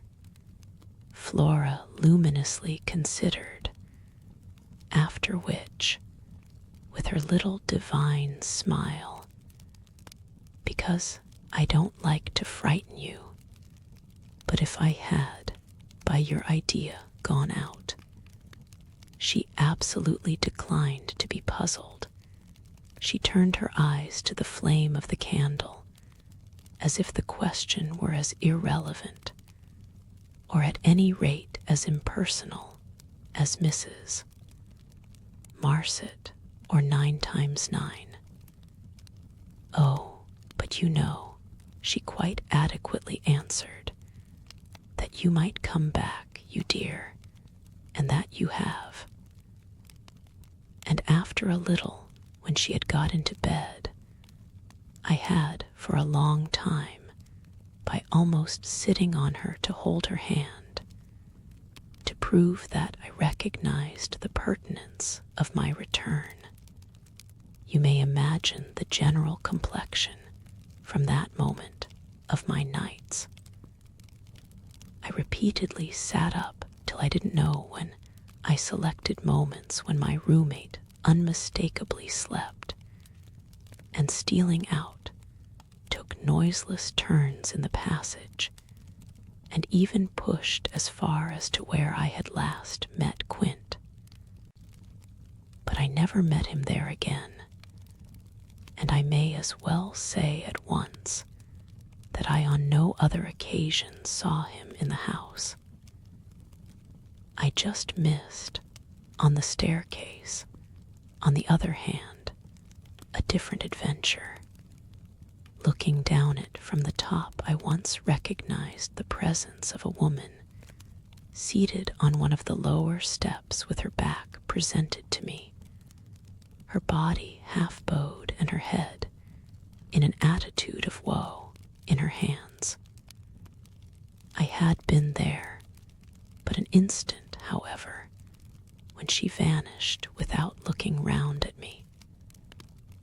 I knew, nonetheless, exactly what dreadful face she had to show, and I wondered whether, if instead of being above I had been below, I should have had, for going up, the same nerve I had lately shown Quint. Well, there continued to be plenty of chance for nerve. On the 11th night, after my latest encounter with that gentleman, they were all numbered now, had an alarm that perilously skirted it, and that indeed, from the particular quality of its unexpectedness, proved quite my sharpest shock. It was precisely the first night during this series that, weary with watching, I had felt that I might again, without laxity, lay myself down at my old hour. I slept immediately, and, as I afterward knew, till about 1 o'clock. But when I woke, it was to sit straight up, as completely roused as if a hand had shook me. I had left a light burning, but it was now out, and I felt an instant certainty that Flora had extinguished it. This brought me to my feet and straight, in the darkness, to her bed, which I found she had left. A glance at the window enlightened me further, and the striking of a match completed the picture. The child had again got up, this time blowing out the taper, and had again, for some purpose of observation or response, squeezed in behind the blind and was peering out into the night. That she now saw as she had not, I had satisfied myself. The previous time was proved to me by the fact that she was disturbed neither by my reillumination nor by the haste made to get into slippers and into a wrap. Hidden, protected, absorbed, she evidently rested on the sill, the casement opened forward, and gave herself up. There was a great still moon to help her, and this fact had counted in my quick decision. She was face to face with the apparition we had met at the lake, and could now communicate with it as she had not then been able to do. What I, on my side, had to care for was, without disturbing her, to reach from the corridor some other window in the same quarter. I got to the door without her hearing me. I got out of it, closed it, and listened from the other side for some sound from her. While I stood in the passage, I had my eyes on her brother's door, which was but 10 steps off, and which indescribably produced in me a renewal of the strange impulse that I lately spoke of as my temptation. What if I should go straight in and march to his window?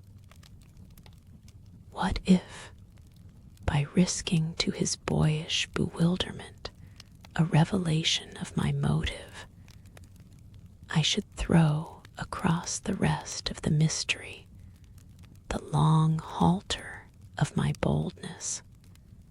This thought held me sufficiently to make me cross to his threshold and pause again. I preternaturally listened. I figured to myself what might portentously be.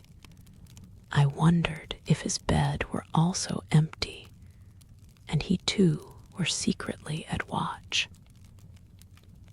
It was a deep, soundless minute, at the end of which my impulse failed. He was quiet. He might be innocent. The risk was hideous. I turned away. There was a figure in the grounds, a figure prowling for a sight, the visitor with whom Flora was engaged. But it was not the visitor most concerned with my boy. I hesitated afresh, but on other grounds, and only for a few seconds, Then I had made my choice. There were empty rooms at Bly, and it was only a question of choosing the right one. The right one suddenly presented itself to me as the lower one, though high above the gardens, in the solid corner of the house that I have spoken of as the old tower. This was a large, square chamber arranged with some state as a bedroom, the extravagant size of which made it so inconvenient that it had not for years, though kept by Mrs. Groves in exemplary order, been occupied. I had often admired it, and I knew my way about in it. I had only, after just faltering at the first chill gloom of its disuse, to pass across it and unbolt as quietly as I could one of the shutters. Achieving this transit, I uncovered the glass without a sound, and applying my face to the pane, was able, the darkness without being much less than within, to see that I commanded the right direction. Then I saw something more.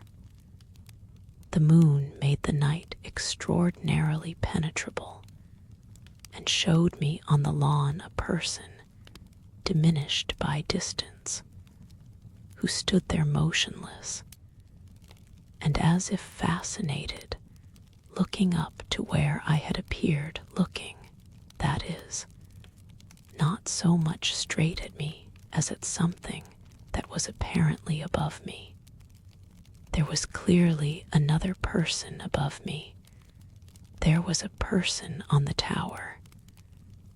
But the presence on the lawn was not in the least what I had conceived and had confidently hurried to meet.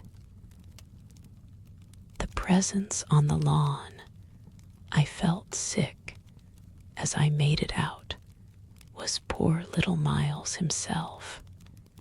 XI. It was not till late next day that I spoke to Mrs. Groves. The rigor with which I kept my pupils in sight making it often difficult to meet her privately, and the more as we each felt the importance of not provoking, on the part of the servants, quite as much as on that of the children, any suspicion of a secret flurry, or that of a discussion of mysteries. I drew a great security in this particular from her mere smooth aspect. There was nothing in her fresh face to pass on to others my horrible confidences. She believed me, I was sure, absolutely. If she had, I don't know what would have become of me, for I couldn't have borne the business alone. But she was a magnificent monument to the blessing of a want of imagination. And if she could see in our little charges nothing but their beauty and amiability, their happiness and cleverness, she had no direct communication with the sources of my trouble. If they had been at all visibly blighted or battered, she would doubtless have grown, on tracing it back, haggard enough to match them. As matters stood, however, I could feel her, when she surveyed them, with her large white arms folded, and the habit of serenity in all her look, thank the Lord's mercy that if they were ruined, the pieces would still serve. flights of fancy gave place, in her mind, to a steady fireside glow, and I had already begun to perceive how, with the development of the conviction that as time went on without a public accident, our young things could, after all, look out for themselves, she addressed her greatest solicitude to the sad case presented by their instructress. That for myself was a sound simplification. I could engage that, to the world, my face should tell no tales, but it would have been, in the conditions, an immense added strain to find myself anxious about hers. At the hour I now speak of, she had joined me, under pressure, on the terrace, where, with the lapse of the season, the afternoon sun was now agreeable, and we sat there together while before us, at a distance, but within call if we wished, the children strolled to and fro in one of their most manageable moods. They moved slowly, in unison, below us, over the lawn, the boy, as they went reading aloud from a storybook, and passing his arm round his sister to keep her quite in touch. Mrs. Groves watched them with positive placidity. Then I caught the suppressed intellectual creak with which she conscientiously turned to take from me a view of the back of the tapestry. I had made her a receptacle of lurid things, but there was an odd recognition of my superiority, my accomplishments, and my function in her patience under my pain.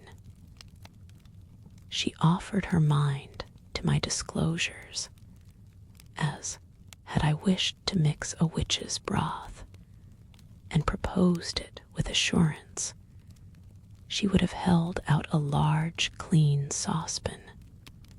This had become thoroughly her attitude by the time that, in my recital of the events of the night, I reached the point of what Miles had said to me, when, after seeing him, at such a monstrous hour, almost on the very spot where he happened now to be, I had gone down to bring him in, choosing then, at the window, with a concentrated need of not alarming the house, rather that method than a signal more resonant.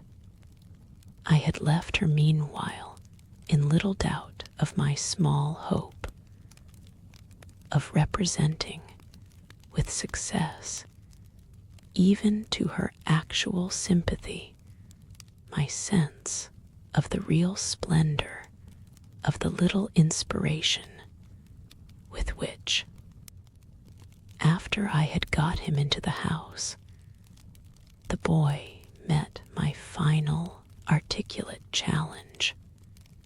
As soon as I appeared in the moonlight on the terrace, he had come to me as straight as possible, on which I had taken his hand without a word and led him through the dark spaces, up the staircase where Quint had so hungrily hovered for him, along the lobby where I had listened and trembled, and so to his forsaken room.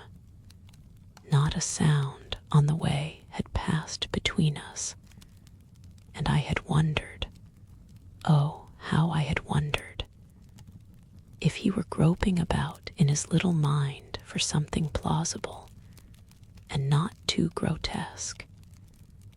It would tax his invention, certainly, and I felt, this time, over his real embarrassment, a curious thrill of triumph. It was a sharp trap for the inscrutable. He couldn't play any longer at innocence, so how the deuce would he get out of it? There beat in me, indeed, with the passionate throb of this question, an equal dumb appeal as to how the deuce I should. I was confronted at last, as never yet, with all the risk attached even now to sounding my own horrid note. I remember, in fact, that as we pushed into his little chamber, where the bed had not been slept in at all, and the window, uncovered to the moonlight, made the place so clear that there was no need of striking a match. I remember how I suddenly sank upon the edge of the bed, from the force of the idea that he must know how he really, as they say, had me. He could do what he liked, with all his cleverness to help him, so long as I should continue to defer to the old tradition of the criminality of those caretakers, of the young who minister to superstitions and fears. He had me indeed, and in a cleft stick. For who would ever absolve me? Who would consent that I should go unhung? If, by the faintest tremor of an overture, I were the first to introduce into our perfect intercourse an element so dire. No, no. It was useless to attempt to convey to Mrs. Groves, just as it is scarcely less so to attempt to suggest here, how, in our short, stiff brush in the dark, he fairly shook me with admiration. I was, of course, thoroughly kind and merciful. Never yet had I placed on his little shoulders hands of such tenderness as those with which, while I rested against the bed, I held him there well under fire. I had no alternative, but in form at least, to put it to him. You must tell me now, and all the truth. What did you go out for? What were you doing there? I can still see his wonderful smile, the whites of his beautiful eyes, and the uncovering of his little teeth shine to me in the dusk. If I tell you why, will you understand? My heart, at this, leaped into my mouth. Would he tell me why? I found no sound on my lips to press it, and I was aware of replying only with a vague, repeated, grimacing nod. He was gentleness itself, and while I wagged my head at him, he stood there more than ever a little fairy prince. It was his brightness, indeed, that gave me a respite. Would it be so great if he were really going to tell me? Well, he said at last, just exactly in order that you should do this. Do what? Think me for a change bad. I shall never forget the sweetness and gaiety with which he brought out the word, nor how, on top of it, he bent forward and kissed me. It was practically the end of everything.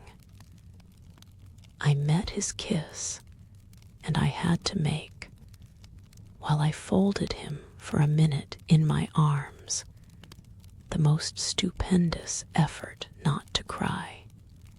He had given exactly the account of himself that permitted least of my going behind it, and it was only with the effect of confirming my acceptance of it that, as I presently glanced about the room, I could say, "Then you didn't undress at all."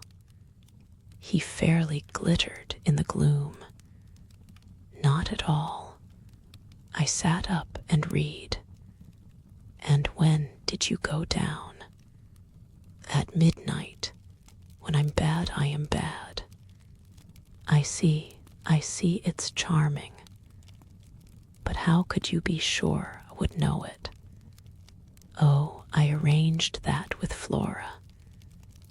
His answers rang out with a readiness.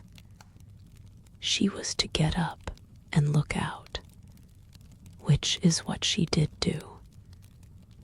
It was I who fell into the trap. So she disturbed you, and to see what she was looking at, you also looked, you saw, while you, I concurred, caught your death in the night air.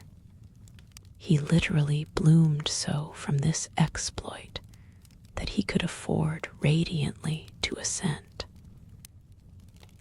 "How otherwise should I have been bad enough?" he asked. Then, after another embrace, the incident and our interview closed on my recognition of all the reserves of goodness that, for his joke, he had been able to draw upon. XIII, the particular impression I had received proved in the morning light, I repeat, not quite successfully presentable to Mrs. Groves, though I reinforced it with the mention of still another remark that he had made before we separated. "It all lies in half a dozen words," I said to her. "Words that really settle the matter. Think, you know, what I might do." He threw that off to show me how good he is. He knows down to the ground what he might do. That's what he gave them a taste of at school. "Lord, you do change," cried my friend. "I don't change. I simply make it out. The four, depend upon it, perpetually meet. If on either of these last nights you had been with either child, you would clearly have understood. The more I've watched and waited, the more I've felt that if there were nothing else to make it sure, it would be made so by the systematic silence of each. Never by a slip of the tongue have they so much as alluded to either of their old friends, any more than Miles has alluded to his expulsion. Oh yes, we may sit here and look at them, and they may show off to us there to their fill. But even while they pretend to be lost in their fairy tale, they're steeped in their vision of the dead restored. He's not reading to her, declared. They're talking of them. They're talking horrors. I go on, I know, as if I were crazy, and it's a wonder I'm not. What I've seen would have made you so, but it has only made me more lucid, made me get hold of still other things. My lucidity must have seemed awful, but the charming creatures who were victims of it, passing and repassing in their interlocked sweetness, gave my colleague something to hold on by. And I felt how tight she held, as, without stirring in the breath of my passion, she covered them still with her eyes. Of what other things have you got hold? Why, of the very things that have delighted, fascinated, and yet, at bottom, as I now so strangely see, mystified and troubled me. They're more than earthly beauty. They're absolutely unnatural goodness. It's a game, I went on. It's a policy and a fraud on the part of little darlings, as yet mere lovely babies. Yes, mad as that seems, the very act of bringing it out really helped me to trace it, follow it all up, and piece it all together. They haven't been good, they've only been absent. It has been easy to live with them because they're simply leading a life of their own. They're not mine, they're not ours. They're his and they're hers. Quint S and that woman S. Quint S and that woman S. They want to get to them. Oh, how at this poor Mrs. Groves appeared to study them. But for what? For the love of all the evil that, in those dreadful days, the pair put into them, and to ply them with that evil still, to keep up the work of demons, is what brings the others back. Laws, said my friend under her breath. The exclamation was homely, but it revealed a real acceptance of my further proof of what, in the bad time, for there had been a worse even than this, must have occurred. There could have been no such justification for me as the plain assent of her experience to whatever depth of depravity I found credible in our brace of scoundrels. It was an obvious submission of memory that she brought out after a moment. They were rascals. But what can they now do? She pursued. Do, I echoed so loud that Miles and Flora, as they passed at their distance, paused an instant in their walk and looked at us. Don't they do enough? I demanded in a lower tone, while the children, having smiled and nodded and kissed hands to us, resumed their exhibition. We were held by it a minute, then I answered, they can destroy them.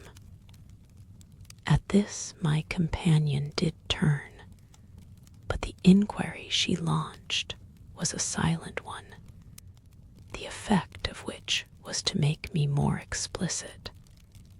They don't know as yet quite how, but they're trying hard. They're seen only across, as it were, and beyond in strange places and on high places, the top of towers, the roof of houses, the outside of windows, the further edge of pools. But there's a deep design on either side to shorten the distance and overcome the obstacle, and the success of the tempters is only a question of time. They've only to keep to their suggestions of danger, for the children to come and perish in the attempt. Mrs. Groves slowly got up, and I scrupulously added, unless, of course, we can prevent. standing there before me while I kept my seat, she visibly turned things over. Their uncle must do the preventing.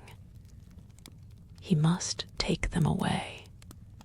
And who's to make him? She had been scanning the distance, but she now dropped on me a foolish face. You, miss, by writing to him that his house is poisoned, and his little nephew and niece mad. But if they are, miss, and if I am myself, you mean, that's charming news to be sent him by a governess whose prime undertaking was to give him no worry. Mrs. Groves considered following the children again. Yes, he do hate worry. That was the great reason why those fiends took him in so long. No doubt, though his indifference must have been awful. As I'm not a fiend, at any rate, I shouldn't take him in. My companion, after an instant and for all answer, sat down again and grasped my arm. Make him at any rate come to you. I stared to me. I had a sudden fear of what she might do. Him. He ought to be here. He ought to help.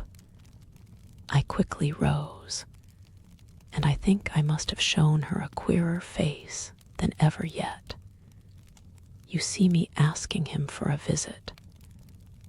No, with her eyes on my face, she evidently couldn't. Instead of it, even as a woman reads another, she could see what I myself saw. His derision, his amusement, his contempt for the breakdown of my resignation at being left alone, and for the fine machinery I had set in motion to attract his attention to my slighted charms. She didn't know, no one knew, how proud I had been to serve him and to stick to our terms. Yet she nonetheless took the measure, I think, of the warning I now gave her. If you should so lose your head as to appeal to him for me, she was really frightened. Yes, miss, I would leave on the spot both him and you. XIII. It was all very well to join them, but speaking to them proved quite as much as ever an effort beyond my strength offered in close quarters difficulties as insurmountable as before. This situation continued a month, and with new aggravations and particular notes, the note above all, sharper and sharper, of the small ironic consciousness on the part of my pupils. It was not, I am as sure today as I was sure then, my mere infernal imagination. It was absolutely traceable that they were aware of my predicament, and that this strange relation made, in a manner, for a long time, the air in which we moved. I don't mean that they had their tongues in their cheeks, or did anything vulgar, for that was not one of their dangers. I do mean, on the other hand, that the element of the unnamed and untouched became, between us, greater than any other, and that so much avoidance could not have been so successfully effected without a great deal of tacit arrangement. It was as if, at moments, we were perpetually coming into sight of subjects before which we must stop short, turning suddenly out of alleys that we perceived to be blind, closing with a little bang that made us look at each other, for, like all bangs, it was something louder than we had intended the doors we had indiscreetly opened. All roads lead to Rome, and there were times when it might have struck us that almost every branch of study or subject of conversation skirted forbidden ground. Forbidden ground was the question of the return of the dead in general, and of whatever, in especial, might survive in memory of the friends little children had lost. There were days when I could have sworn that one of them had, with a small invisible nudge, said to the other, "She thinks she'll do it this time, but she woe." To do it would have been to indulge, for instance, and for once in a way, in some direct reference to the lady who had prepared them for my discipline. They had a delightful, endless appetite for passages in my own history, to which I had again and again treated them. They were in possession of everything that had ever happened to me, had, with every circumstance, the story of my smallest adventures, and of those of my brothers and sisters, and of the cat and the dog at home, as well as many particulars of the eccentric nature of my father, of the furniture and arrangement of our house, and of the conversation of the old women of our village. There were things enough, taking one with another, to chatter about if one went very fast and knew by instinct when to go round. They pulled with an art of their on the strings of my invention and my memory, and nothing else perhaps, when I thought of such occasions afterward, gave me so the suspicion of being watched from under cover. It was in any case over my life, my past, and my friends alone that we could take anything like our ease, a state of affairs that led them sometimes, without the least pertinence, to break out into sociable reminders. I was invited, with no visible connection, to repeat afresh Goody Gosling's celebrated mot, or to confirm the details already supplied as to the cleverness of the vicarage pony. It was partly at such junctures as these, and partly at quite different ones, that, with the turn my matters had now taken, my predicament, as I have called it, grew most sensible. The fact that the days passed for me without another encounter ought, it would have appeared, to have done something toward soothing my nerves.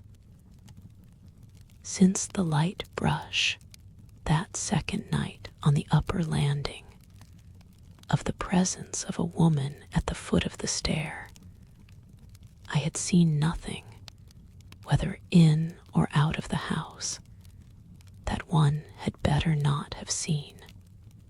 There was many a corner round which I expected to come upon Quint, and many a situation that, in a merely sinister way, would have favored the appearance of Miss Jessel.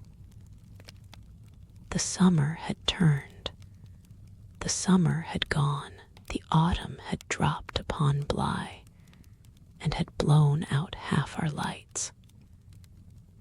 The place, with its grey sky and withered garlands, its bared spaces and scattered dead leaves, was like a theatre after the performance, all strewn with crumpled playbills. There were exactly states of the air, conditions of sound and of stillness, unspeakable impressions of the kind of ministering moment that brought back to me, long enough to catch it, the feeling of the medium in which, that June evening out of doors, I had had my first sight of Quint, and in which, too, at those other instants, I had, after seeing him through the window, looked for him in vain in the circle of shrubbery. I recognized the signs, the portents. I recognized the moment, the spot, but they remained unaccompanied and empty, and I continued unmolested. If unmolested one could call a young woman whose sensibility had, in the most extraordinary fashion, not declined, but deepened. I had said in my talk with Mrs. Groves, on that horrid scene of Flora's by the lake, and had perplexed her by so saying, that it would from that moment distress me much more to lose my power than to keep it. I had then expressed what was vividly in my mind, the truth that, whether the children really saw or not since, that is, it was not yet definitely proved, I greatly preferred, as a safeguard, the fullness of my own exposure. I was ready to know the very worst that was to be known. What I had then had an ugly glimpse of was that my eyes might be sealed just while theirs were most opened. Well, my eyes were sealed, it appeared, at present, a consummation for which it seemed blasphemous not to thank God. There was, alas, a difficulty about that. I would have thanked him with all my soul had I not had, in a proportionate measure, this conviction of the secret of my pupils. How can I retrace today the strange steps of my obsession? There were times of our being together when I would have been ready to swear that, literally, in my presence, but with my direct sense of it closed, they had visitors who were known and were welcome.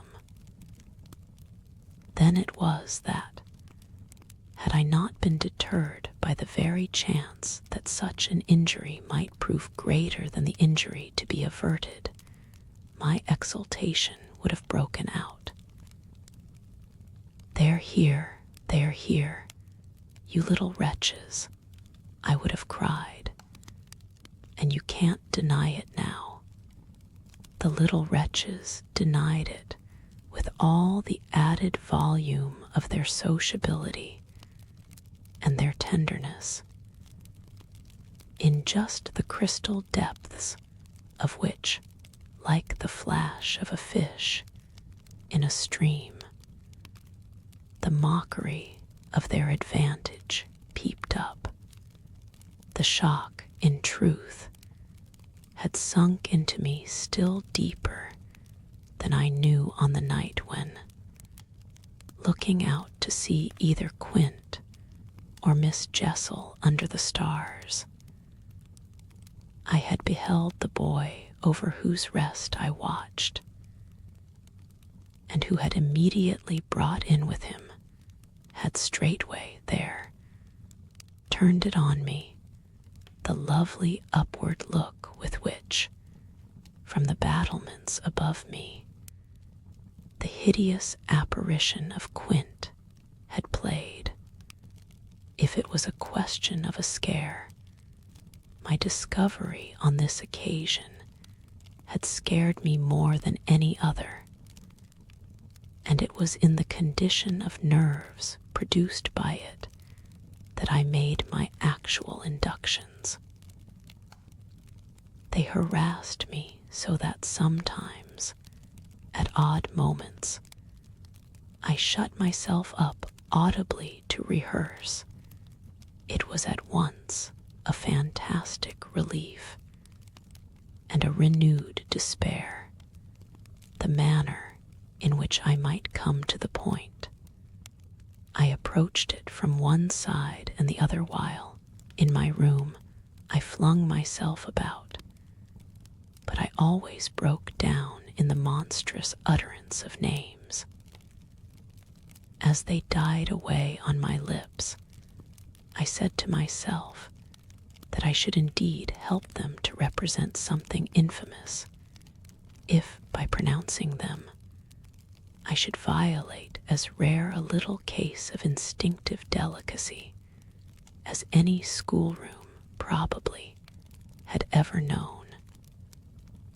When I said to myself, "They have the manners to be silent, and you, trusted as you are, the baseness to speak," I felt myself crimson, and I covered my face with my hands. After these secret scenes, I chattered more than ever, going on volubly enough, till one of our prodigious, palpable hushes occurred. I can call them nothing else. The strange, dizzy lift or swim, I try for terms, into a stillness, a pause of all life that had nothing to do with the more or less noise that at the moment we might be engaged in making, and that I could hear through any deepened exhilaration or quickened recitation or louder strum of the piano. Then it was that the others, the outsiders, were there. Though they were not angels, they passed, as the French say, causing me, while they stayed, to tremble with the fear of their addressing to their younger victims some yet more infernal message or more vivid image than they had thought good enough for myself. What it was most impossible to get rid of was the cruel idea that whatever I had seen, Miles and Flora saw more things terrible and unguessable, and that sprang from dreadful passages of intercourse in the past. Such things naturally left on the surface, for the time, a chill which we vociferously denied that we felt, and we had, all three with repetition, got into such splendid training that we went, each time, almost automatically, to mark the close of the incident through the very same movements.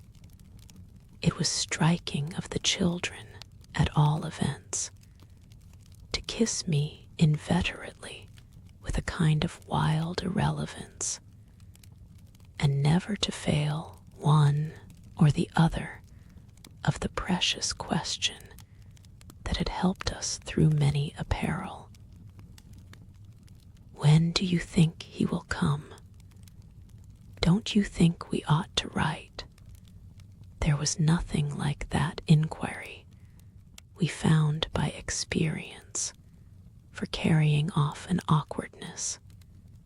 He, of course, was their uncle in Harley Street, and we lived in much profusion of theory that he might at any moment arrive to mingle in our circle. It was impossible to have given less encouragement than he had done to such a doctrine. But if we had not had the doctrine to fall back upon, we should have deprived each other of some of our finest exhibitions. He never wrote to them. That may have been selfish, but it was a part of the flattery of his trust of me. For the way in which a man pays his highest tribute to a woman is apt to be but by the more festal celebration of one of the sacred laws of his comfort. And I held that carried out the spirit of the pledge given not to appeal to him, when I let my charges understand that their own letters were but charming literary exercises. They were too beautiful to be posted. I kept them myself. I have them all to this hour. This was a rule indeed, which only added to the satiric effect of my being plied with the supposition that he might at any moment be among us. It was exactly as if my charges knew how almost more awkward than anything else that might be for me. There appears to me, moreover, as I look back, no note in all this more extraordinary than the mere fact that, in spite of my tension and of their triumph, I never lost patience with them. Adorable they must in truth have been, I now reflect, that I didn't in these days hate them. Would exasperation, however, if relief had longer been postponed, finally have betrayed me? It little matters, for relief arrived.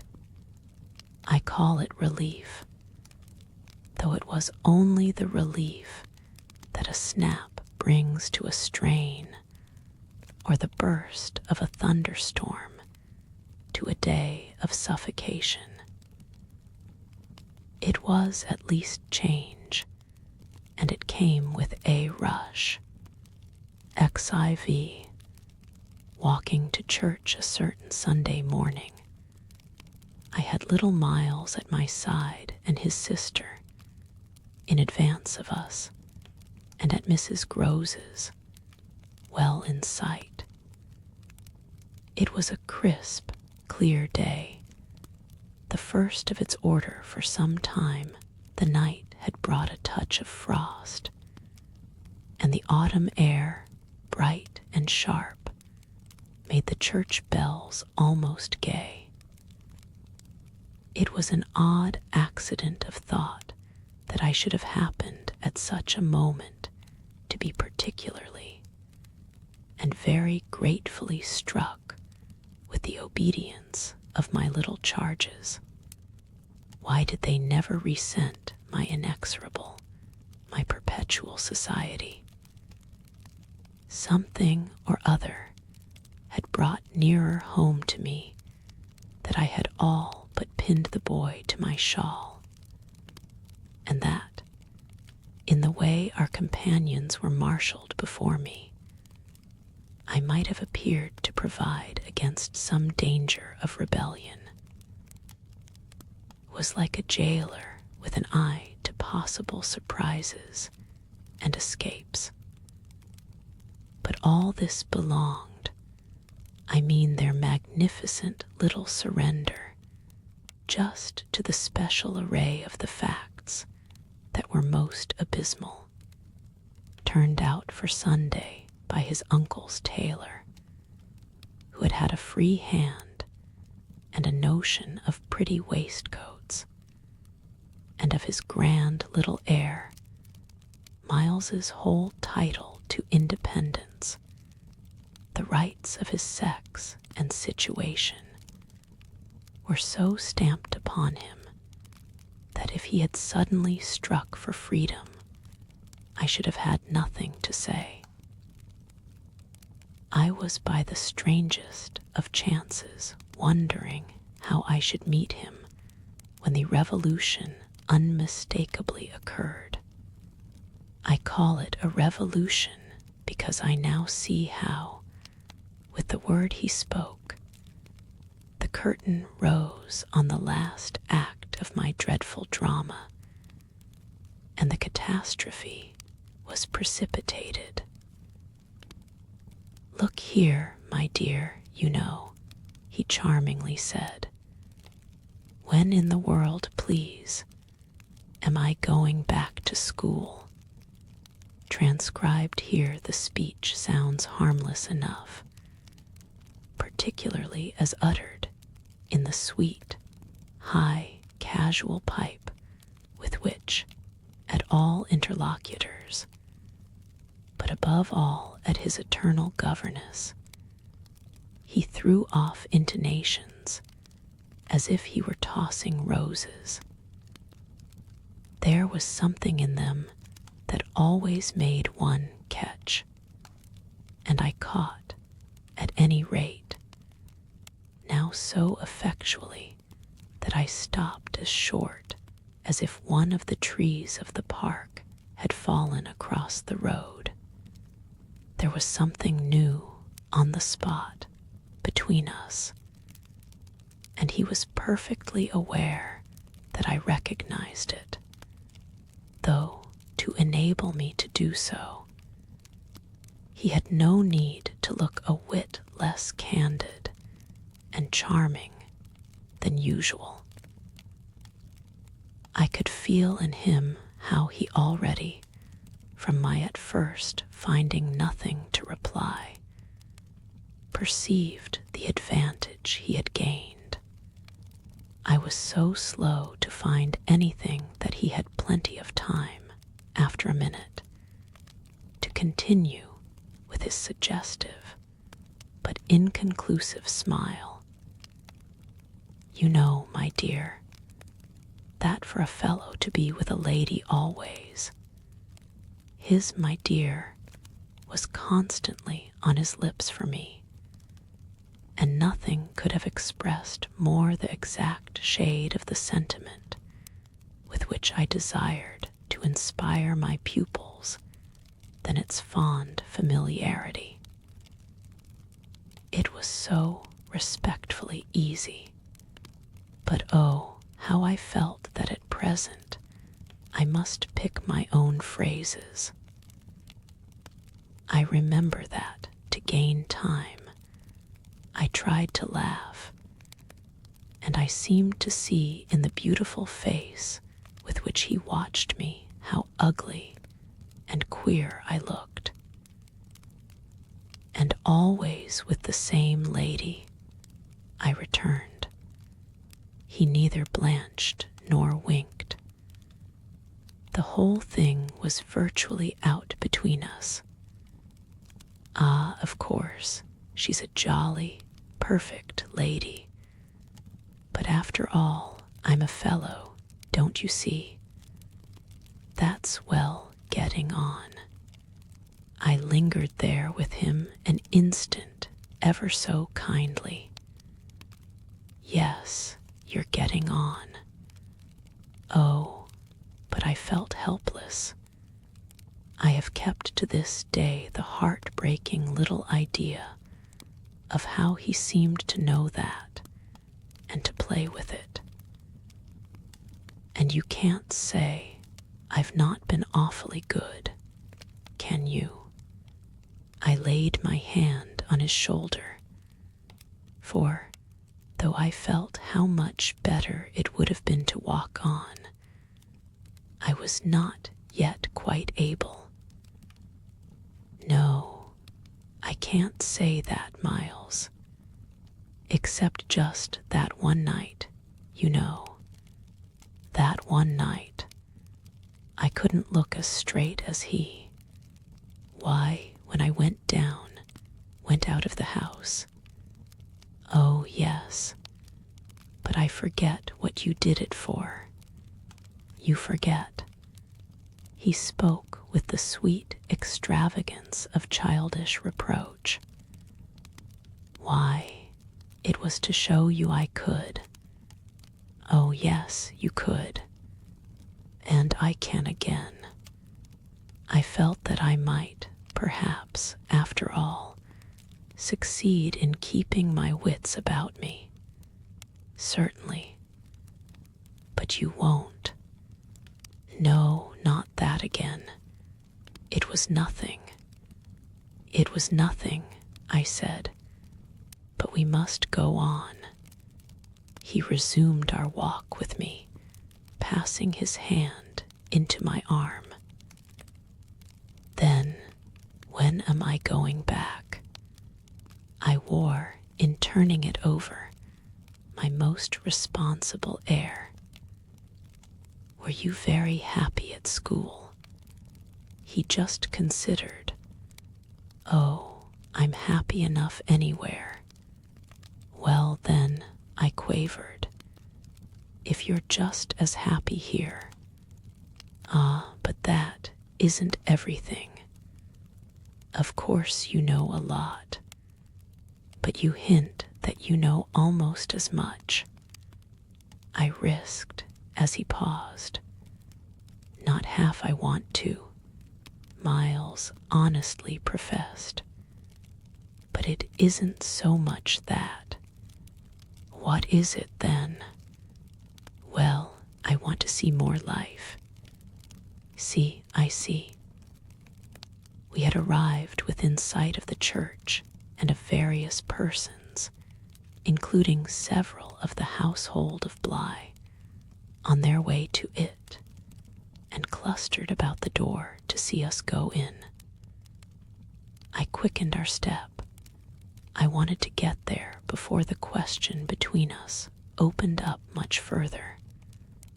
I reflected hungrily that, for more than an hour, he would have to be silent, and I thought with envy of the comparative dusk of the pew, and of the almost spiritual help of the hassock on which I might bend my knees. I seemed literally to be running a race with some confusion to which he was about to reduce me. But I felt that he had got in first when, before we had even entered the churchyard, he threw out, "I want my own sort." It literally made me bound forward. There are not many of your own sort, Miles, I laughed. Unless, perhaps, dear little Flora, you really compare me to a baby girl. This found me singularly weak. Don't you, then, love our sweet Flora? If I didn't, and you, too, if I didn't, he repeated as if retreating for a jump, yet leaving his thought so unfinished that, after we had come into the gate, another stop, which he imposed on me by the pressure of his arm, had become inevitable. Mrs. Groves and Flora had passed into the church. The other worshippers had followed, and we were, for the minute, alone among the old, thick graves. We had paused on the path from the gate by a low, oblong, table-like tomb. Yes, if you didn't. He looked while I waited at the graves. Well, you know what. But he didn't move, and he presently produced something that made me drop straight down on the stone slab, as if suddenly to rest.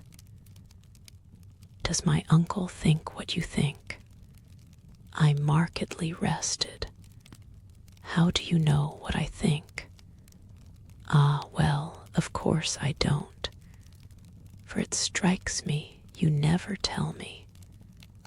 But I mean, does he know? Know what, Miles? Why, the way I'm going on.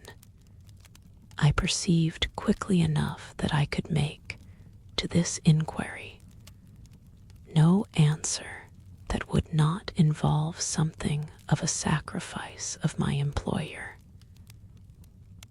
Yet it appeared to me that we were all at Bly sufficiently sacrificed to make that venial. I don't think your uncle much cares. Miles, on this, stood looking at me. Then don't you think he can be made to? In what way?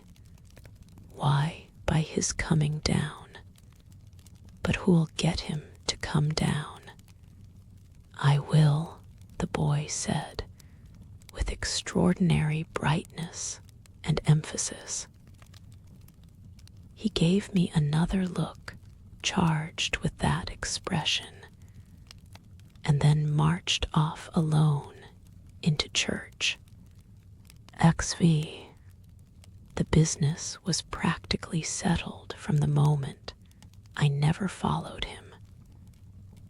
It was a pitiful surrender to agitation, but my being aware of this had somehow no power to restore me. I only sat there on my tomb and read into what my little friend had said to me the fullness of its meaning. By the time I had grasped the whole of which I had also embraced, for absence, the pretext that I was ashamed to offer my pupils and the rest of the congregation such an example of delay. What I said to myself above all was that Miles had got something out of me, and that the proof of it for him would be just this awkward collapse. He had got out of me that there was something I was much afraid of, and that he should probably be able to make use of my fear to gain, for his own purpose, more freedom. My fear was of having to deal with the intolerable question of the grounds of his dismissal from school, for that was really but the question of the horrors gathered behind. That his uncle should arrive to treat with me of these things was a solution that, strictly speaking, I ought now to have desired to bring on. But I could so little face the ugliness and the pain of it that I simply procrastinated and lived from hand to mouth. The boy, to my deep discomposure, was immensely in the right, was in a position to say to me, either you clear up with my guardian the mystery of this interruption of my studies, or you cease to expect me to lead with you a life that's so unnatural for a boy. What was so unnatural for the particular boy I was concerned with was this sudden revelation of a consciousness and a plan. That was what really overcame me, what prevented my going in. I walked round the church, hesitating, hovering. I reflected that I had already, with him, hurt myself beyond repair. Therefore, I could patch up nothing, and it was too extreme an effort to squeeze beside him into the pew. He would be so much more sure than ever to pass his arm into mine and make me sit there for an hour in close, silent contact with his commentary on our talk. For the first minute since his arrival, I wanted to get away from him. As I paused beneath the high east window and listened to the sounds of worship, I was taken with an impulse that might master me. I felt, completely should I give it the least encouragement, I might easily put an end to my predicament by getting away altogether. Here was my chance. There was no one to stop me. I could give the whole thing up, turn my back, and retreat. It was only a question of hurrying again for a few preparations to the house which the attendance at church of so many of the servants would practically have left unoccupied. No one, in short, could blame me if I should just drive desperately off. What was it to get away if I got away only till dinner? That would be in a couple of hours, at the end of which I had the acute prevision. My little pupils would play at innocent wonder about my non-appearance in their train. What did you do, you naughty bad thing?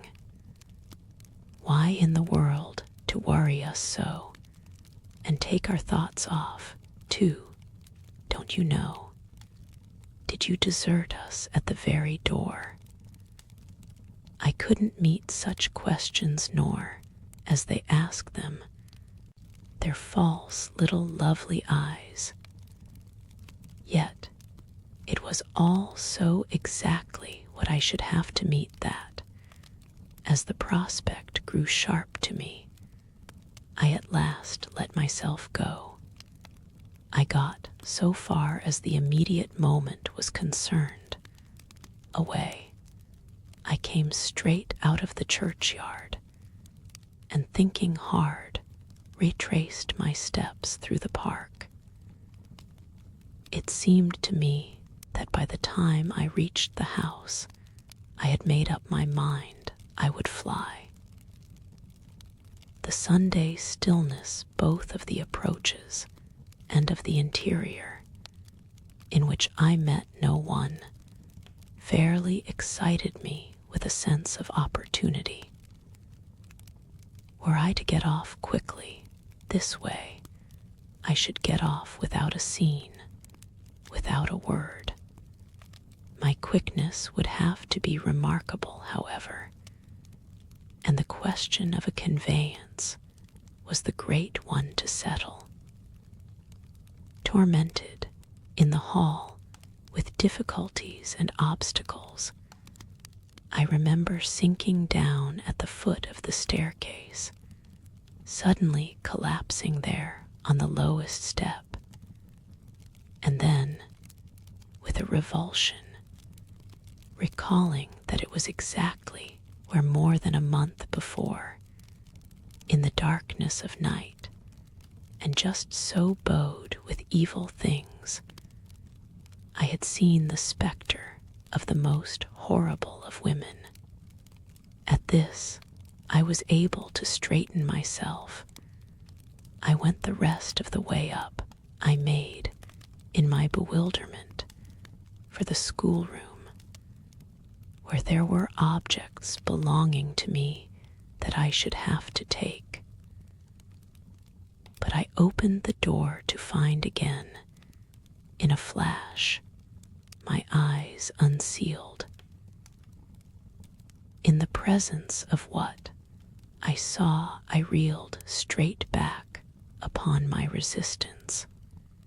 Seated at my own table in clear noonday light, I saw a person whom, without my previous experience, I should have taken at the first blush for some housemaid who might have stayed at home to look after the place, and who, availing herself of rare relief from observation and of the schoolroom table and my pens, ink, and paper, had applied herself to the considerable effort of a letter to her sweetheart. There was an effort in the way that, while her arms rested on the table, her hands with evident weariness supported her head. But at the moment, took this in, I had already become aware that, in spite of my entrance, her attitude strangely persisted. Then it was, with the very act of its announcing itself, that her identity flared up in a change of posture. She rose, not as if she had heard me, but with an indescribable grand melancholy of indifference and detachment, and within a dozen feet of me stood there as my vile predecessor. Dishonored and tragic, she was all before me, but even as I fixed, and for memory secured it, the awful image passed away, dark as midnight in her black dress, her haggard beauty, and her unutterable woe. She had looked at me long enough to appear to say that her right to sit at my table was as good as mine to sit at hers. While these instants lasted, indeed, I had the extraordinary chill of feeling that it was I who was the intruder. It was as a wild protest against it that, actually addressing her, "You terrible, miserable woman," I heard myself break into a sound that by the open door rang through the long passage and the empty house. She looked at me as if she heard me, but I had recovered myself and cleared the air. There was nothing in the room the next minute but the sunshine and a sense that I must stay. XVIII. I had so perfectly expected that the return of my pupils would be marked by a demonstration that I was freshly upset at having to take into account that they were dumb about my absence. Instead of gaily denouncing and caressing me, they made no allusion to my having failed them, and I was left, for the time, on perceiving that she too said nothing, to study Mrs. Grose's odd face. I did this to such purpose that I made sure they had in some way bribed her to silence, a silence that, however, I would engage to break down on the first private opportunity. This opportunity came before tea. I secured 5 minutes with her in the housekeeper's room, where, in the twilight, amid a smell of lately baked bread, but with the place all swept and garnished, I found her sitting in pained placidity before the fire. So I see her still, so I see her best, facing the flame from her straight chair in the dusky, shining room, a large, clean image of the put away, of drawers closed and locked and rest without a remedy. Oh, yes, they asked me to say nothing, and to please them, so long as they were there, of course, I promised. But what had happened to you? I only went with you for the walk, I said. I had then to come back to meet a friend. She showed her surprise. A friend, you? Oh, yes, I have a couple, I laughed. But did the children give you a reason for not alluding to your leaving us? Yes, they said you would like it better. Do you like it better? My face had made her rueful. No, I like it worse. But after an instant, I added, did they say why I should like it better? No, Master Miles only said, we must do nothing but what she likes. I wish indeed he would. And what did Flora say? Miss Flora was too sweet, she said. Oh, of course, of course. And I said the same. I thought a moment. You were too sweet, too, I can hear you all. But nonetheless, between Miles and me, it's now all out. All out, my companion stared. But what, miss? Everything. It doesn't matter. I've made up my mind. I came home, my dear, I went on, for a talk with Miss Jessel.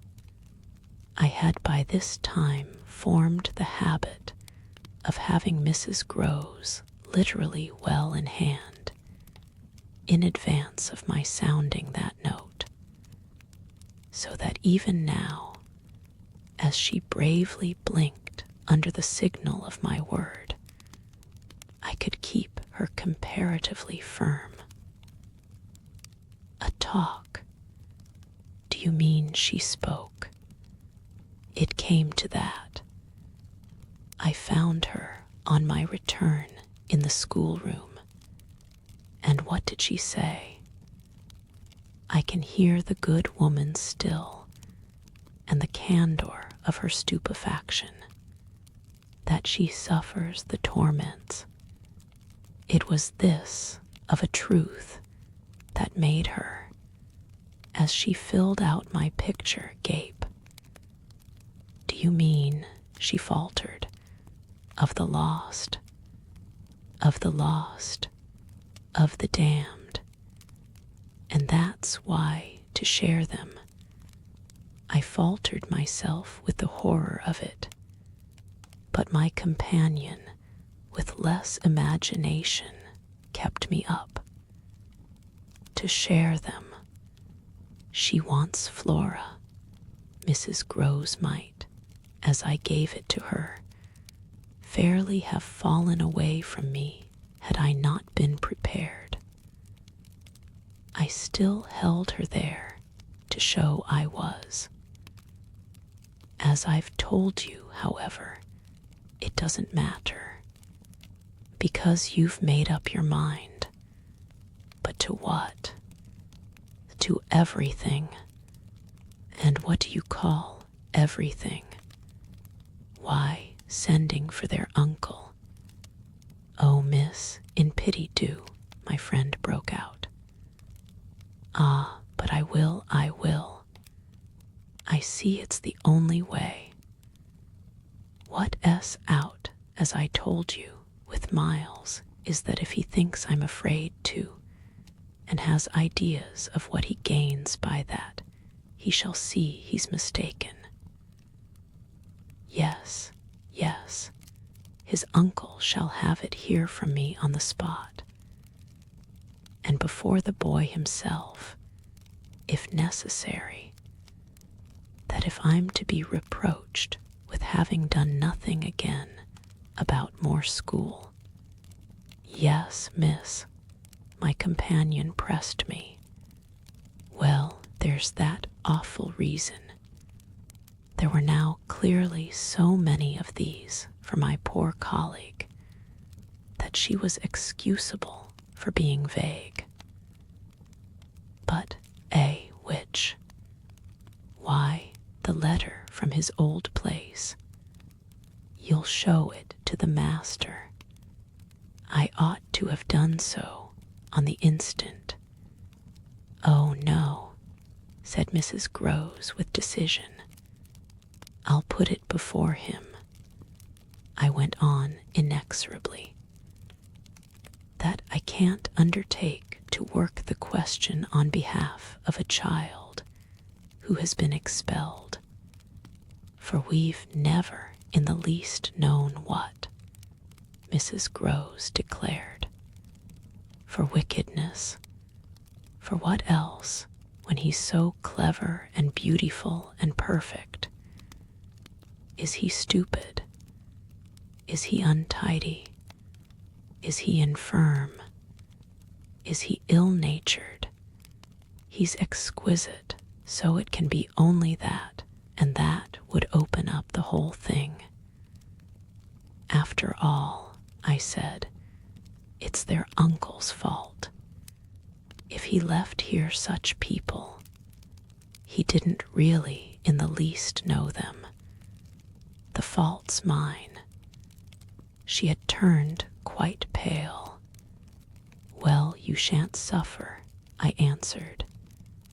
The children shan't, she emphatically returned. I was silent a while. We looked at each other.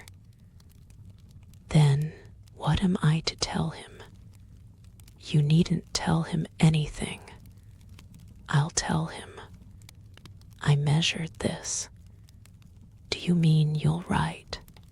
Remembering she couldn't, I caught myself up. How do you communicate? I tell the bailiff, he writes.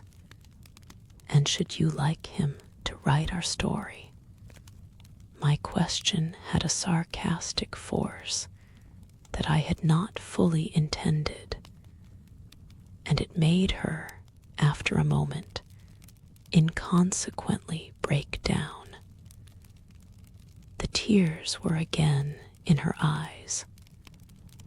Ah, miss, you write.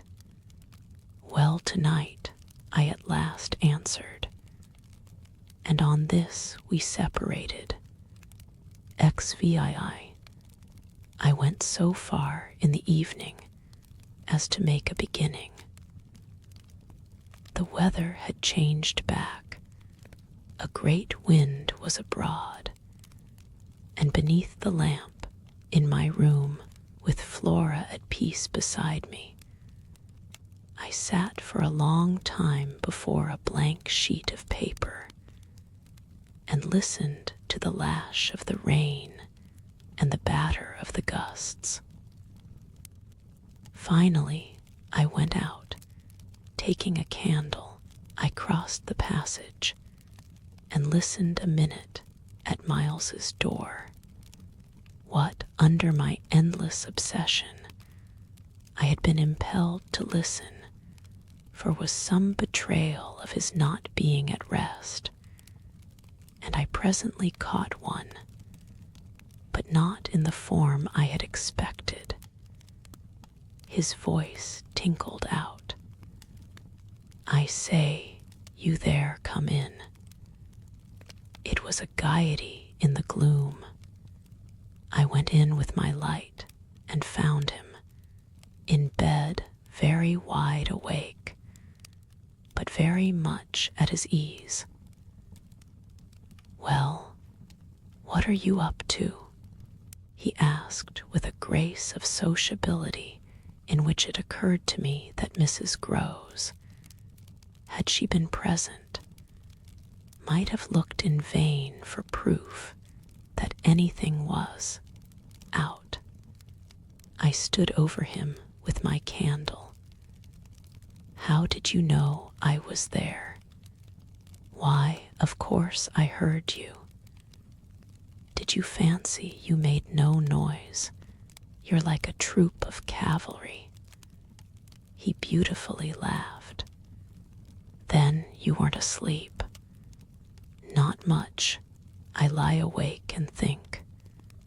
I had put my candle designedly a short way off. And then, as he held out his friendly old hand to me, had sat down on the edge of his bed. "What is it," I asked, "that you think of?" "What in the world, my dear, but you?" "Ah, the pride I take in your appreciation doesn't insist on that. I had so far rather you slept. Well, I think also, you know, of this queer business of ours." I marked the coolness of his firm little hand.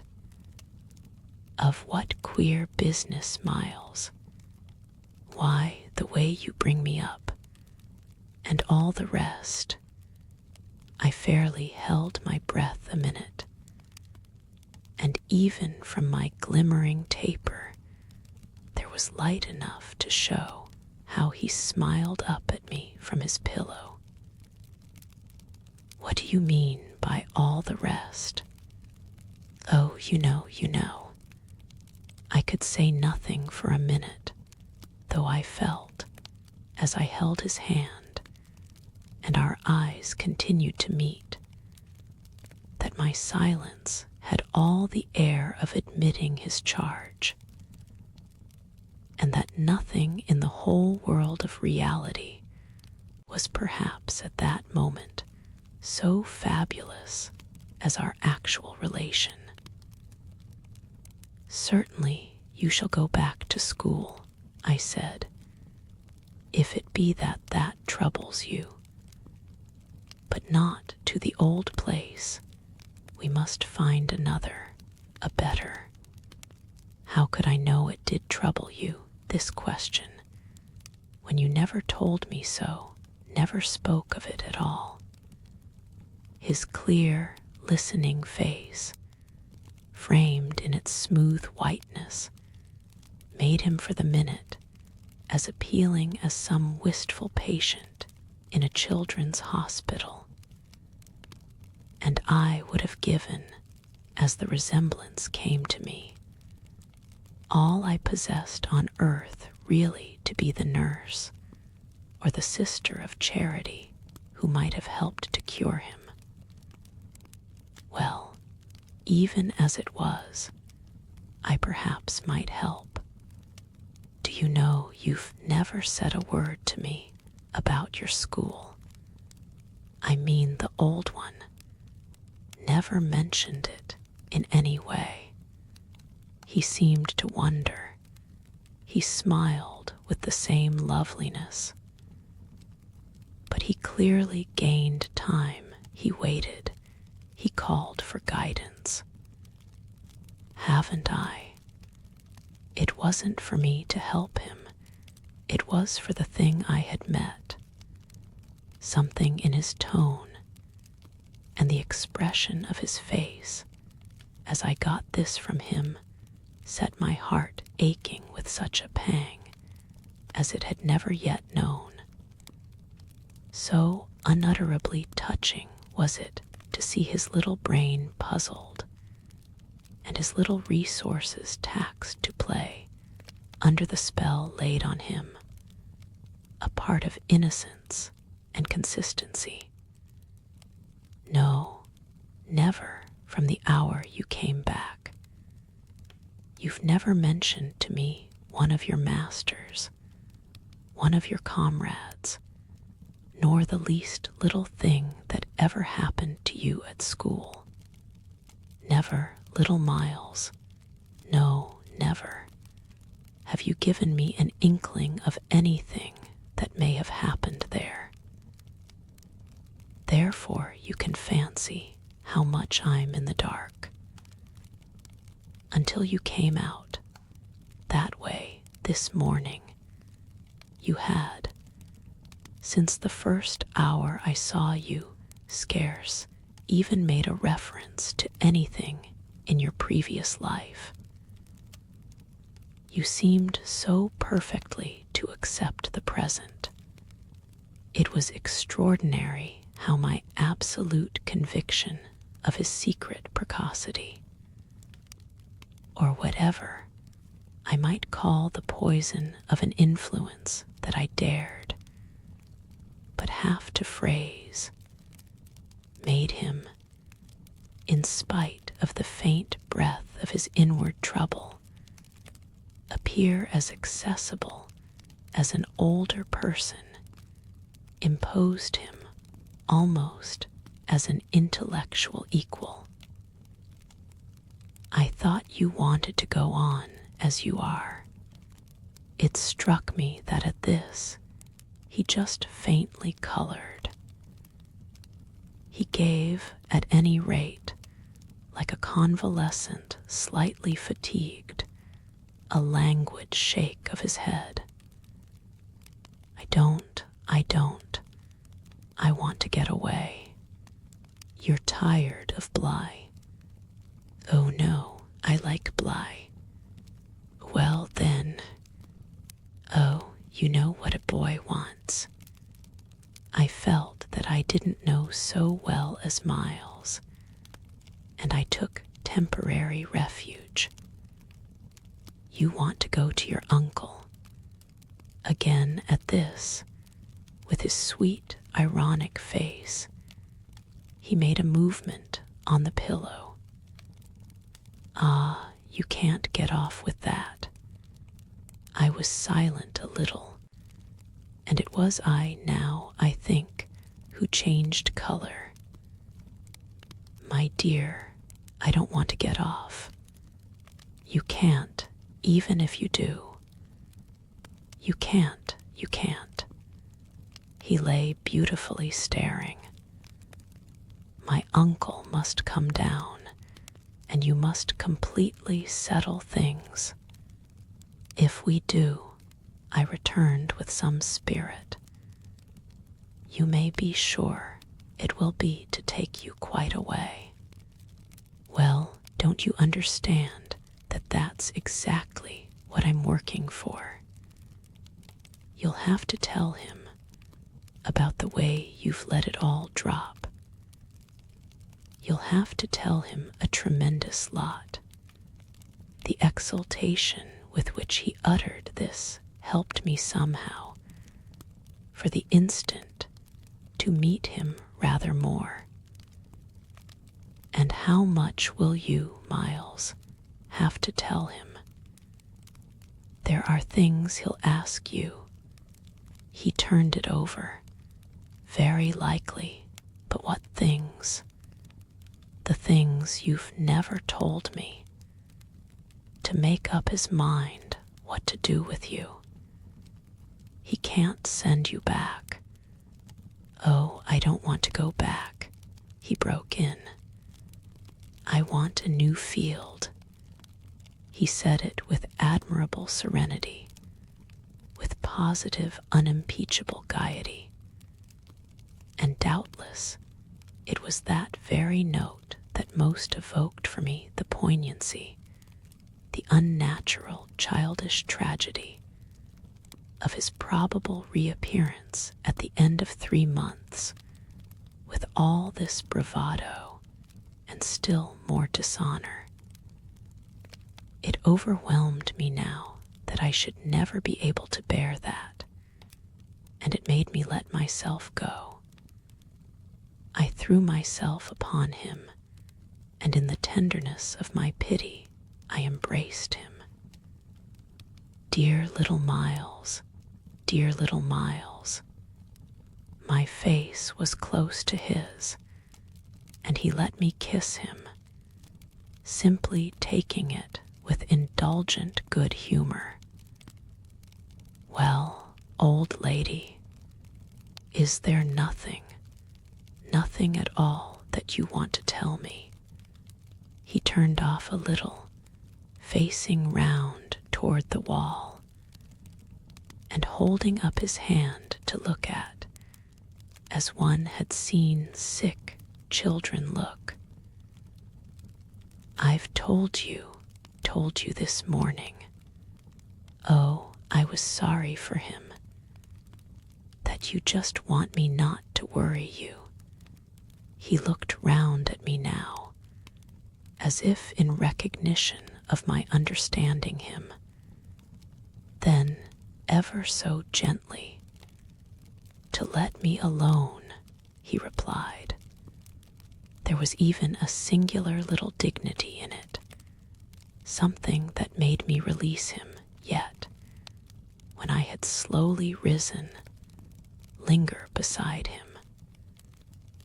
God knows I never wished to harass him, but I felt that merely at this, to turn my back on him was to abandon, or, to put it more truly, to lose him. I've just begun a letter to your uncle, I said. Well then, finish it. I waited a minute. What happened before? He gazed up at me again. Before what? Before you came back, and before you went away. For some time he was silent, but he continued to meet my eyes. What happened? It made me the sound of the words, in which it seemed to me that I caught for the very first time a small, faint quaver of consenting consciousness. It made me drop on my knees beside the bed and seize once more the chance of possessing him. Dear little Miles, dear little Miles, if you knew how I want to help you. It's only that. It's nothing but that. And I'd rather die than give you a pain or do you a wrong. I'd rather die than hurt a hair of you. Dear little Miles, oh, brought it out now even if I should go too far. I just want you to help me to save you. But I knew in a moment after this that I had gone too far. The answer to my appeal was instantaneous, but it came in the form of an extraordinary blast and chill, a gust of frozen air, and a shake of the room as great as if, in the wild wind, the casement had crashed in.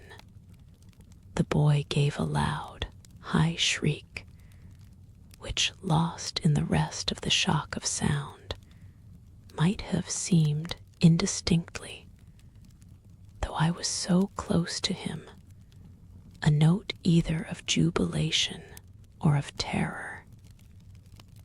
I jumped to my feet again and was conscious of darkness. So for a moment we remained, while I stared about me and saw that the drawn curtains were unstirred and the window tight.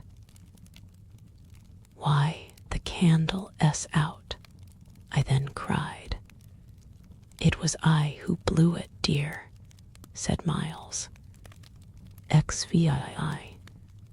The next day, after lessons, Mrs. Groves found a moment to say to me quietly, "Have you written, miss?" Yes, I've written, but I didn't add for the hour that my letter, sealed and directed, was still in my pocket. There would be time enough to send it before the messenger should go to the village. Meanwhile, there had been, on the part of my pupils, no more brilliant, more exemplary morning. It was exactly as if they had both had at heart to gloss over any recent little friction. They performed the dizziest feats of arithmetic, soaring quite out of my feeble range, and perpetrated in higher spirits than ever geographical and historical jokes. It was conspicuous, of course, in Miles, in particular, that he appeared to wish to show how easily he could let me down. This child, to my memory, really lives in a setting of beauty and misery that no words can translate. There was a distinction all his own in every impulse he revealed. Never was a small, natural creature, to the uninitiated eye all frankness and freedom, a more ingenious, a more extraordinary little gentleman. I had perpetually to guard against the wonder of contemplation into which my initiated view betrayed me, to check the irrelevant gaze and discouraged sigh in which I constantly both attacked and renounced the enigma of what such a little gentleman could have done that deserved a penalty. Say that, by the dark prodigy I knew, the imagination of all evil had been opened up to him. All the justice within me ached for the proof that it could ever have flowered into an act. He had never, at any rate, been such a little gentleman as when, after our early dinner on this dreadful day, he came round to me and asked if I shouldn't like him, for half an hour, to play to me. David playing to Saul could never have shown a finer sense of the occasion. It was literally a charming exhibition of tact, of magnanimity, and quite tantamount to his saying outright, "The true knights we love to read about never push an advantage too far. I know what you mean now. You mean that to be let alone yourself and not followed up, you'll cease to worry and spy upon me, won't keep me so close to you, will let me go and come. Well, I come, you see, but I don't go. There'll be plenty of time for that. I do really delight in your society, and I only want to show you that I contended for a principle. It may be imagined whether I resisted this appeal or failed to accompany him again, hand in hand, to the schoolroom. He sat down at the old piano and played as he had never played. And if there are those who think he had better have been kicking a football, I can only say that I wholly agree with them. For at the end of a time that under his influence I had quite ceased to measure, I started up with a strange sense of having literally slept at my post. It was after luncheon, and by the schoolroom fire, and yet I hadn't really, in the least, slept. I had only done something much worse. I had forgotten. Where all this time was Flora when I put the question to Miles? He played on a minute before answering, and then could only say, "Why, my dear, how do I know?" breaking moreover into a happy laugh which, immediately after, as if it were a vocal accompaniment, he prolonged into incoherent, extravagant song. I went straight to my room, but his sister was not there then. Before going downstairs, I looked into several others. As she was nowhere about, she would surely be with Mrs. Groves, whom, in the comfort of that theory, I accordingly proceeded in quest of. I found her where I had found her the evening before, but she met my quick challenge with blank, scared ignorance.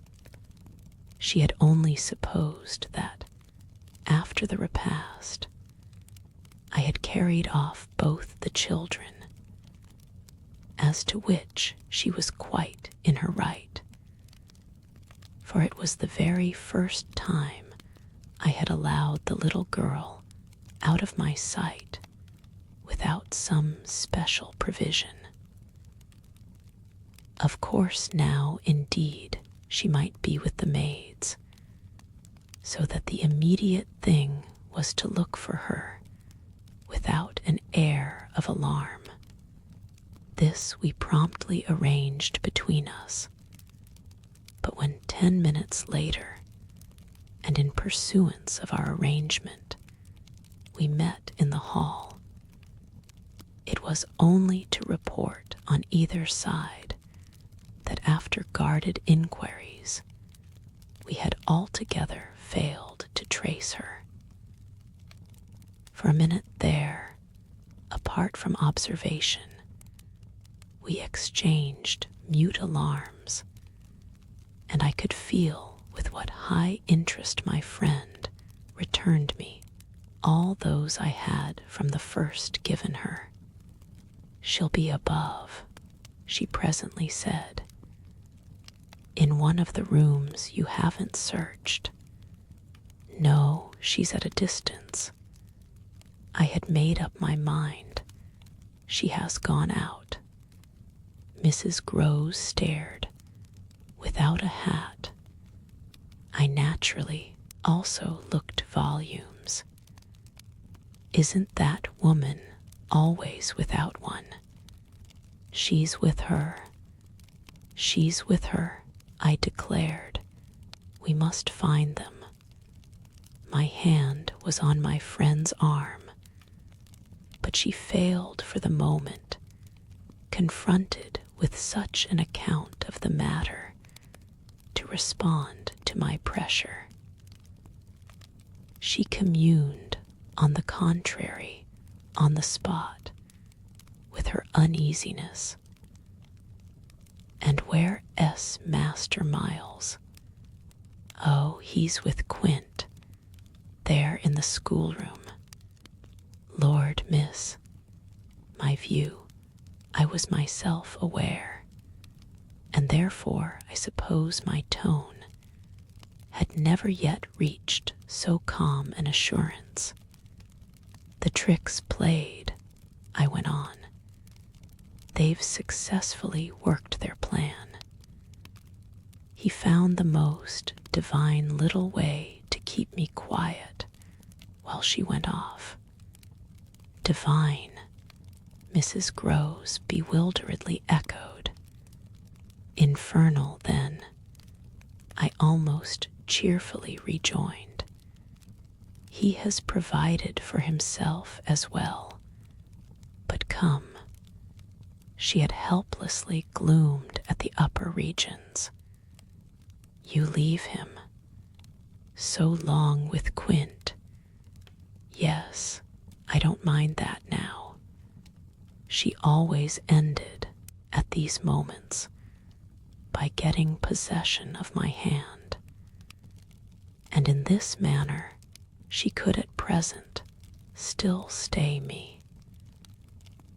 But after gasping an instant at my sudden resignation, because of your letter, she eagerly brought out. I quickly, by way of answer, felt for my letter, drew it forth, held it up, and then, freeing myself, went and laid it on the great hall table. Luke will take it, I said as I came back. I reached the house door and opened it. I was already on the steps. My companions still demurred. The storm of the night and the early morning had dropped, but the afternoon was damp and gray. I came down to the drive while she stood in the doorway. You go with nothing on. What do I care when the child has nothing? I can't wait to dress, I cried. And if you must do so, I leave you. Try meanwhile yourself upstairs. With them. Oh, on this, the poor woman promptly joined me. XIXI. We went straight to the lake, as it was called at Bly, and I dare say rightly called, though I reflect that it may in fact have been a sheet of water less remarkable than it appeared to my untravelled eyes. My acquaintance with sheets of water was small, and the pool of Bly, at all events, on the few occasions of my consenting, under the protection of my pupils, to affront its surface in the old flat-bottomed boat moored there for our use, had impressed me both with its extent and its agitation. The usual place of embarkation was half a mile from the house, but I had an intimate conviction that, wherever Flora might be, she was not near home. She had not given me the slip for any small adventure, and since the day of the very great one that I had shared with her by the pond, I had been aware, in our walks, of the quarter to which she most inclined. This was why I had now given to Mrs. Grose's steps so marked a direction that made her, when she perceived it, oppose a resistance that showed me she was freshly mystified. You're going to the water, miss. You think she's in. She may be, though the depth is, I believe, nowhere very great. But what I judge most likely is that she's on the spot from which, the other day, we saw together what I told you, when she pretended not to see, with that astounding self-possession. I've always been sure she wanted to go back alone, and now her brother has managed it for her. Mrs. Grose still stood where she had stopped. You suppose they really talk of them? I could meet this with a confidence. They say things that, if we heard them, would simply appall us. And if she is there, yes, than Miss Jessel is. Beyond a doubt, you shall see. Oh, thank you, my friend cried, planted so firm that taking it in, I went straight on without her. By the time I reached the pool, however, she was close behind me, and I knew that whatever, to her apprehension, might befall me, the exposure of my society struck her as her least danger. She exhaled a moan of relief as we at last came in sight of the greater part of the water, without a sight of the child. There was no trace of Flora on that nearer side of the bank, where my observation of her had been most startling, and none on the opposite edge, where, save for a margin of some 20 yards, a thick copse came down to the water. The pond, oblong in shape, had a width so scant compared to its length that, with its ends out of view, it might have been taken for a scant river. We looked at the empty expanse, and then I felt the suggestion of my friend's eyes.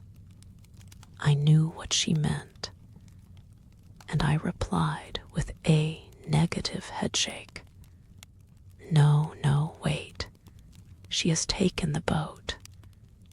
My companions stared at the vacant mooring place, and then again across the lake. Then, where is it? Our not seeing it is the strongest of proofs. She has used it to go over, and then has managed to hide it. All alone, that child. She's not alone, and at such times she's not a child, she's an old, old woman. I scanned all the visible shore while Mrs. Groves took again into the queer element I offered her, one of her plunges of submission.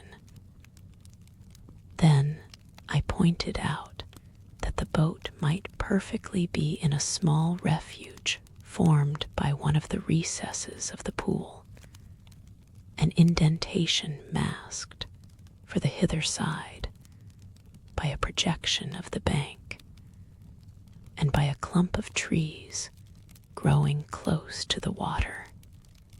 But if the boat's there, where on earth is she? My colleague anxiously asked. That's exactly what we must learn.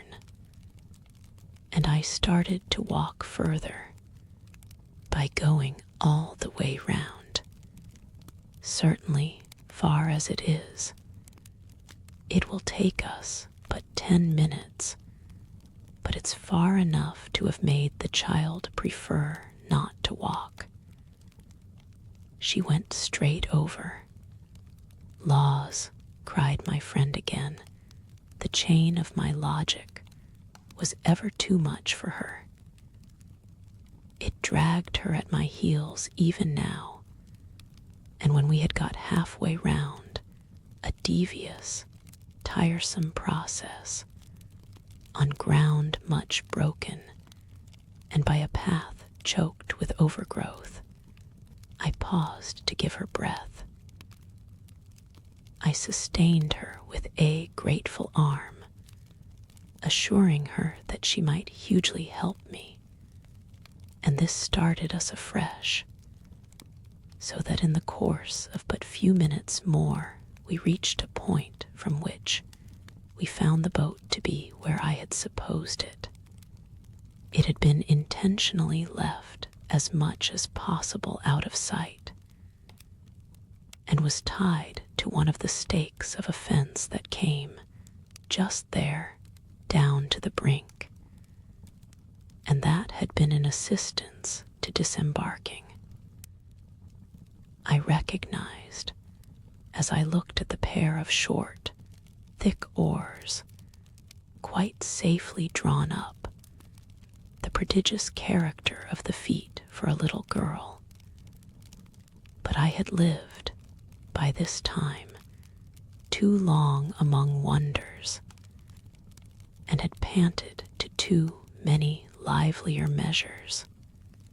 There was a gate in the fence through which we passed, and that brought us, after a trifling interval, more into the open. Then, there she is, we both exclaimed at once. Flora, a short way off, stood before us on the grass and smiled as if her performance was now complete. The next thing she did, however, was to stoop straight down and pluck, quite as if it were all she was there, for a big, ugly spray of withered fern. I instantly became sure she had just come out of the copse. She waited for us, not herself taking a step, and I was conscious of the rare solemnity with which we presently approached her. She smiled, and we met. But it was all done in a silence, by this time flagrantly ominous. Mrs. Groves was the first to break the spell. She threw herself on her knees, and drawing the child to her breast, clasped in a long embrace the little tender, yielding body. While this dumb convulsion lasted, I could only watch it, which I did the more intently when I saw Flora's face peep at me over our companion's shoulder. It was serious now. The flicker had left it, but it strengthened the pang with which I at that moment envied Mrs. Grows the simplicity of her relation. Still, all this while, nothing more passed between us save that Flora had let her foolish fern again drop to the ground. What she and I had virtually said to each other was that pretexts were useless now. When Mrs. Groves finally got up, she kept the child's hand, so that the two were still before me, and the singular reticence of our communion was even more marked in the frank look she launched me. "I'll be hanged," it said, "if I'll speak." It was Flora who, gazing all over me in candid wonder, was the first. She was struck with our bareheaded aspect. "Why, where are your things?" "Where yours are, my dear," I promptly returned. She had already got back her gaiety, and appeared to take this as an answer quite sufficient. "And where's Miles?" she went on. There was something in the small valor of it that quite finished me.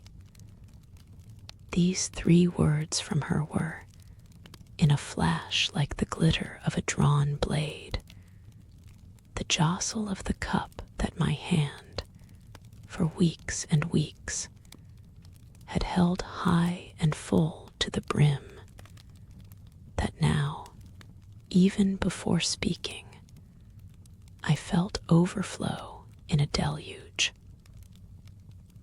"I'll tell you if you'll tell me," I heard myself say, then heard the tremor in which it broke. "Well, what?" Mrs. Groves's suspense blazed at me, but was too late now, and I brought the thing out handsomely.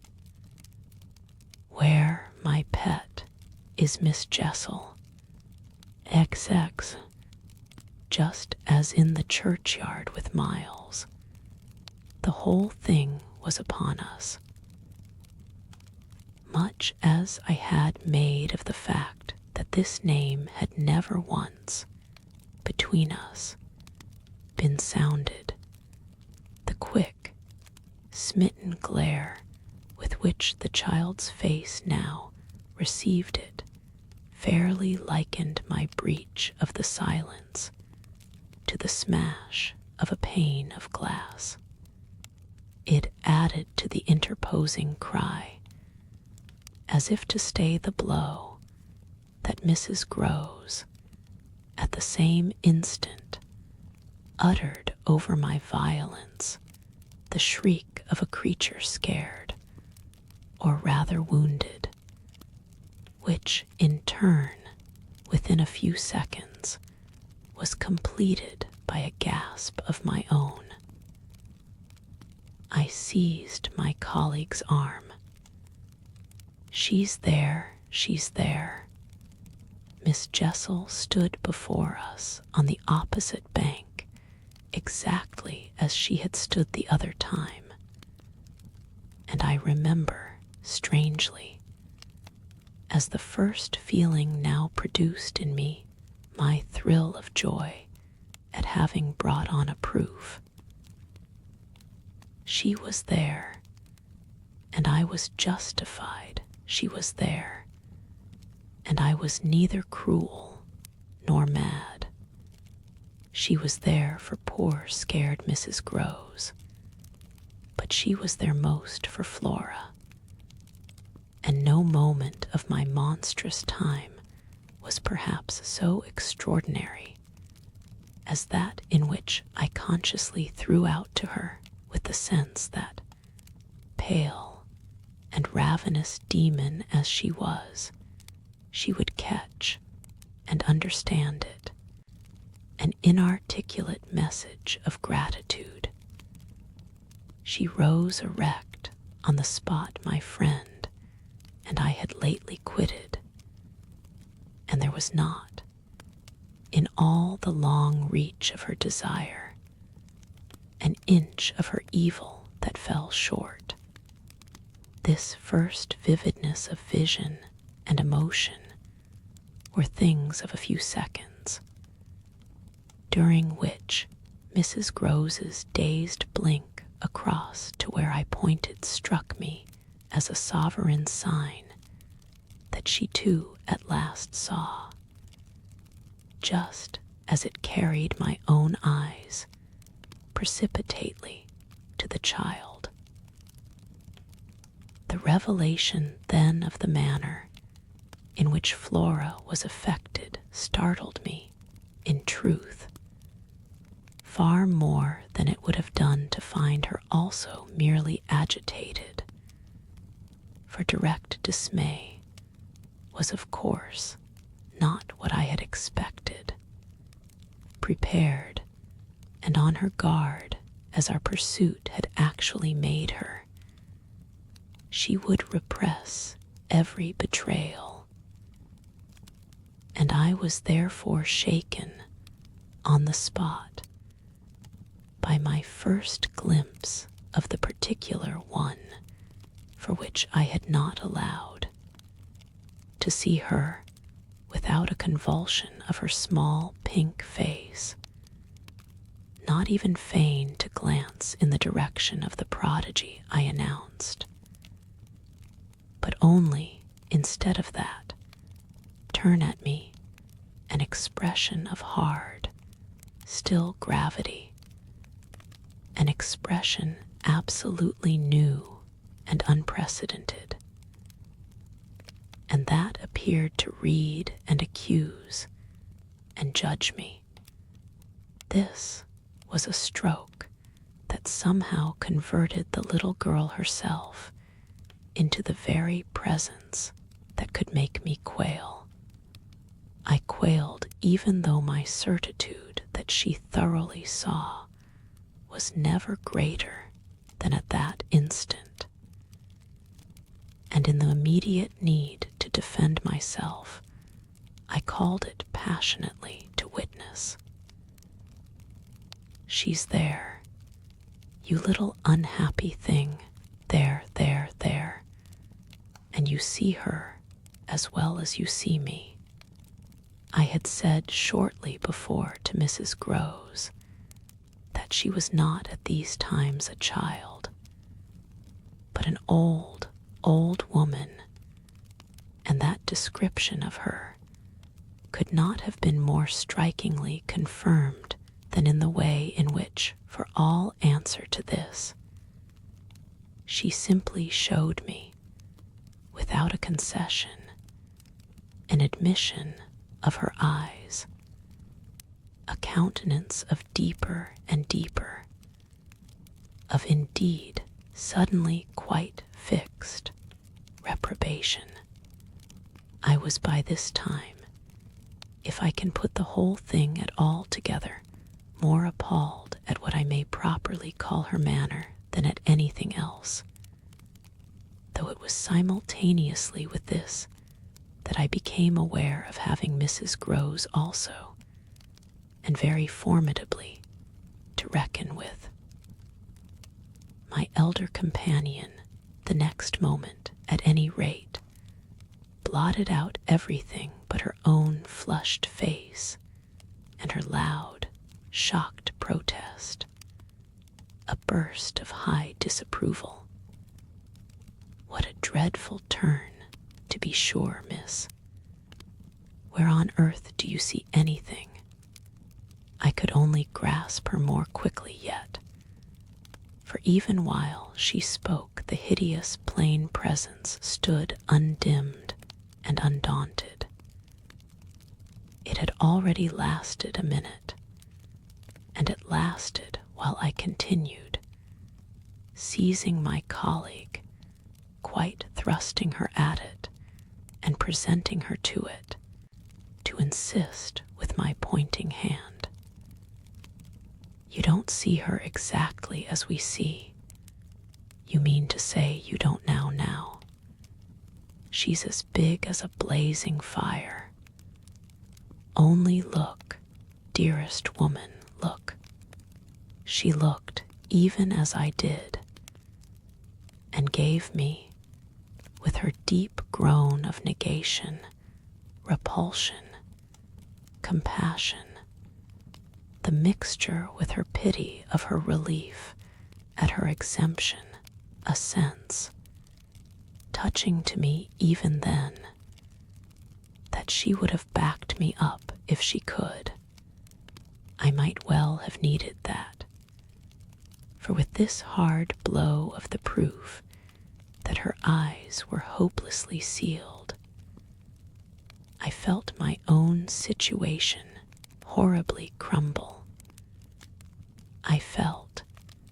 I saw my livid predecessor press, from her position, on my defeat, and I was conscious, more than all, of what I should have from this instant to deal with in the astounding little attitude of Flora. Into this attitude Mrs. Groves immediately and violently entered, breaking, even while there pierced through my sense of ruin a prodigious private triumph, into breathless reassurance. She isn't there, little lady, and nobody's there, and you never see nothing, my sweet. How can poor Miss Jessel, when poor Miss Jessel's dead and buried? We know, don't we, love? And she appealed, blundering in, to the child. It's all a mere mistake, and a worry and a joke, and we'll go home as fast as we can. Our companion on this had responded with a strange, quick primness of propriety, and they were again, with Mrs. Groves on her feet, united, as it were, in pained opposition to me. Flora continued to fix me with her small mask of reprobation, and even at that minute I prayed God to forgive me for seeming to see that, as she stood there holding tight to our friend's dress. Her incomparable childish beauty had suddenly failed, had quite vanished. I've said it already, she was hideously hard. She had turned common and almost ugly. I don't know what you mean. I see nobody. I see nothing. I never have. I think you're cruel. I don't like you. Then, after this deliverance, which might have been that of a vulgarly pert little girl in the street, she hugged Mrs. Groves more closely and buried in her skirts the dreadful little face. In this position, she produced an almost furious wail. "Take me away, take me away. Oh, take me away from her. From me," I panted. From you," she cried. Even Mrs. Groves looked across at me dismayed, while I had nothing to do but communicate again with the figure that, on the opposite bank, without a movement, as rigidly still as if catching, beyond the interval, our voices, was as vividly there for my disaster as it was not there for my service. The wretched child had spoken exactly as if she had got from some outside source each of her stabbing little words, and I could therefore, in the full despair of all I had to accept, but sadly shake my head at her. If I had ever doubted, all my doubt would at present have gone. I've been living with the miserable truth, and now it has only too much closed round me. Of course I've lost you. I've interfered, and you've seen under her dictation, with which I faced, over the pool again, our infernal witness, the easy and perfect way to meet it. I've done my best, but I've lost you. Goodbye. For Mrs. Groves, I had an imperative, an almost frantic "go, go," before which, in infinite distress, but mutely possessed of the little girl, and clearly convinced, in spite of her blindness, that something awful had occurred and some collapse engulfed us, she retreated by the way we had come, as fast as she could move. Of what first happened when I was left alone, I had no subsequent memory. I only knew that at the end of, I suppose, a quarter of an hour, an odorous dampness and roughness, chilling and piercing my trouble, had made me understand that I must have thrown myself on my face on the ground and given way to a wildness of grief. I must have lain there long and cried and sobbed, for when I raised my head, the day was almost done. I got up and looked a moment through the twilight at the gray pool and its blank, haunted edge, and then I took back to the house my dreary and difficult course. When I reached the gate in the fence, the boat, to my surprise, was gone. so that I had a fresh reflection to make on Flora's extraordinary command of the situation. She passed that night by the most tacit, and I should add, were not the word so grotesque a false note, the happiest of arrangements with Mrs. Groves. I saw neither of them on my return, but on the other hand, as by an ambiguous compensation, I saw a great deal of Miles. I saw, I can use no other phrase, so much of him that it was as if it were more than it had ever been.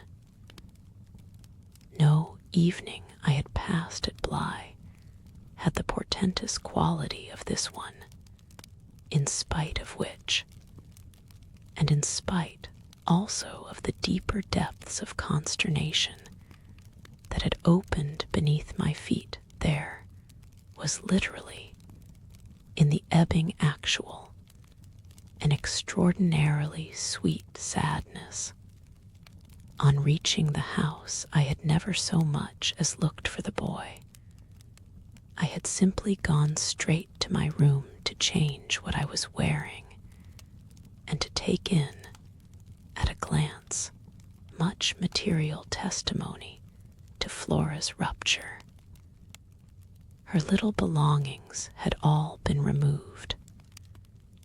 When later, by the schoolroom fire, I was served with tea by the usual maid, I indulged, on the article of my other pupil, in no inquiry whatever. He had his freedom now. He might have it to the end. Well, he did have it, and it consisted, in part at least, of his coming in at about 8 o'clock, and sitting down with me in silence. On the removal of the tea things, I had blown out the candles and drawn my chair closer. I was conscious of a mortal coldness and felt as if I should never again be warm.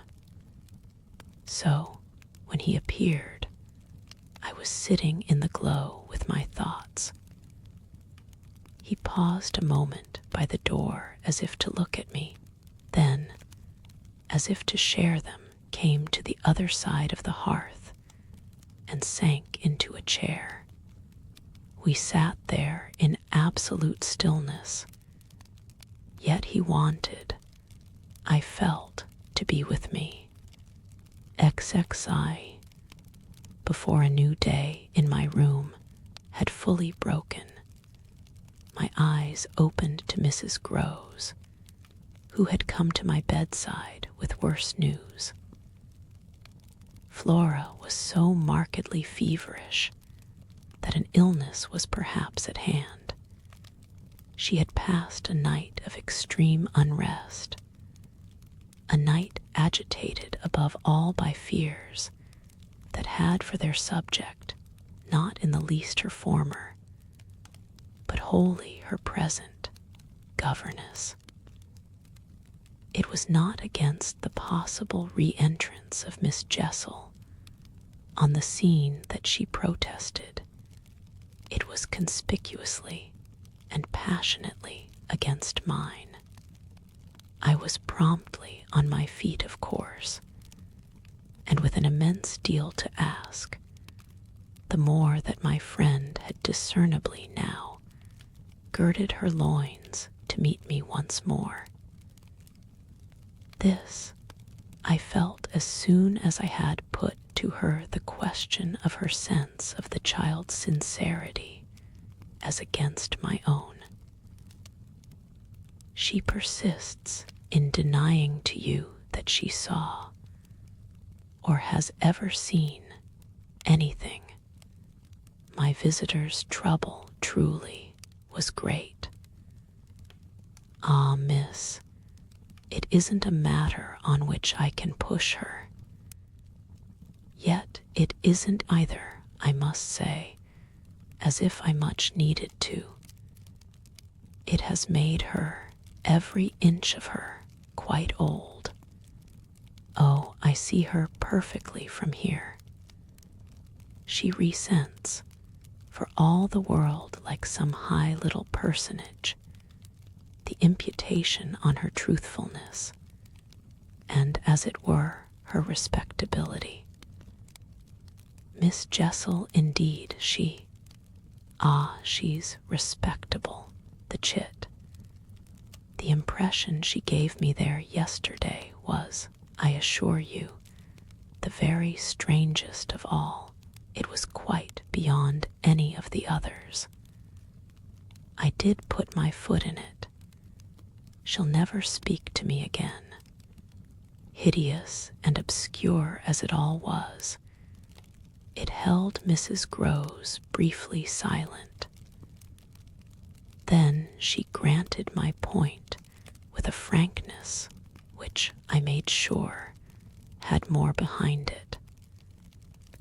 I think indeed, miss, she never will. She do have a grand manner about it, and that manner, I summed it up, is practically what's the matter with her now. Oh, that manner I could see in my visitor's face, and not a little else besides. She asks me every 3 minutes if I think you're coming in. I see. I, too, on my side, had so much more than worked it out.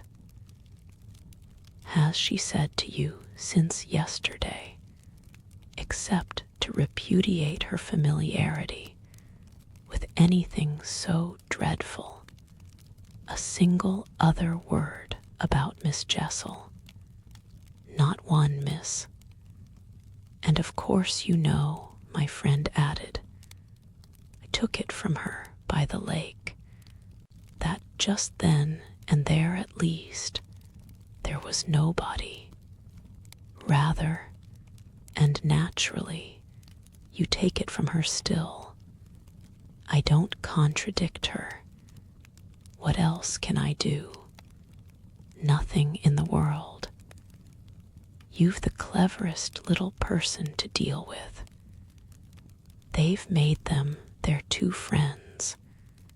I mean, still cleverer even than nature did, for it was wondrous material to play on. Flora has now her grievance, and she'll work it to the end. Yes, miss, but to what end? Why, that of dealing with me to her uncle. She'll make me out to him the lowest creature. I winced at the fair show of the scene in Mrs. Groves's face. She looked for a minute as if she sharply saw them together. And him who thinks so well of you, he has an odd way, it comes over me now, I laughed, of proving it. But that doesn't matter. What Flora wants, of course, is to get rid of me. My companion bravely concurred. Never again to so much as look at you. So that what you've come to me now for, I asked, is to speed me on my way. Before she had time to reply, however, I had her in check. I've a better idea, the result of my reflections, my going would seem the right thing, and on Sunday I was terribly near it. Yet that won't do. It's you who must go. You must take Flora. My visitor at this did speculate. But where in the world? Away from here, away from them, away, even most of all now from me, straight to her uncle only to tell on you. No, not only. To leave me in addition with my remedy. She was still vague. And what is your remedy? Your loyalty to begin with, and then Miles's. She looked at me hard. Do you think he won't, if he has the chance, turn on me? Yes, I venture still to think it. At all events, I want to try. Get off with his sister as soon as possible and leave me with him alone. I was amazed myself at the spirit I had still in reserve, and therefore perhaps a trifle the more disconcerted at the way in which, in spite of this fine example of it, she hesitated. There's one thing, of course, I went on. They mustn't, before she goes, see each other for 3 seconds. Then it came over me that, in spite of Flora's presumable sequestration from the instant of her return from the pool, it might already be too late. Do you mean, I anxiously asked, that they have met? At this she quite flushed. Ah, miss, I'm not such a fool as that, if I've been obliged to leave her 3 or 4 times. It has been each time with one of the maids, and at present, though she's alone, she's locked in safe. And yet, there were too many things. And yet what? Well, are you so sure of the little gentleman? I'm not sure of anything but you. But I have, since last evening, a new hope. I think he wants to give me an opening. I do believe that, poor little exquisite wretch, he wants to speak. Last evening, in the firelight and the silence, he sat with me for 2 hours, as if it were just coming. Mrs. Groves looked hard through the window at the gray, gathering day. And did it come? No, though I waited and waited, I confess it didn't. And it was without a breach of the silence, or so much as a faint allusion to his sister's condition and absence, that we at last kissed for good night. All the same, I continued, I can't, if her uncle sees her consent to his seeing her brother, without my having given the boy. And most of all because things have got so bad, a little more time. My friend appeared on this ground more reluctant than I could quite understand. What do you mean by more time? Well, a day or 2 really to bring it out. He'll then be on my side, of which you see the importance. If nothing comes, I shall only fail, and you will, at the worst, have helped me by doing, on your arrival in town, whatever you may have found possible.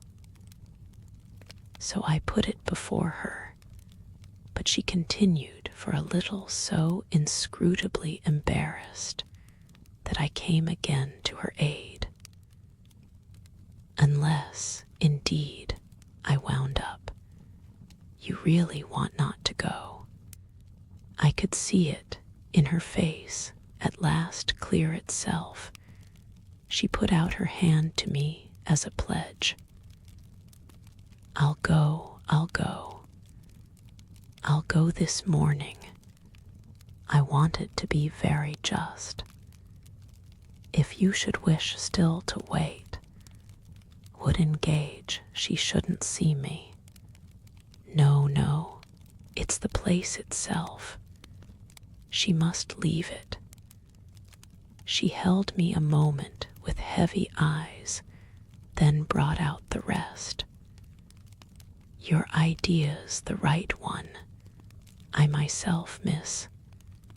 Well, I can't stay. The look she gave me with it made me jump at possibilities. You mean that, since yesterday, you have seen? She shook her head with dignity. I've heard from that child horrors. There, she sighed with tragic relief. On my honor, miss, she says things.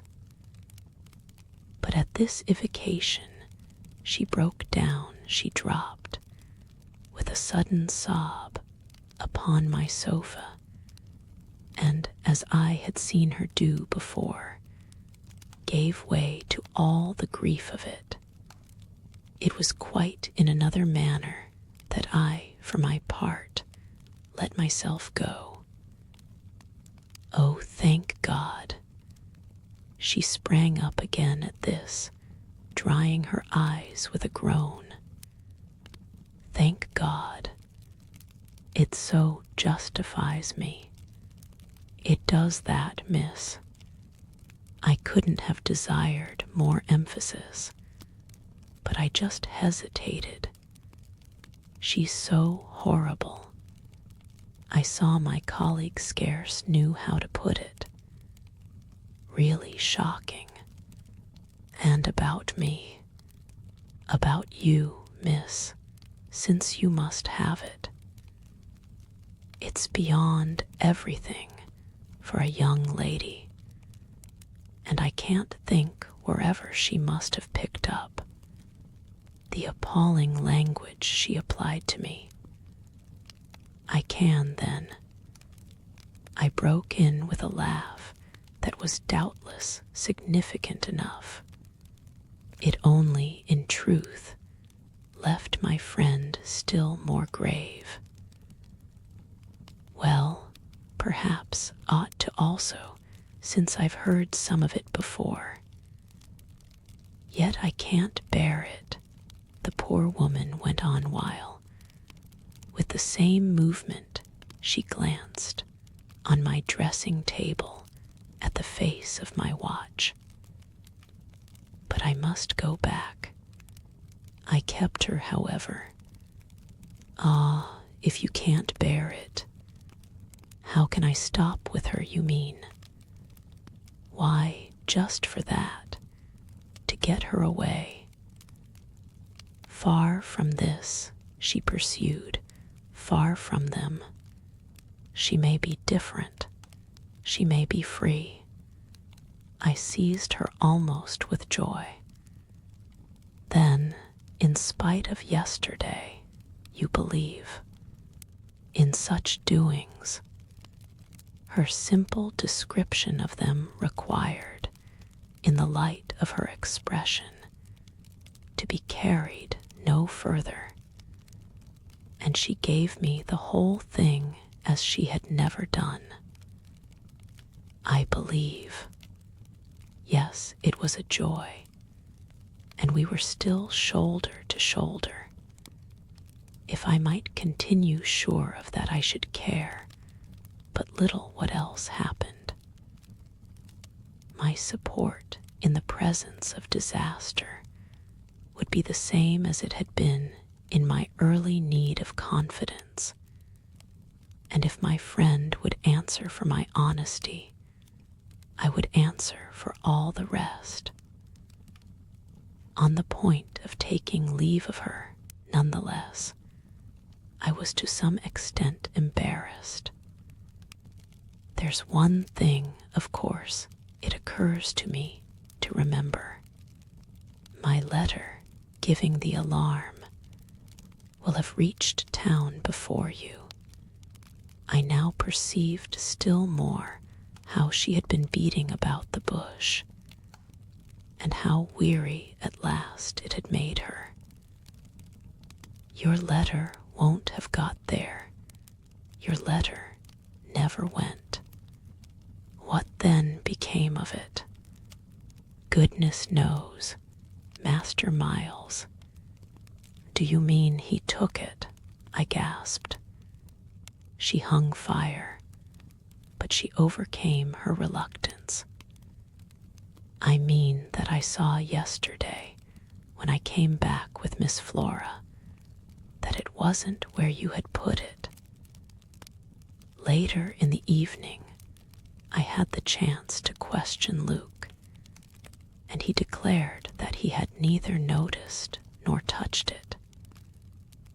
We could only exchange on this one of our deeper mutual soundings, and it was Mrs. Groves who first brought up the plum with an almost elated, "You see." Yes, I see that if Miles took it instead, he probably will have read it and destroyed it. And don't you see anything else? I faced her a moment with a sad smile. It strikes me that by this time your eyes are open even wider than mine. They prove to be so indeed, but she could still blush almost to show it. I make out now what he must have done at school, and she gave, in her simple sharpness, an almost droll, disillusioned nod. He stole. I turned it over. I tried to be more judicial. Well, perhaps. She looked as if she found me unexpectedly calm. He stole letters. She couldn't know my reasons for a calmness after all pretty shallow, so I showed them off as I might. I hope, then, it was to more purpose than in this case. The note, at any rate, that I put on the table yesterday, I pursued, will have given him so scant an advantage, for it contained only the bare demand for an interview, that he is already much ashamed of having gone so far for so little, and that what he had on his mind last evening was precisely the need of confession. I seemed to myself for the instant to have mastered it, to see it all. Leave us, leave us. I was already at the door, hurrying her off. I'll get it out of him. He'll meet me, he'll confess. If he confesses, he's saved. And if he's saved, then you are.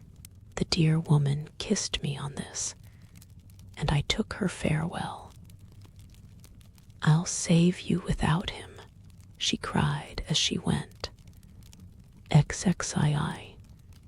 Yet it was when she had got off, and I missed her on the spot, that the great pinch really came. If I had counted on what it would give me to find myself alone with Miles, I speedily perceived, at least, that it would give me a measure. No hour of my stay, in fact, was so assailed with apprehensions as that of my coming down to learn that the carriage containing Mrs. Groves and my younger pupil had already rolled out of the gates. Now I was, I said to myself, face to face with the elements, and for much of the rest of the day, while I fought my weakness, I could consider that I had been supremely rash. It was a tighter place still than I had yet turned round in, all the more that, for the first time, I could see in the aspect of others a confused reflection of the crisis. What had happened naturally caused them all to stare. There was too little of the explained, throw out whatever we might, in the suddenness of my colleague's act. The maids and the men looked blank, the effect of which on my nerves was an aggravation, until I saw the necessity of making it a positive aid. It was precisely, in short, by just clutching the helm that I avoided total wreck, and I dare say that, to bear up at all, I became, that morning, very grand and very dry. I welcomed the consciousness that I was charged with much to do, and I caused it to be known as well that, left thus to myself, I was quite remarkably firm. I wandered with that manner, for the next hour or two, all over the place and looked, I have no doubt, as if I were ready for any onset. So, for the benefit of whom it might concern, I paraded with a sick heart. The person it appeared least to concern proved to be, till dinner, little Miles himself. My perambulations had given me, meanwhile, no glimpse of him, but they had tended to make more public the change taking place in our relation, as a consequence of his having at the piano, the day before, kept me, in Flora's interest, so beguiled and befooled. The stamp of publicity had of course been fully given by her confinement and departure, and the change itself was now ushered in by our non-observance of the regular custom of the schoolroom. He had already disappeared when, on my way down, I pushed open his door, and I learned below that he had breakfasted in the presence of a couple of the maids with Mrs. Groves and his sister. He had then gone out, as he said, for a stroll, than which nothing, I reflected, could better have expressed his frank view of the abrupt transformation of my office. What he would not permit this office to consist of was yet to be settled. There was a queer relief, at all events, I mean for myself in especial, in the renouncement of one pretension, if so much had sprung to the surface. I scarce put it too strongly, in saying that what had perhaps sprung highest was the absurdity of our prolonging the fiction that I had anything more to teach him. It sufficiently stuck out that, by tacit little tricks, in which even more than myself he carried out the care for my dignity, I had had to appeal to him to let me off straining to meet him on the ground of his true capacity. He had at any rate his freedom now. I was never to touch it again, as I had amply shown, moreover, when, on his joining me in the schoolroom the previous night, I had uttered, on the subject of the interval just concluded, neither challenge nor hint.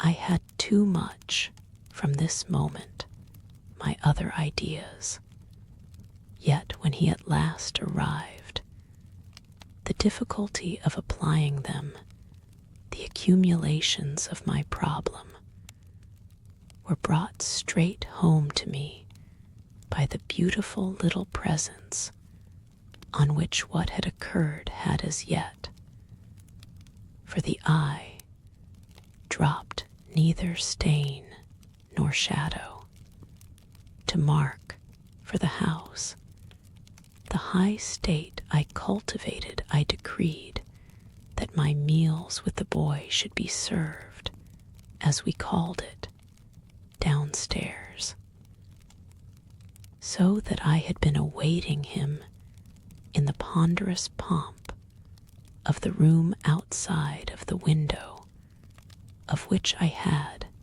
from Mrs. Groves that first scared Sunday, my flash of something it would scarce have done to call light.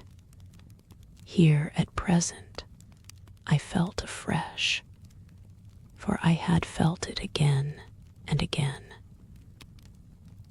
how my equilibrium depended on the success of my rigid will, the will to shut my eyes as tight as possible to the truth that what I had to deal with was, revoltingly, against nature.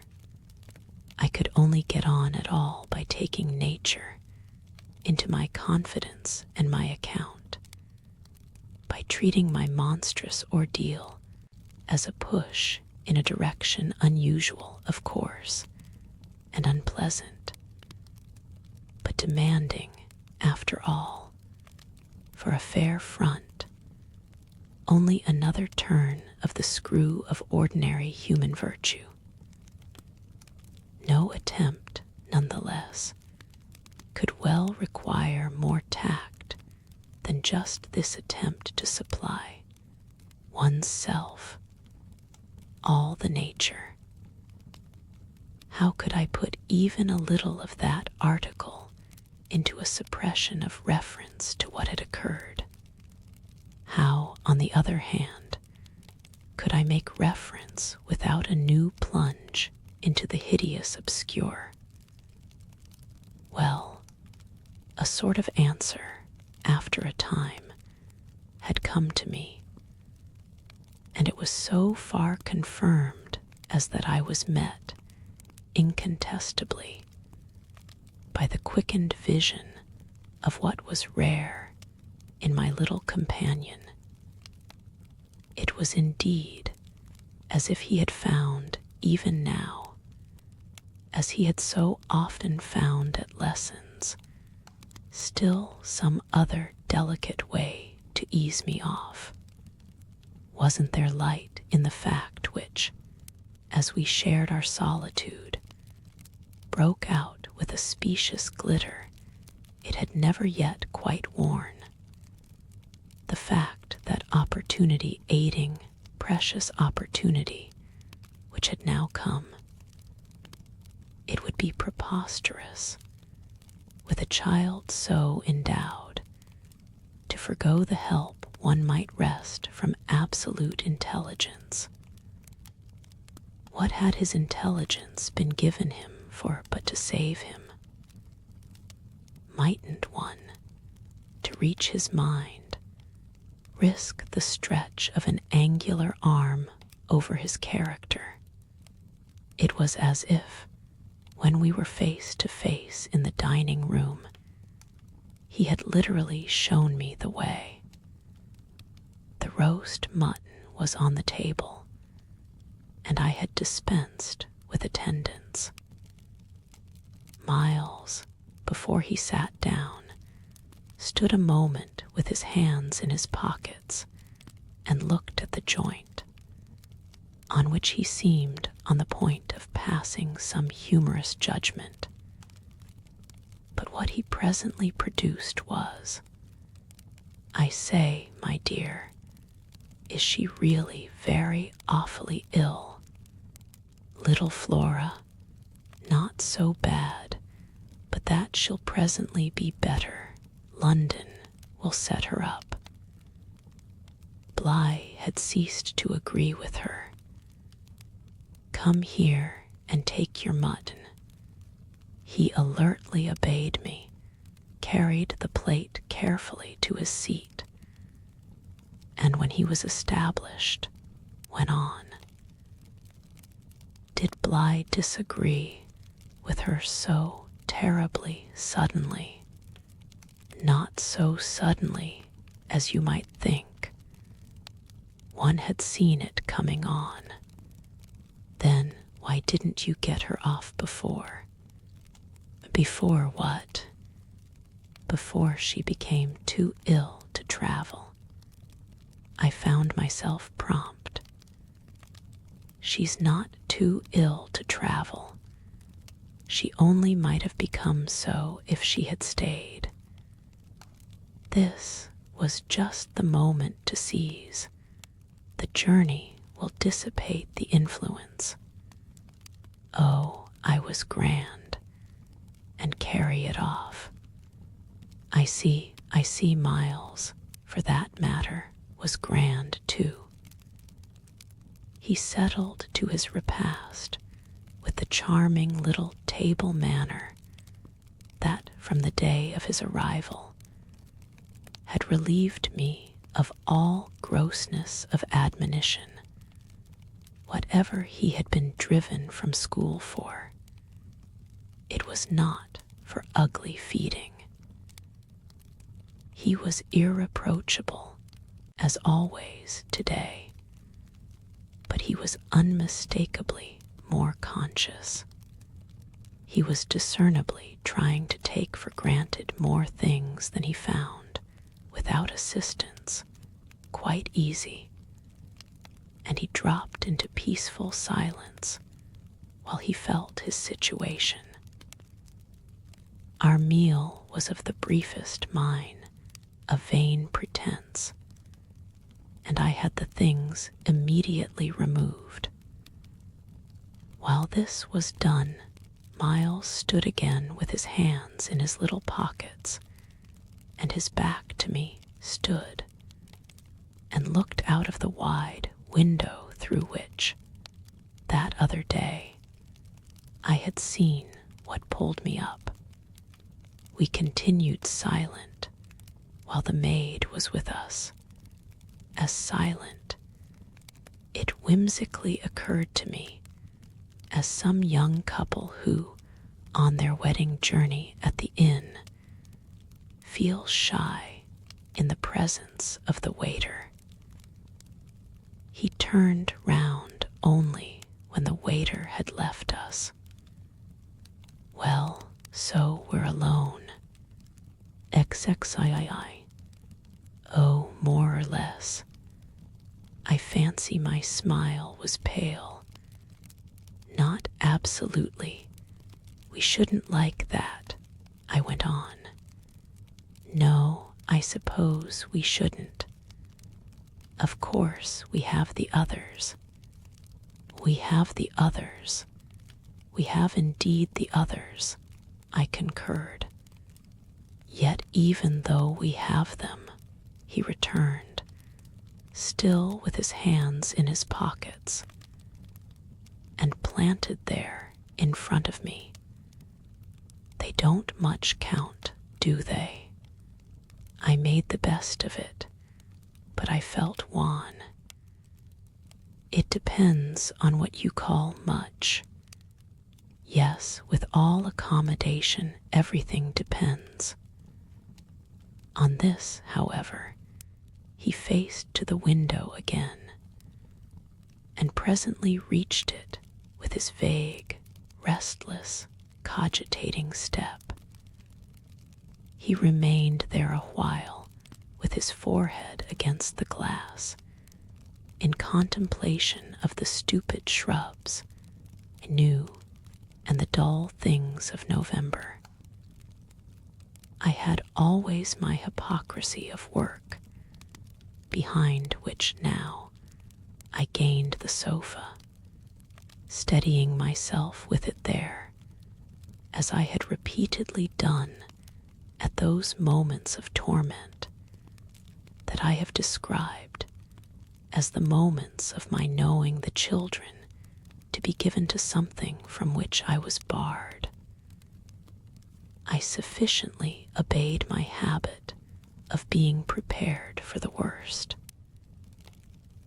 But an extraordinary impression dropped on me as I extracted a meaning from the boy's embarrassed back, none other than the impression that I was not barred now.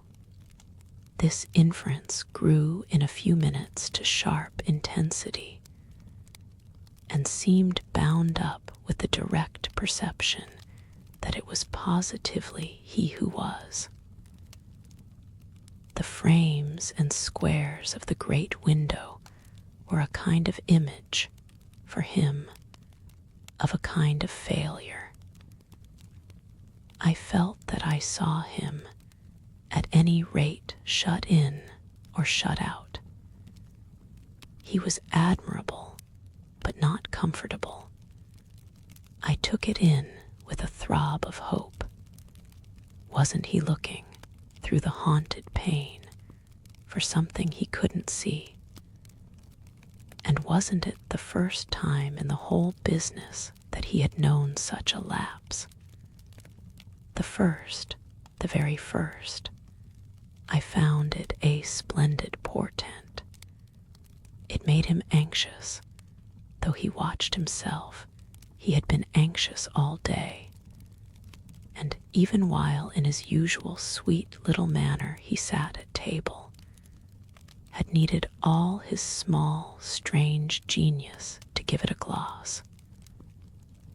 When he at last turned round to meet me, it was almost as if this genius had succumbed. Well, I think I'm glad Bly agrees with me. You would certainly seem to have seen these 24 hours, a good deal more of it than for some time before. I hope, I went on bravely, that you've been enjoying yourself. Oh yes, I've been ever so far, all round about miles and miles away. I've never been so free. He had really a manner of his own, and I could only try to keep up with him. Well, do you like it?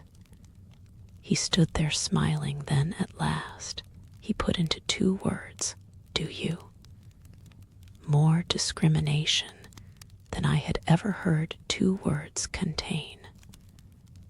Before I had time to deal with that, however, he continued, as if with the sense that this was an impertinence to be softened.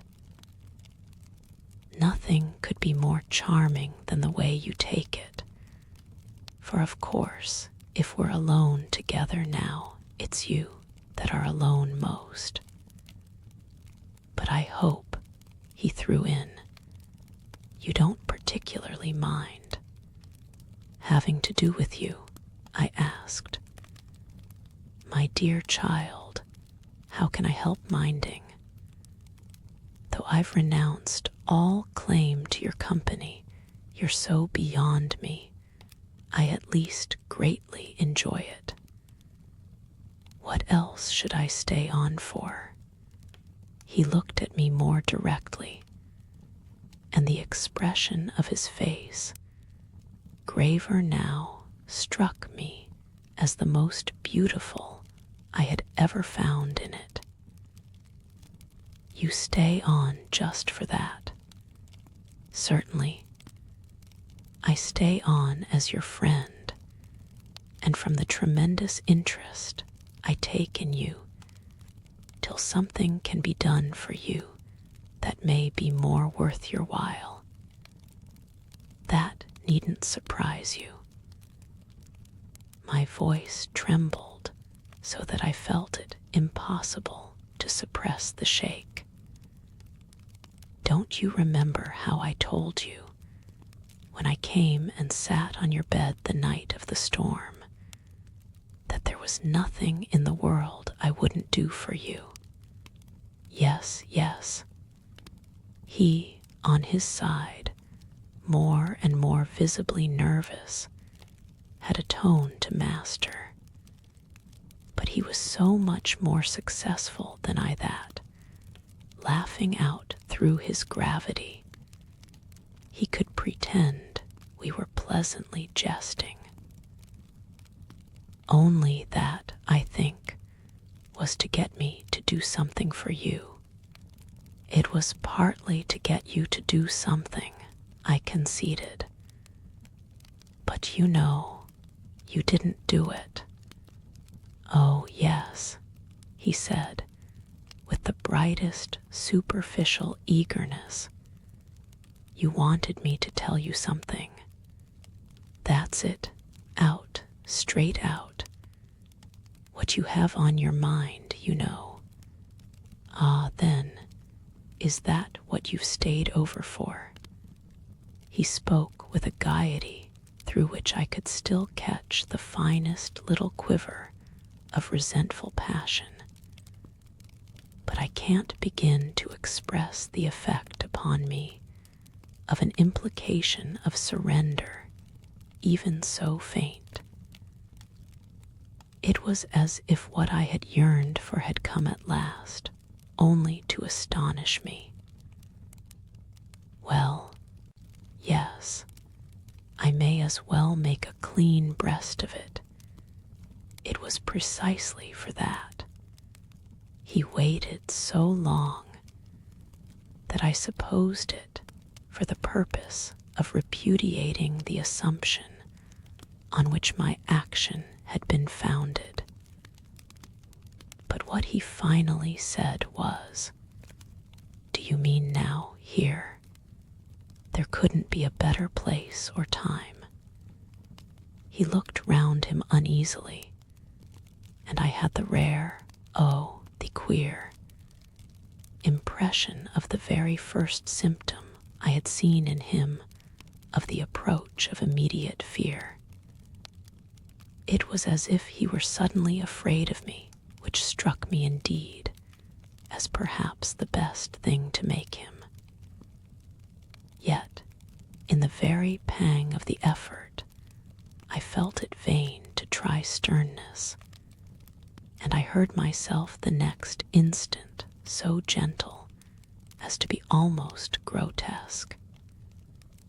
"You want so to go out again?" "Awfully." He smiled at me heroically, and the touching little bravery of it was enhanced by his actually flushing with pain.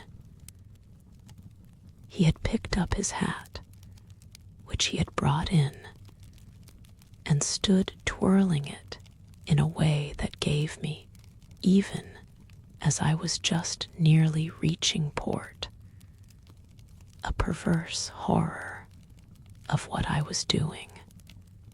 To do it in any way was an act of violence.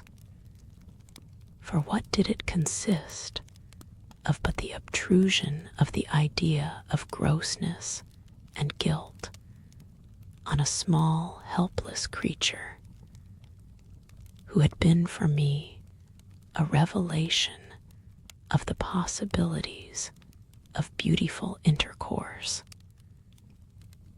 Wasn't it base to create for a being so exquisite a mere alien awkwardness?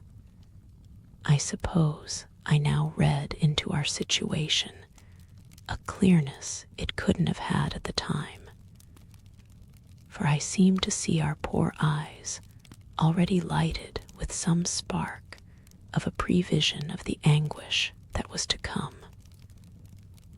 So we circled about, with terrors and scruples, like fighters not daring to close. But it was for each other we feared, us a little longer suspended and unbruised. "I'll tell you everything," Miles said. "I mean, I'll tell you anything you like. You'll stay on with me, and we shall both be all right, and I will tell you I will. But not now." "Why not now?" My insistence turned him from me and kept him once more at his window in a silence during which, between us, you might have heard a pin drop. Then he was before me again with the air of a person for whom, outside, someone who had frankly to be reckoned with was waiting. "I have to see Luke." I had not yet reduced him to quite so vulgar a lie, and I felt proportionately ashamed. But horrible as it was, his lies made up my truth. I achieved thoughtfully a few loops of my knitting. "Well, then, go to Luke, and I'll wait for what you promise. Only, in return for that, satisfy, before you leave me, one very much smaller request." He looked as if he felt he had succeeded enough to be able still a little to bargain. "Very much smaller. Yes, a mere fraction of the whole. Tell me, oh, my work preoccupied me, and I was offhand. If yesterday afternoon from the table in the hall you took, you know, my letter, XXIV, my sense of how he received this suffered for a minute from something that I can describe only as a fierce split of my attention, a stroke that at first, as I sprang straight up, reduced me to the mere blind movement of getting hold of him, drawing him close, and while I just fell for support against the nearest piece of furniture, instinctively keeping him with his back to the window, the appearance was full upon us that I had already had to deal with here. Peter Quint had come into view like a sentinel before a prison. The next thing I saw was that from outside he had reached the window, and then I knew that, close to the glass and glaring in through it, he offered once more to the room his white face of damnation. It represents, but grossly, what took place within me at the sight, to say that on the second my decision was made, yet I believe that no woman so overwhelmed ever in so short a time recovered her grasp of the act. It came to me in the very horror of the immediate presence that the act would be, seeing and facing what I saw and faced, to keep the boy himself unaware. The inspiration, I can call it by no other name, was that I felt how voluntarily, how transcendently I might. It was like fighting with a demon for a human soul. And when I had fairly so appraised it, I saw how the human soul held out in the tremor of my hands, at arm's length, had a perfect dew of sweat on a lovely childish forehead. The face that was close to mine was as white as the face against the glass, and out of it presently came a sound, not low nor weak, but as if from much further away, that I drank like a waft of fragrance. Yes, I took it. At this, with a moan of joy, I enfolded. I drew him close, and while I held him to my breast, where I could feel in the sudden fever of his little body the tremendous pulse of his little heart, I kept my eyes on the thing at the window and saw it move and shift its posture. I have likened it to a sentinel, but its slow wheel for a moment was rather the prowl of a baffled beast. My present quickened courage, however, was such that, not too much to let it through, had to shade, as it were, my flame. Meanwhile, the glare of the face was again at the window, the scoundrel fixed as if to watch and wait. It was the very confidence that I might now defy him, as well as the positive certitude, by this time, of the child's unconsciousness, that made me go on. What did you take it for? To see what you said about me. You opened the letter. I opened it. My eyes were now, as I held him off a little again, on Miles's own face, in which the collapse of mockery showed me how complete was the ravage of uneasiness. What was prodigious was that at last, by my success, his sense was sealed and his communication stopped. He knew that he was in presence, but knew not of what, and knew still less that I also was, and that I did know. And what did this strain of trouble matter when my eyes went back to the window, only to see that the air was clear again, and by my personal triumph the influence quenched?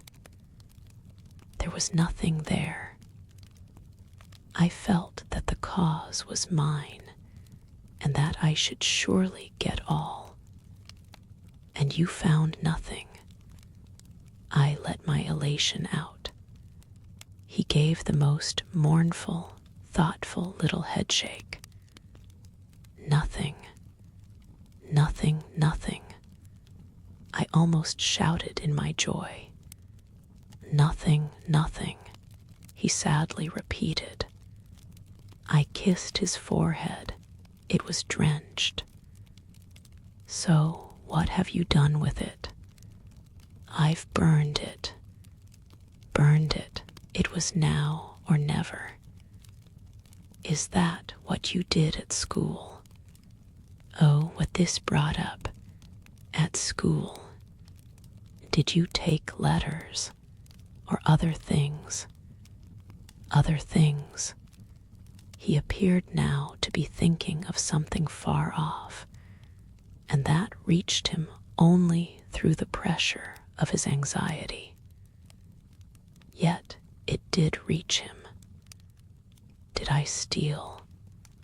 I felt myself redden to the roots of my hair, as well as wonder if it were more strange to put to a gentleman such a question, or to see him take it with allowances that gave the very distance of his fall in the world.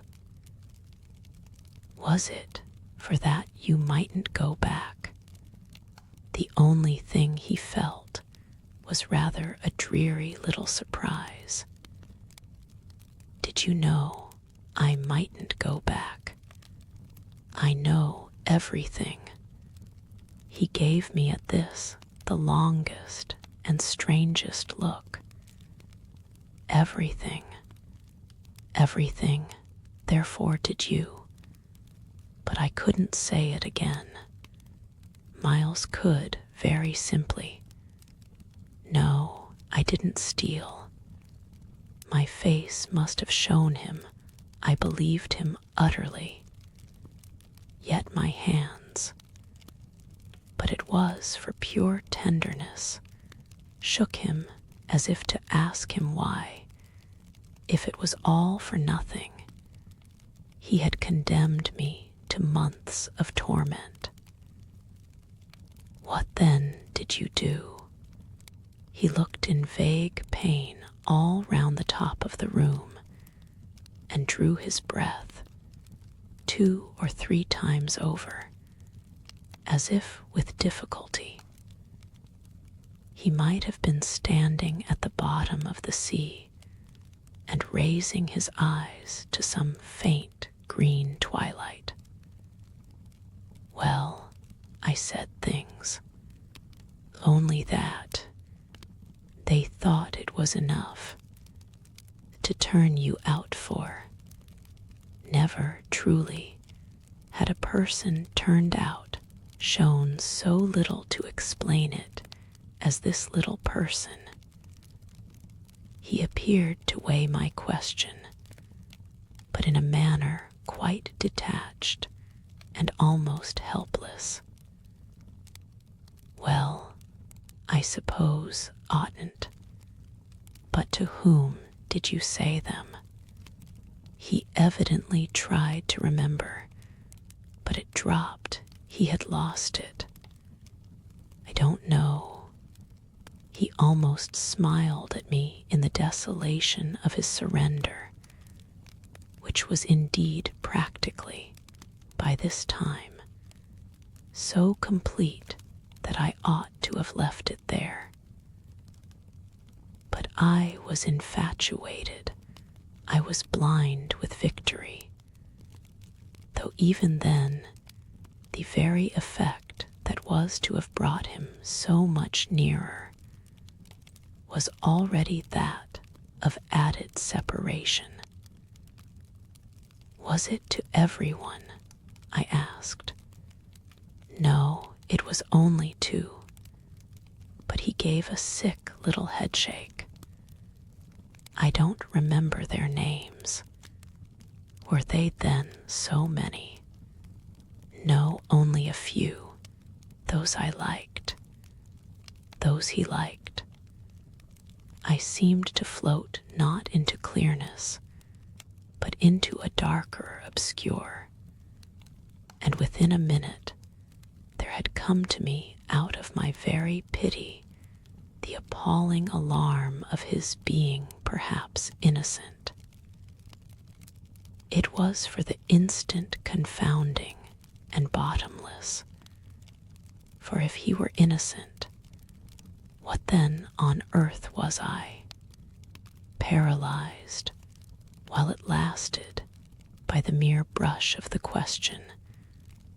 Let him go a little, so that, with a deep-drawn sigh, he turned away from me again, which, as he faced toward the clear window, I suffered, feeling that had nothing now there to keep him from.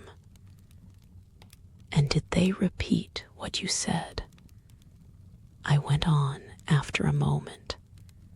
He was soon at some distance from me, still breathing hard and again with the air, though now without anger for it, of being confined against his will. Once more, as he had done before, he looked up at the dim day as if, of what had hitherto sustained him, nothing was left but an unspeakable anxiety. Oh, yes, he nevertheless replied. They must have repeated them. To those they liked, he added.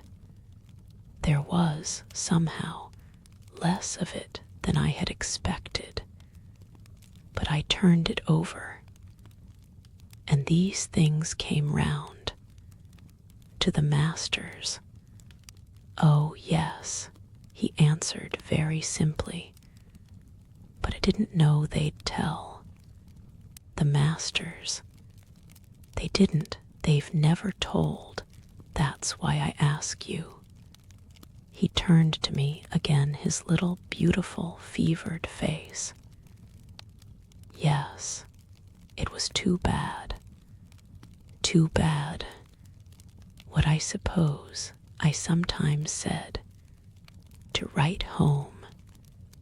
I can't name the exquisite pathos of the contradiction given to such a speech by such a speaker. I only know that the next instant I heard myself throw off with homely force. Stuff and nonsense. But the next after that, I must have sounded stern enough. What were these things? My sternness was all for his judge, his executioner. Yet it made him avert himself again, and that movement made me, with a single bound and an irrepressible cry, spring straight upon him. For there again, against the glass, as if to blight his confession and stay his answer, was the hideous author of our woe, the white face of damnation. I felt a sick swim at the drop of my victory, and all the return of my battle, so that the wildness of my veritable leap only served as a great betrayal.